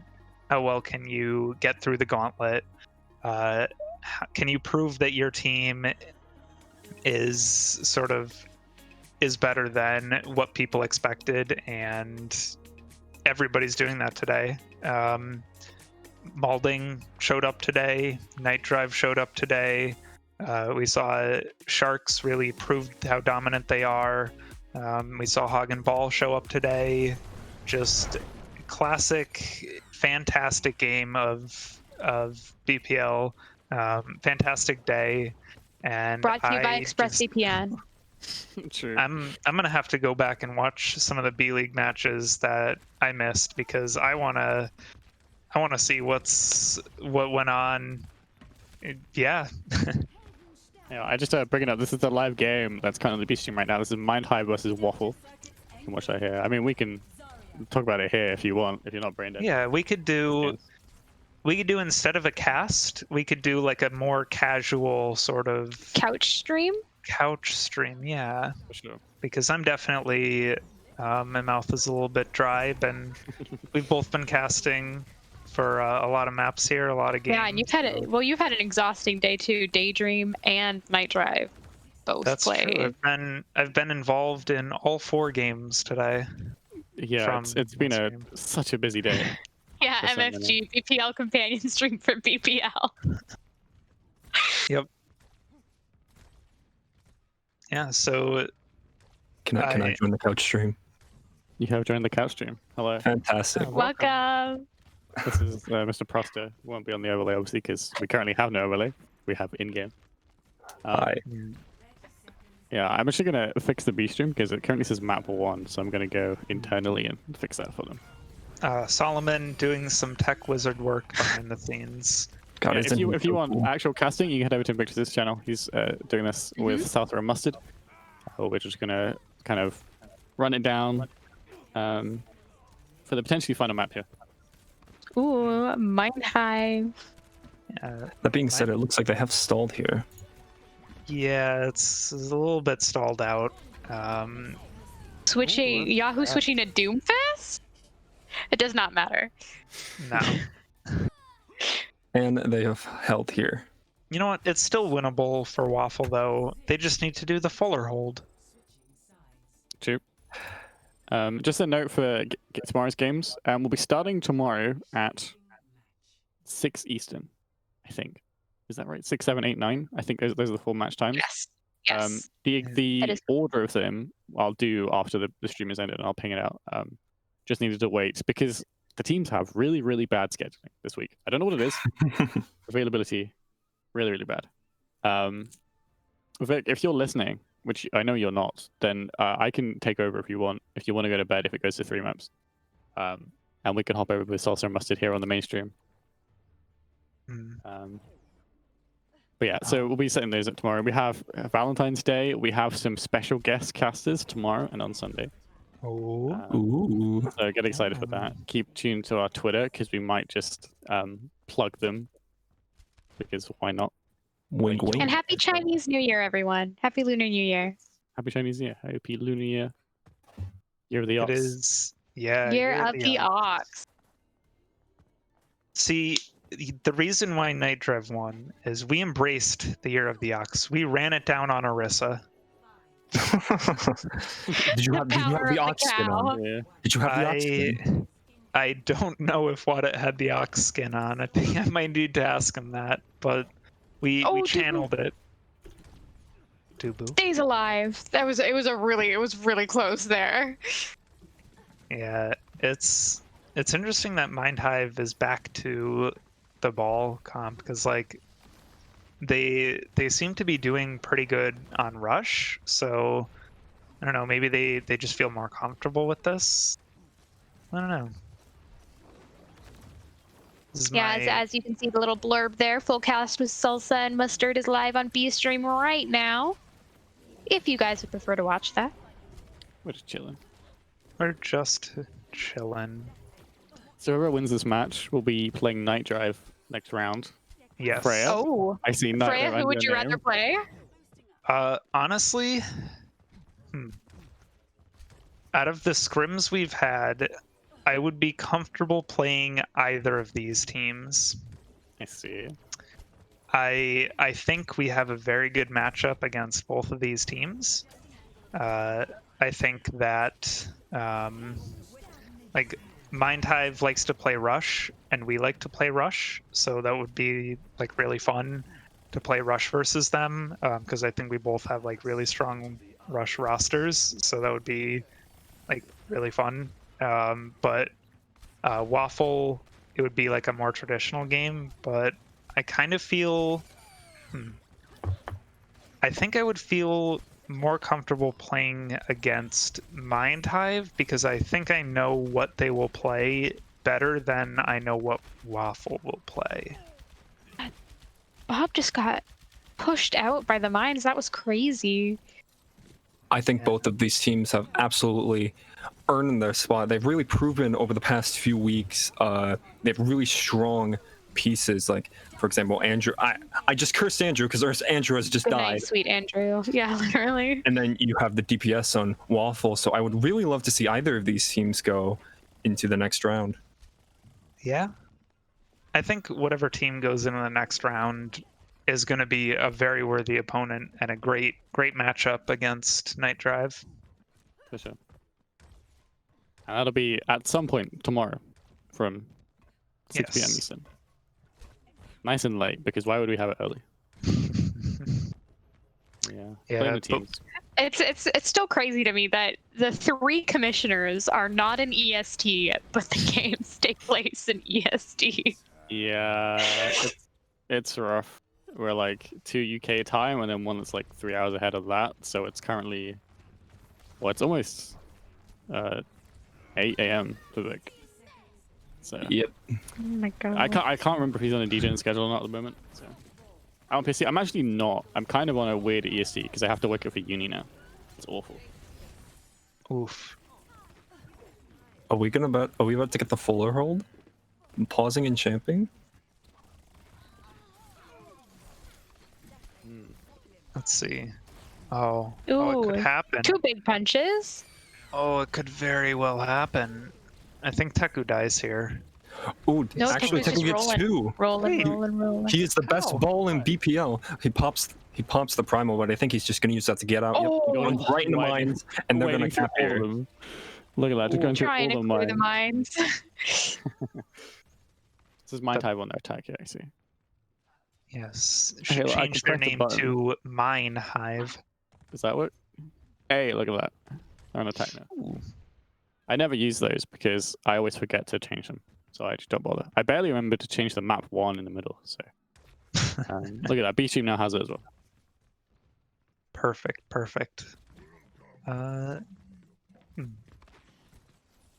Also, if you want to go drown Invictus, he has channel points for making him drink water. Go drown Invictus. Make sure Vic is hydrated, everyone. You know, Please it's and been a thank long you. night. Make sure he's hydrated. Yep. Beautiful trans. Oh no, that's an interesting grab. Oh, okay, they do get I Yahoo. just hung on him. That was a grab if I've seen one. This is looking like a steamroll through second point. Yeah, that's kind of how second point is on Rialto. Like it can be a steamroll. I never realized how long that Zarya beam is. Yeah, it's like It's long. It almost feels longer than it actually is. Yeah. But it's like you're playing like Echo or Far or something, and you're like at the skybox, and Zarya's just sitting on the ground and looks up at you and holds left click, and you're like, why am I dying? Well, that's how I feel about Hog Hook recently too. I feel like it's so long recently. Like I feel like it's longer than it has been. I don't know what it is. Yeah. Oh, look at those mines to clear out the window. They're so close. They're so close. It's looking like they are going to cap here, however. Yahoo. I think they're going to cap here. Yep, there it is. No. Jordan already down. I think Jordan's actually like magnetically attracted to those mines. Oh, that's it. He loves Trance. going in Yep. them. Huge grab, however. Oh, nope. Nope. Carts dies. Carts blows himself up. And that looks like we're going to go to a map 3. I can hear Invictus rolling in his grave. I mean, that's just how it goes, though. Of course, we would be going to a map 3. Why is my Oh, button hey, Avril is in the chat. Our Hello, chat thank or you. other chat? Yep, in our chat. Hello. Thank you. I just want to say thank you very much for the VOD review that you gave to DayDream. You definitely helped us win our match. So again, thank you very much, and thanks for just being interested in BPL and coming over here to join us. We definitely love to see you here. True. Exactly what Fred just said. Thank you very much. I think it's really surreal to have all these big influences be looking at BPL. Like, we have a sponsor now. I think that's crazy. And the fact that we have so much exposure now. What is that? We have a sponsor? What is that? That sponsor. I think it's something called it starts with an E. It might be expressvpn.com/BPL. True. I just went on the B-Stream as well, so enjoy that, Vic. Just above There that. it is. There you go. If you've ever felt like you're in the wrong location, you want to travel but you want to stay at your computer, you can use ExpressVPN to pretend like you're anywhere else in the world. If you want to be as good a Very ringer as true. Alwyn, you can set your VPN to put you in Scotland so you can channel that energy. Are you dating across continents? You can watch the same shows on Netflix. True. Very true. It's a beautiful VPN service. Yep. Service. And we are I don't very know what my grateful English for is them anymore, having but here we are. Yeah. Yep. So looks like we are going for Is leisure. it 3 months free? I think it's 2 months free. Yeah, it's 30-day 3 months. Money back Free. guarantee if you're not happy. I don't know what the actual terms are, but if you're I not happy think with the that's- service, money back guarantee. I think that's right. you may as well go try it out. Like 3 months free, that's a pretty good deal. Yeah, and it protects your information. And we already expose ourselves enough on these channels. We don't need to expose ourselves more. Let ExpressVPN protect you. That's an interesting choice of wording.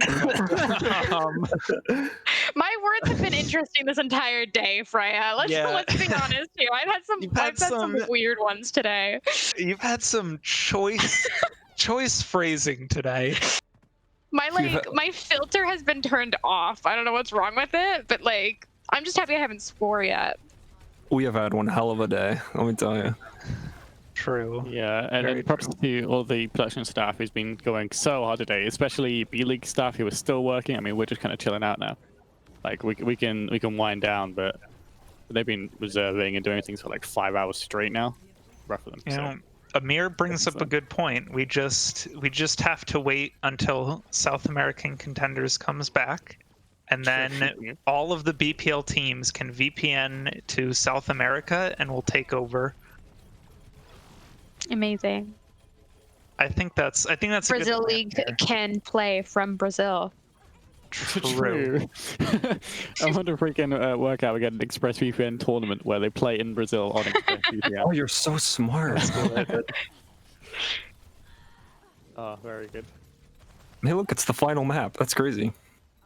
Oh, I actually need to All right. tiebreak him out. There you go. Ooh, look at that! Look at that echo beam. It's They're just still holding out here. Jeff. it just goes burr. It really is that easy. The Echo character is really easy, guys. You just hold the E ability at someone and they will die. Hi, Dryad. How was your day? Sorry, Dryad deserves a shout out. She works hard. Dryad works very hard. Maybe you'll get to see Dryad tomorrow with someone special. Ooh. Ooh. Eyes emoji? Yep, but also I have just gotten a request. I have been told I need to quack on stream. So I'm gonna give my best quack. All right. I'll warm up for this. Everyone, get Ready? your clips ready. Get your clips ready. Let's get ready. Quack. Look at that. That's the quality you get here on BPL. Fantastic. This is the A stream, guys. This is the quality content you come to BPL for. To hear me quack. We got a meow last time. We got a quack this time. What animal will we get next, chat? True. Place your bets now. So allow that message. Someone added these hoses permitted term on autumn. Thank you. You're welcome. I work hard here. Hoes are allowed. Bimbos are allowed. It's a wild. It's a wild chat we got here. You know what? They work hard. We gotta give Play them the hard. respect they deserve. Work hard, play hard. Yep. What? All right. So what animal should I get a costume of next to make Cow. the sound? I mean, cow, right? There's gonna be Cow. so many jokes about that. Oh. You already know it. Thanks, Coconut. You're my favorite hit scan to watch. Just so you know. Look at that. Just giving you that there. Give a little heart. Mind.Hive almost taking this first point. Oh, look at that. Yeah, Take they it got down on it. double. There's no Way question. There's no way Mind.Hive lose There's no this. way. Oh no, Mind.Hive what have you lose this. done? What have you done? There's no way. They've taken it back. There's no way. Look at the hack comes on the seismic Jeff. They do pop the trans in a futile effort, but it looks like they are going to cap here. Waffle. There's absolutely no way they could come back from a 99-99. God, I didn't know John was on this stream. Jeez. Look at us go through the window. Beautiful. Oh, look at Thank that. you, Look at that observer. nice. Hey, The shout out to the casters didn't observers. emo. I did. There's a Shout out to difference. the- I took shout that out on to the me. observers. The observers do so much work. They're so cool and awesome. Yeah. All don't the know who's observing observers this, but they're are handsome and cool and smart. I believe Gerald is spectating, but you can't see that. This is. Never Aaron's mind, I POV, take it think. back. Okay, well, this is Wow. Aaron, so they are very handsome. Oh, yep. You can have it back. Aaron, very handsome, smart, talented. Yep. Like I said, John is just There's fired no a bunch war. of people off the map. Beautiful. Everyone's falling off the map. They're just having a whale all the time. Nemo, I'm sorry, but that's a step too much for me. I won't be able to do that on stream. I apologize. God, I don't even need to read it now. Jesus. Yeah, it's Ooh, look at all these olds. Look at all these Qs. Pretty colors. we are gaming. Welcome This to is Overwatch at its peak. And it does look like Mind.Hive is going to get those kills in order to take back the point here on this is Gardens, right? Yes. Yes, Gardens. I know my maps. Yeah, I've been playing this game for I don't 5 know years. my Lijiang maps. Oh, I've Night been playing Market. mine. Okay, yeah. I know Yeah, I Lijiang. know I don't know Oasis. I know University on Oasis, and that's it. I don't know what the other two are called. City Center is on with the cars. Yes. Because Oh, Ah. yeah. Mixed up with Downtown on Busan, because they're like Yes. both kind of the same idea. Yeah. Oh, Busan is easy to remember because one of them's mecha base, and it's the Yeah, only there's thing. Mecha base, Downtown, and then it's Temple or Sanct. What is it? Yeah, Sanctuary. Sanctuary. Ah, That's the outside okay. one, which is kind of with a tiny point. Hmm. I've been playing this game for 5 years and I barely knew that. I've got no clue. I just look at the pretty map and ooh, look at Yeah, that. I just see something happening on this cam. I press the button. I see something happening on the other cam. I press the button. And that's why you're the best producer in all of Overwatch. In Oh, wait, all of hold the on. internet. I can And pull on this the one. internet. And Look off at how the good the internet, too. graphics are on this map from the observers. You can see the rain pixels. I can see the rain falling down. Yeah, beautiful. Oh wait, hold on. Play I that can pull Avril Lavigne song. I can pull this out finally. Oh, they both use TP. Ooh, look at the chaos going on point. It looks So like many an absolute mess in there. sim beams going crazy right now. Honestly, this is all right. So I feel bad, but I kind of want Mind.Hive to lose this map so that we can see them play on Control Center. Because Control Center is the most fun Lijiang map. That's Well, true. it doesn't. Is it? It doesn't look like it's going to happen because they have capped first. Yeah, which Bro. what is it? It's like 60% chance that they win this, or even higher. Mercy Lucio. Then again, this is BPL, so I'm sure any normal stats would go out the window. Oh, hold on, I can pull this out on stream now. Big fan. Of who? There it is. Of everyone. Oh, I love this league. This means a lot to me. Hell yeah. Cute. I'm out Nemo. What? What? Okay, I have no power, but I'll do it. Yeah, I can ban him. Is that what I'll do? That's it. Oh, there he goes. Oh. It's a quick little slap. Ooh, that's a Mind.Hive. nice mail. Yeah, Mail. beautiful. Get punked. Just Freeze him, zap him up. yep. Looking good for Mind.Hive. Yeah, it's looking very good for them. The tire, though, we know Yeah. tires in BPL are like diva bombs. There's A little bit something that silly. nobody should die to, but they inexplicably get like 2 or 3 every time, and I Oh, I don't can know see how it. it happens. I can see it in my head. Air check goes to beat. Oh no, he gets the beat There it off. comes. Thank Coming in God. from the left side. It's around the back now. Wait, where'd it go? Oh. went around the back, came through the middle, but actually didn't get anything. Looks like a 2 kills from Andrew. Look at that. Vertical legs coming through. Truly. This is looking grim for Waffle. IMAX, as you called it. A booped the Lucio off the map. The disrespect.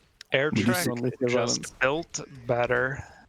And we do see some switches coming in. The Tracer and the Ana. And I believe the Reinhardt as well. Bombs coming out. Oh, this bomb. Yeah, that's just going to keep the pressure up, isn't it? This is going to be a Mind.Hive victory. It's looking like it. Unless they manage to mess up horribly here. This is a There's no way they could possibly lose this. No way. No, everybody's dead. It looks like that is going to be oh no, we still have a stall. Oh, they get the res on Bird Boys. Waiting. I'm pausing. Any pausers? Ooh. Pause champ. Yeah, all these kills are going for Mind.Hive. They're stalling it very well. All right, they're farming stats. Let it die. And there it is. There is the 2-1 victory for Mind.Hive. There we go. It's just that easy. What a series. Congratulations. Yeah, brilliant Overwatch from both of them. Then again, this is the Midseason Tournament, so it's single elim, but obviously there'll be much more opportunity for more games in the playoffs, so don't worry. Look at Andrew popping off. Ooh, that was a nice headshot. God, he's so good. Andrew, very good on the flex support role. I cannot wait for the Andrew versus Distortion matchup. We've got so our lineups are really well balanced, I think. Yeah, I think our game's gonna be fantastic. I sort of want to have if they do any interviews on the B stream, I sort of want to have it up and then have it really quiet so we have to translate it like it's a foreign language broadcast. It's yeah, so I think he's saying that they're having a really good time. They're really glad that they got this win. But that is Mind.Hive Waffle. Mind.Hive will be advancing. Let's look at the bracket, shall we? Ignore the little white little thing. Here we go. Look at that. So your top 8 teams are Resurgent, Malding Inc., Mind.Hive, DayDream, PXP, Hog and Ball, Sydney Surfers, and the Solomon Island Sharks. And there we have it. Is top to bottom how they are airing tomorrow? No. So this is just the bracket view. The exact timings we'll do literally after this. Once the broadcast is finished, then we'll do the scheduling and we'll ping that out. So you will know your games for tomorrow, and it'll be based on the availability that the teams have submitted. Because everyone has really bad availability that we couldn't do any beforehand. So we will ping those out as soon as we can. There you go, Nemo. There's your answer. Yeah. All right. They have Tekugen and Jeff actually. So what should I do? I'll just move down there. Up in there. I'm just gonna go listen. I'm throwing the account in there.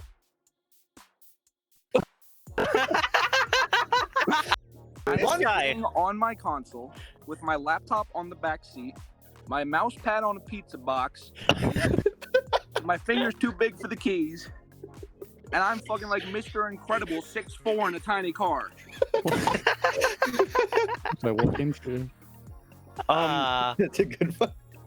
That was such a crazy match to play. Yeah, it looked crazy. Wow. Props to Waffle. They destroyed us on Kings Row. I'm not gonna lie. They caught us off guard, and it took a hell of a fight to claw back. Props to Waffle. Yeah, and Waffle taking that first map really looked tricky for you guys, but you guys were able to clutch it out at the end of the day, get him with the nice reverse sweep there. How are you feeling, especially now and going into tomorrow? Me personally, I feel like I was kind of if we lose today, I wouldn't be too unsurprised. We have Jeff in the middle of Saskatchewan, playing in a car. 3 of us DC'd during scrims. Blame wasn't able to make it. just a whole bunch of stuff, but we made it work. I'm sweating. I'm out of breath. I feel like a nerd. I mean, we're all nerds here. We're all nerds here. We're all nerds here, and I mean, yeah, Jeff. Even despite being, cramped in a car in the middle of Saskatchewan on a hotspot on your laptop, you still played impressively. Like, are you like how do you do it? I refuse to be daunted. I see. It took me 5.5 hours to download this game on my laptop. Oh. Just in time to play the game. Oh, damn. Well, coming in clutch, yeah. And how's the ping? How's the ping? The ping is not bad. His ping is better than Hinson's ping at home. Yeah, it doesn't take a lot of bandwidth to play a game, so my hotspot gives me 50 ping is fine. Nice. I don't know. Quite fortunate. I don't know what main tank deity took over me, but I played Wrecking Ball better than I've played Wrecking Ball my entire life. And that TP to finish it out, the TP plays from Rymax to get me. Oh, dude, my face is literally on the desk. I can't be bothered to keep my head up. What a crazy back and forth match. Yeah. Congratulations. Yeah, congrats. I mean, what was I gonna say? I mean, you are now. I mean, after that game, that should just prove that you are no longer the 19th ball in BPL. Nah, I gotta keep the name. Infinity has added. I forgot to add Infinity Extremely Intoxicated. Yes, that was also a part.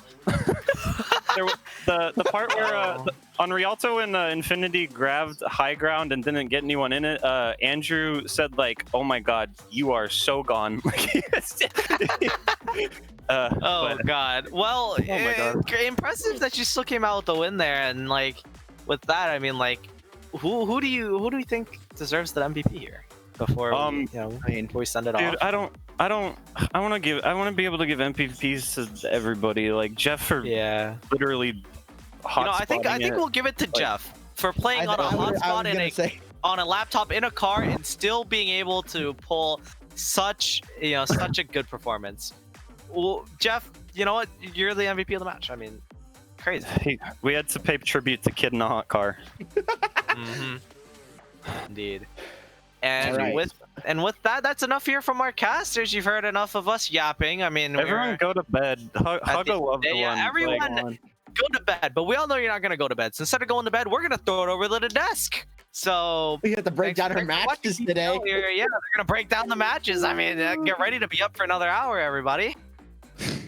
All right.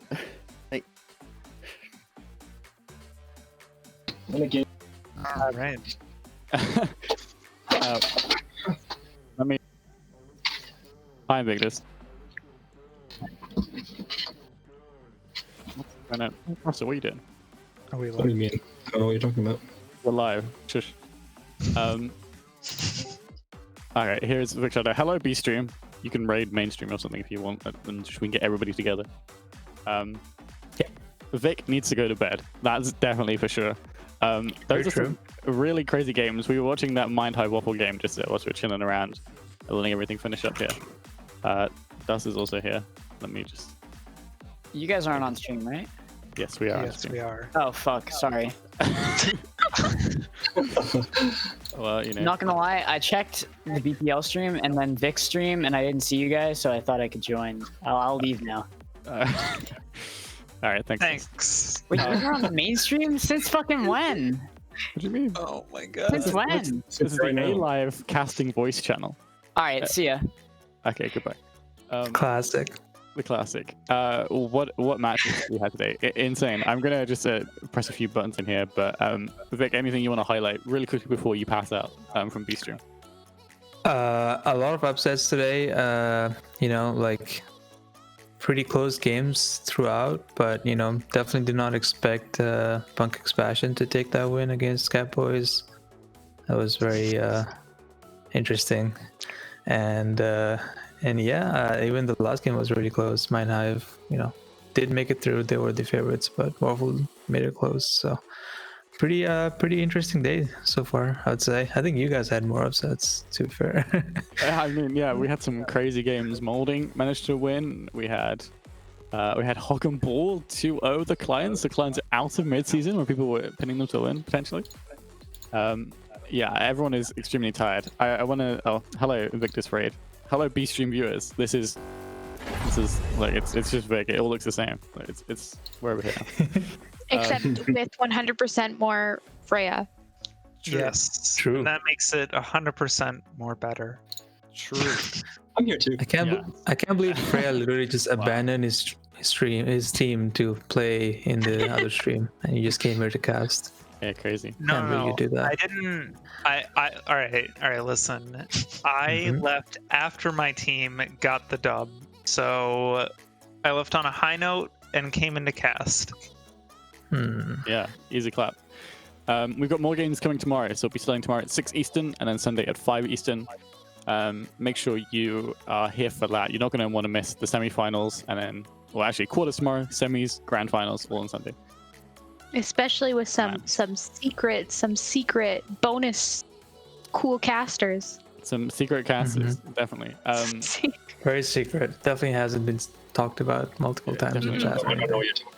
I'm like, who could it possibly be? No leaks. Yeah, so it'll be 6, 7, 8, 9 tomorrow, and then we'll have our 3 semi-final, well, our 3 games, our 2 semi-finals, and our grand finals of mid-season on Sunday. On Valentine's Day, how cute. Yeah, I want to take a moment to just thank everyone on production and all of the casters and everyone today. We had, it was a lot of work. Doing 2 streams is always really, really hard. You've seen that. We've had technical issues on both streams. And always the B League is, I sort of spend an afternoon with Vic and saying like, here's the tech. And then I just like leave and do my own thing on the A stream. So it's a little rough. So thank you to all the observers who were helping out for various amounts of time, some for much longer than they planned to be. So thank you to Aaron, Mark, Gerald, Capitiano, God, I can't speak, Liver as well, his new observer, who did really well. Thank you to all the casters. I'm doing this without looking. Artemis, Freya, Mustard, Solstice, Drayton, Panther, Mixo, and Rainbow. There we go. Mixo and Rainbow with a reunion on the B-Stream Mother's Day. Thanks to all of our lobby admins. We had a bunch of BP standing in for lobby admins because of scheduling issues, which is Fanta, Mal, Gerald, again, Proster, who's also here, Pirate Spy, Obscure, BP. I don't know if I think that's all of them. I'm not sure. It's been a long time. We've been streaming for 5 hours, and it's now 5 a.m. and I've been up since like noon. So yeah, a huge thank you, of course, to Invictus. This second stream was sort of carried by him, so thank you so much. It went pretty well, honestly, considering like yes, we're just gonna say, sure, you have never done this before. How about you have a 2-cam double observing setup with full RTMP feeds? You have to deal with all these new stuff, all this dumb text. It doesn't really work, and like it kind of just overwrites each other on both streams. And so huge thanks to Vic. I'm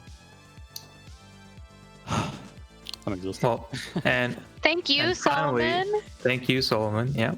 Thank you so much. Being the real carry behind everything. Yeah. But most of all, thank you to ExpressVPN. Yeah. ExpressVPN for sponsoring this broadcast. I mean, they sort of haven't. They haven't actually sponsored this broadcast, but we have an affiliate link with them. So look at that, expressvpn.com/BPL. That money goes towards the broadcast. It goes towards the staff. They will get some money in their pockets at the end of the season. It helps us buy licenses, servers. Are insane. Like that money will go to getting Freya new maid outfits. So so make sure you use that link. Yep. You can get 3 months free with our link and a 30-day guarantee money back guarantee 30-day. That thing. And lines BP's pockets. Yeah, BP takes 95% of all commissions. Yeah, well, you get like 10 pence if you sign up. So, yeah, that's all we have today. As we said multiple times, for those who didn't hear it, we'll be doing our scheduling just after this once the stream's gone down. And so our final 4 matches, which are Research versus Malding Inc., Mind.Hive versus DayDream, PXP versus Hog'N'Ball Dynasty, and then Sydney Surfers versus Solomon Island Sharks, which will be tomorrow from 6 p.m. Eastern onwards. We only have one stream. We're done with the double stream. Vic can now be stuck in observer jail instead of producer jail. Yeah, we'll see you all tomorrow. Any closing thoughts before we sign off for the night? Two things. One, Vic, you were absolutely insane. Thank you, Artemis. Big props to you once again. As you can tell, staying up until 8 a.m. doing this. The sun is shining on my face right now. The sun was down when you started, and it's up now. Yeah, and then, of course, it's sort of like Solomon, that. you do not get enough credit for what you do. So, thank you. Thank you so much. And thank you, chat. Thanks for sticking around. Yeah, it's been a long day. It wasn't quite a sub 23 for those who remember. We did a double, like 6 match broadcasts, back to back to back to back to back. But yeah, we're gonna end. I'm just gonna throw it to the advert that Recurve and Co made for ExpressVPN. It gets my seal of approval if that means much to you. It might do. Thank you, everybody. We'll see you tomorrow for more matches. Good night. Good night, everyone. I'm gonna cut. Soldiers escort. Nice. Sorry. Why is it taking so long? Kill Zarya. Teabag Nemo. Get him. Easy. Good job, guys. Easy.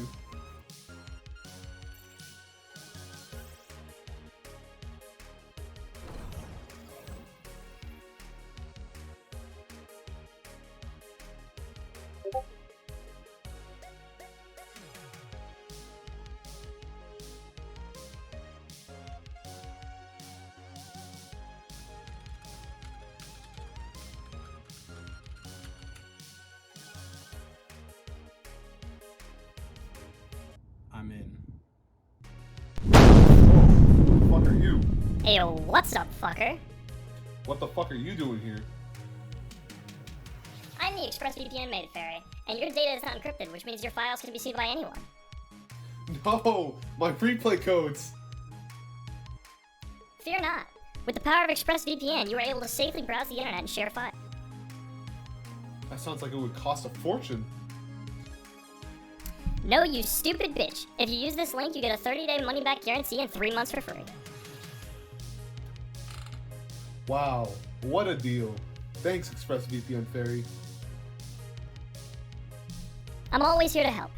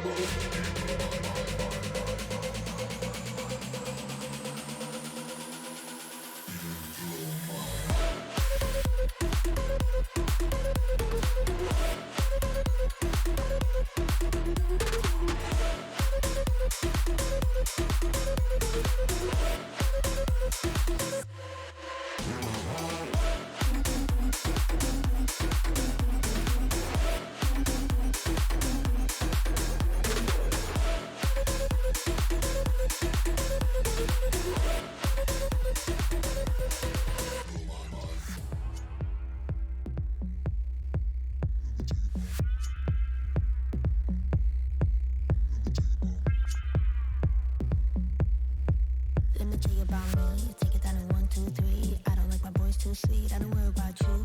I just worry about me. So you better run. You don't know what I need. Take it down in 1, 2, 3. Phone is buzzing up, beep beep. I don't care about you. I just care about me. So you better run. Take your pretty outfit and go. Show yourself right out of my zone. Now before I lose my control. Grass is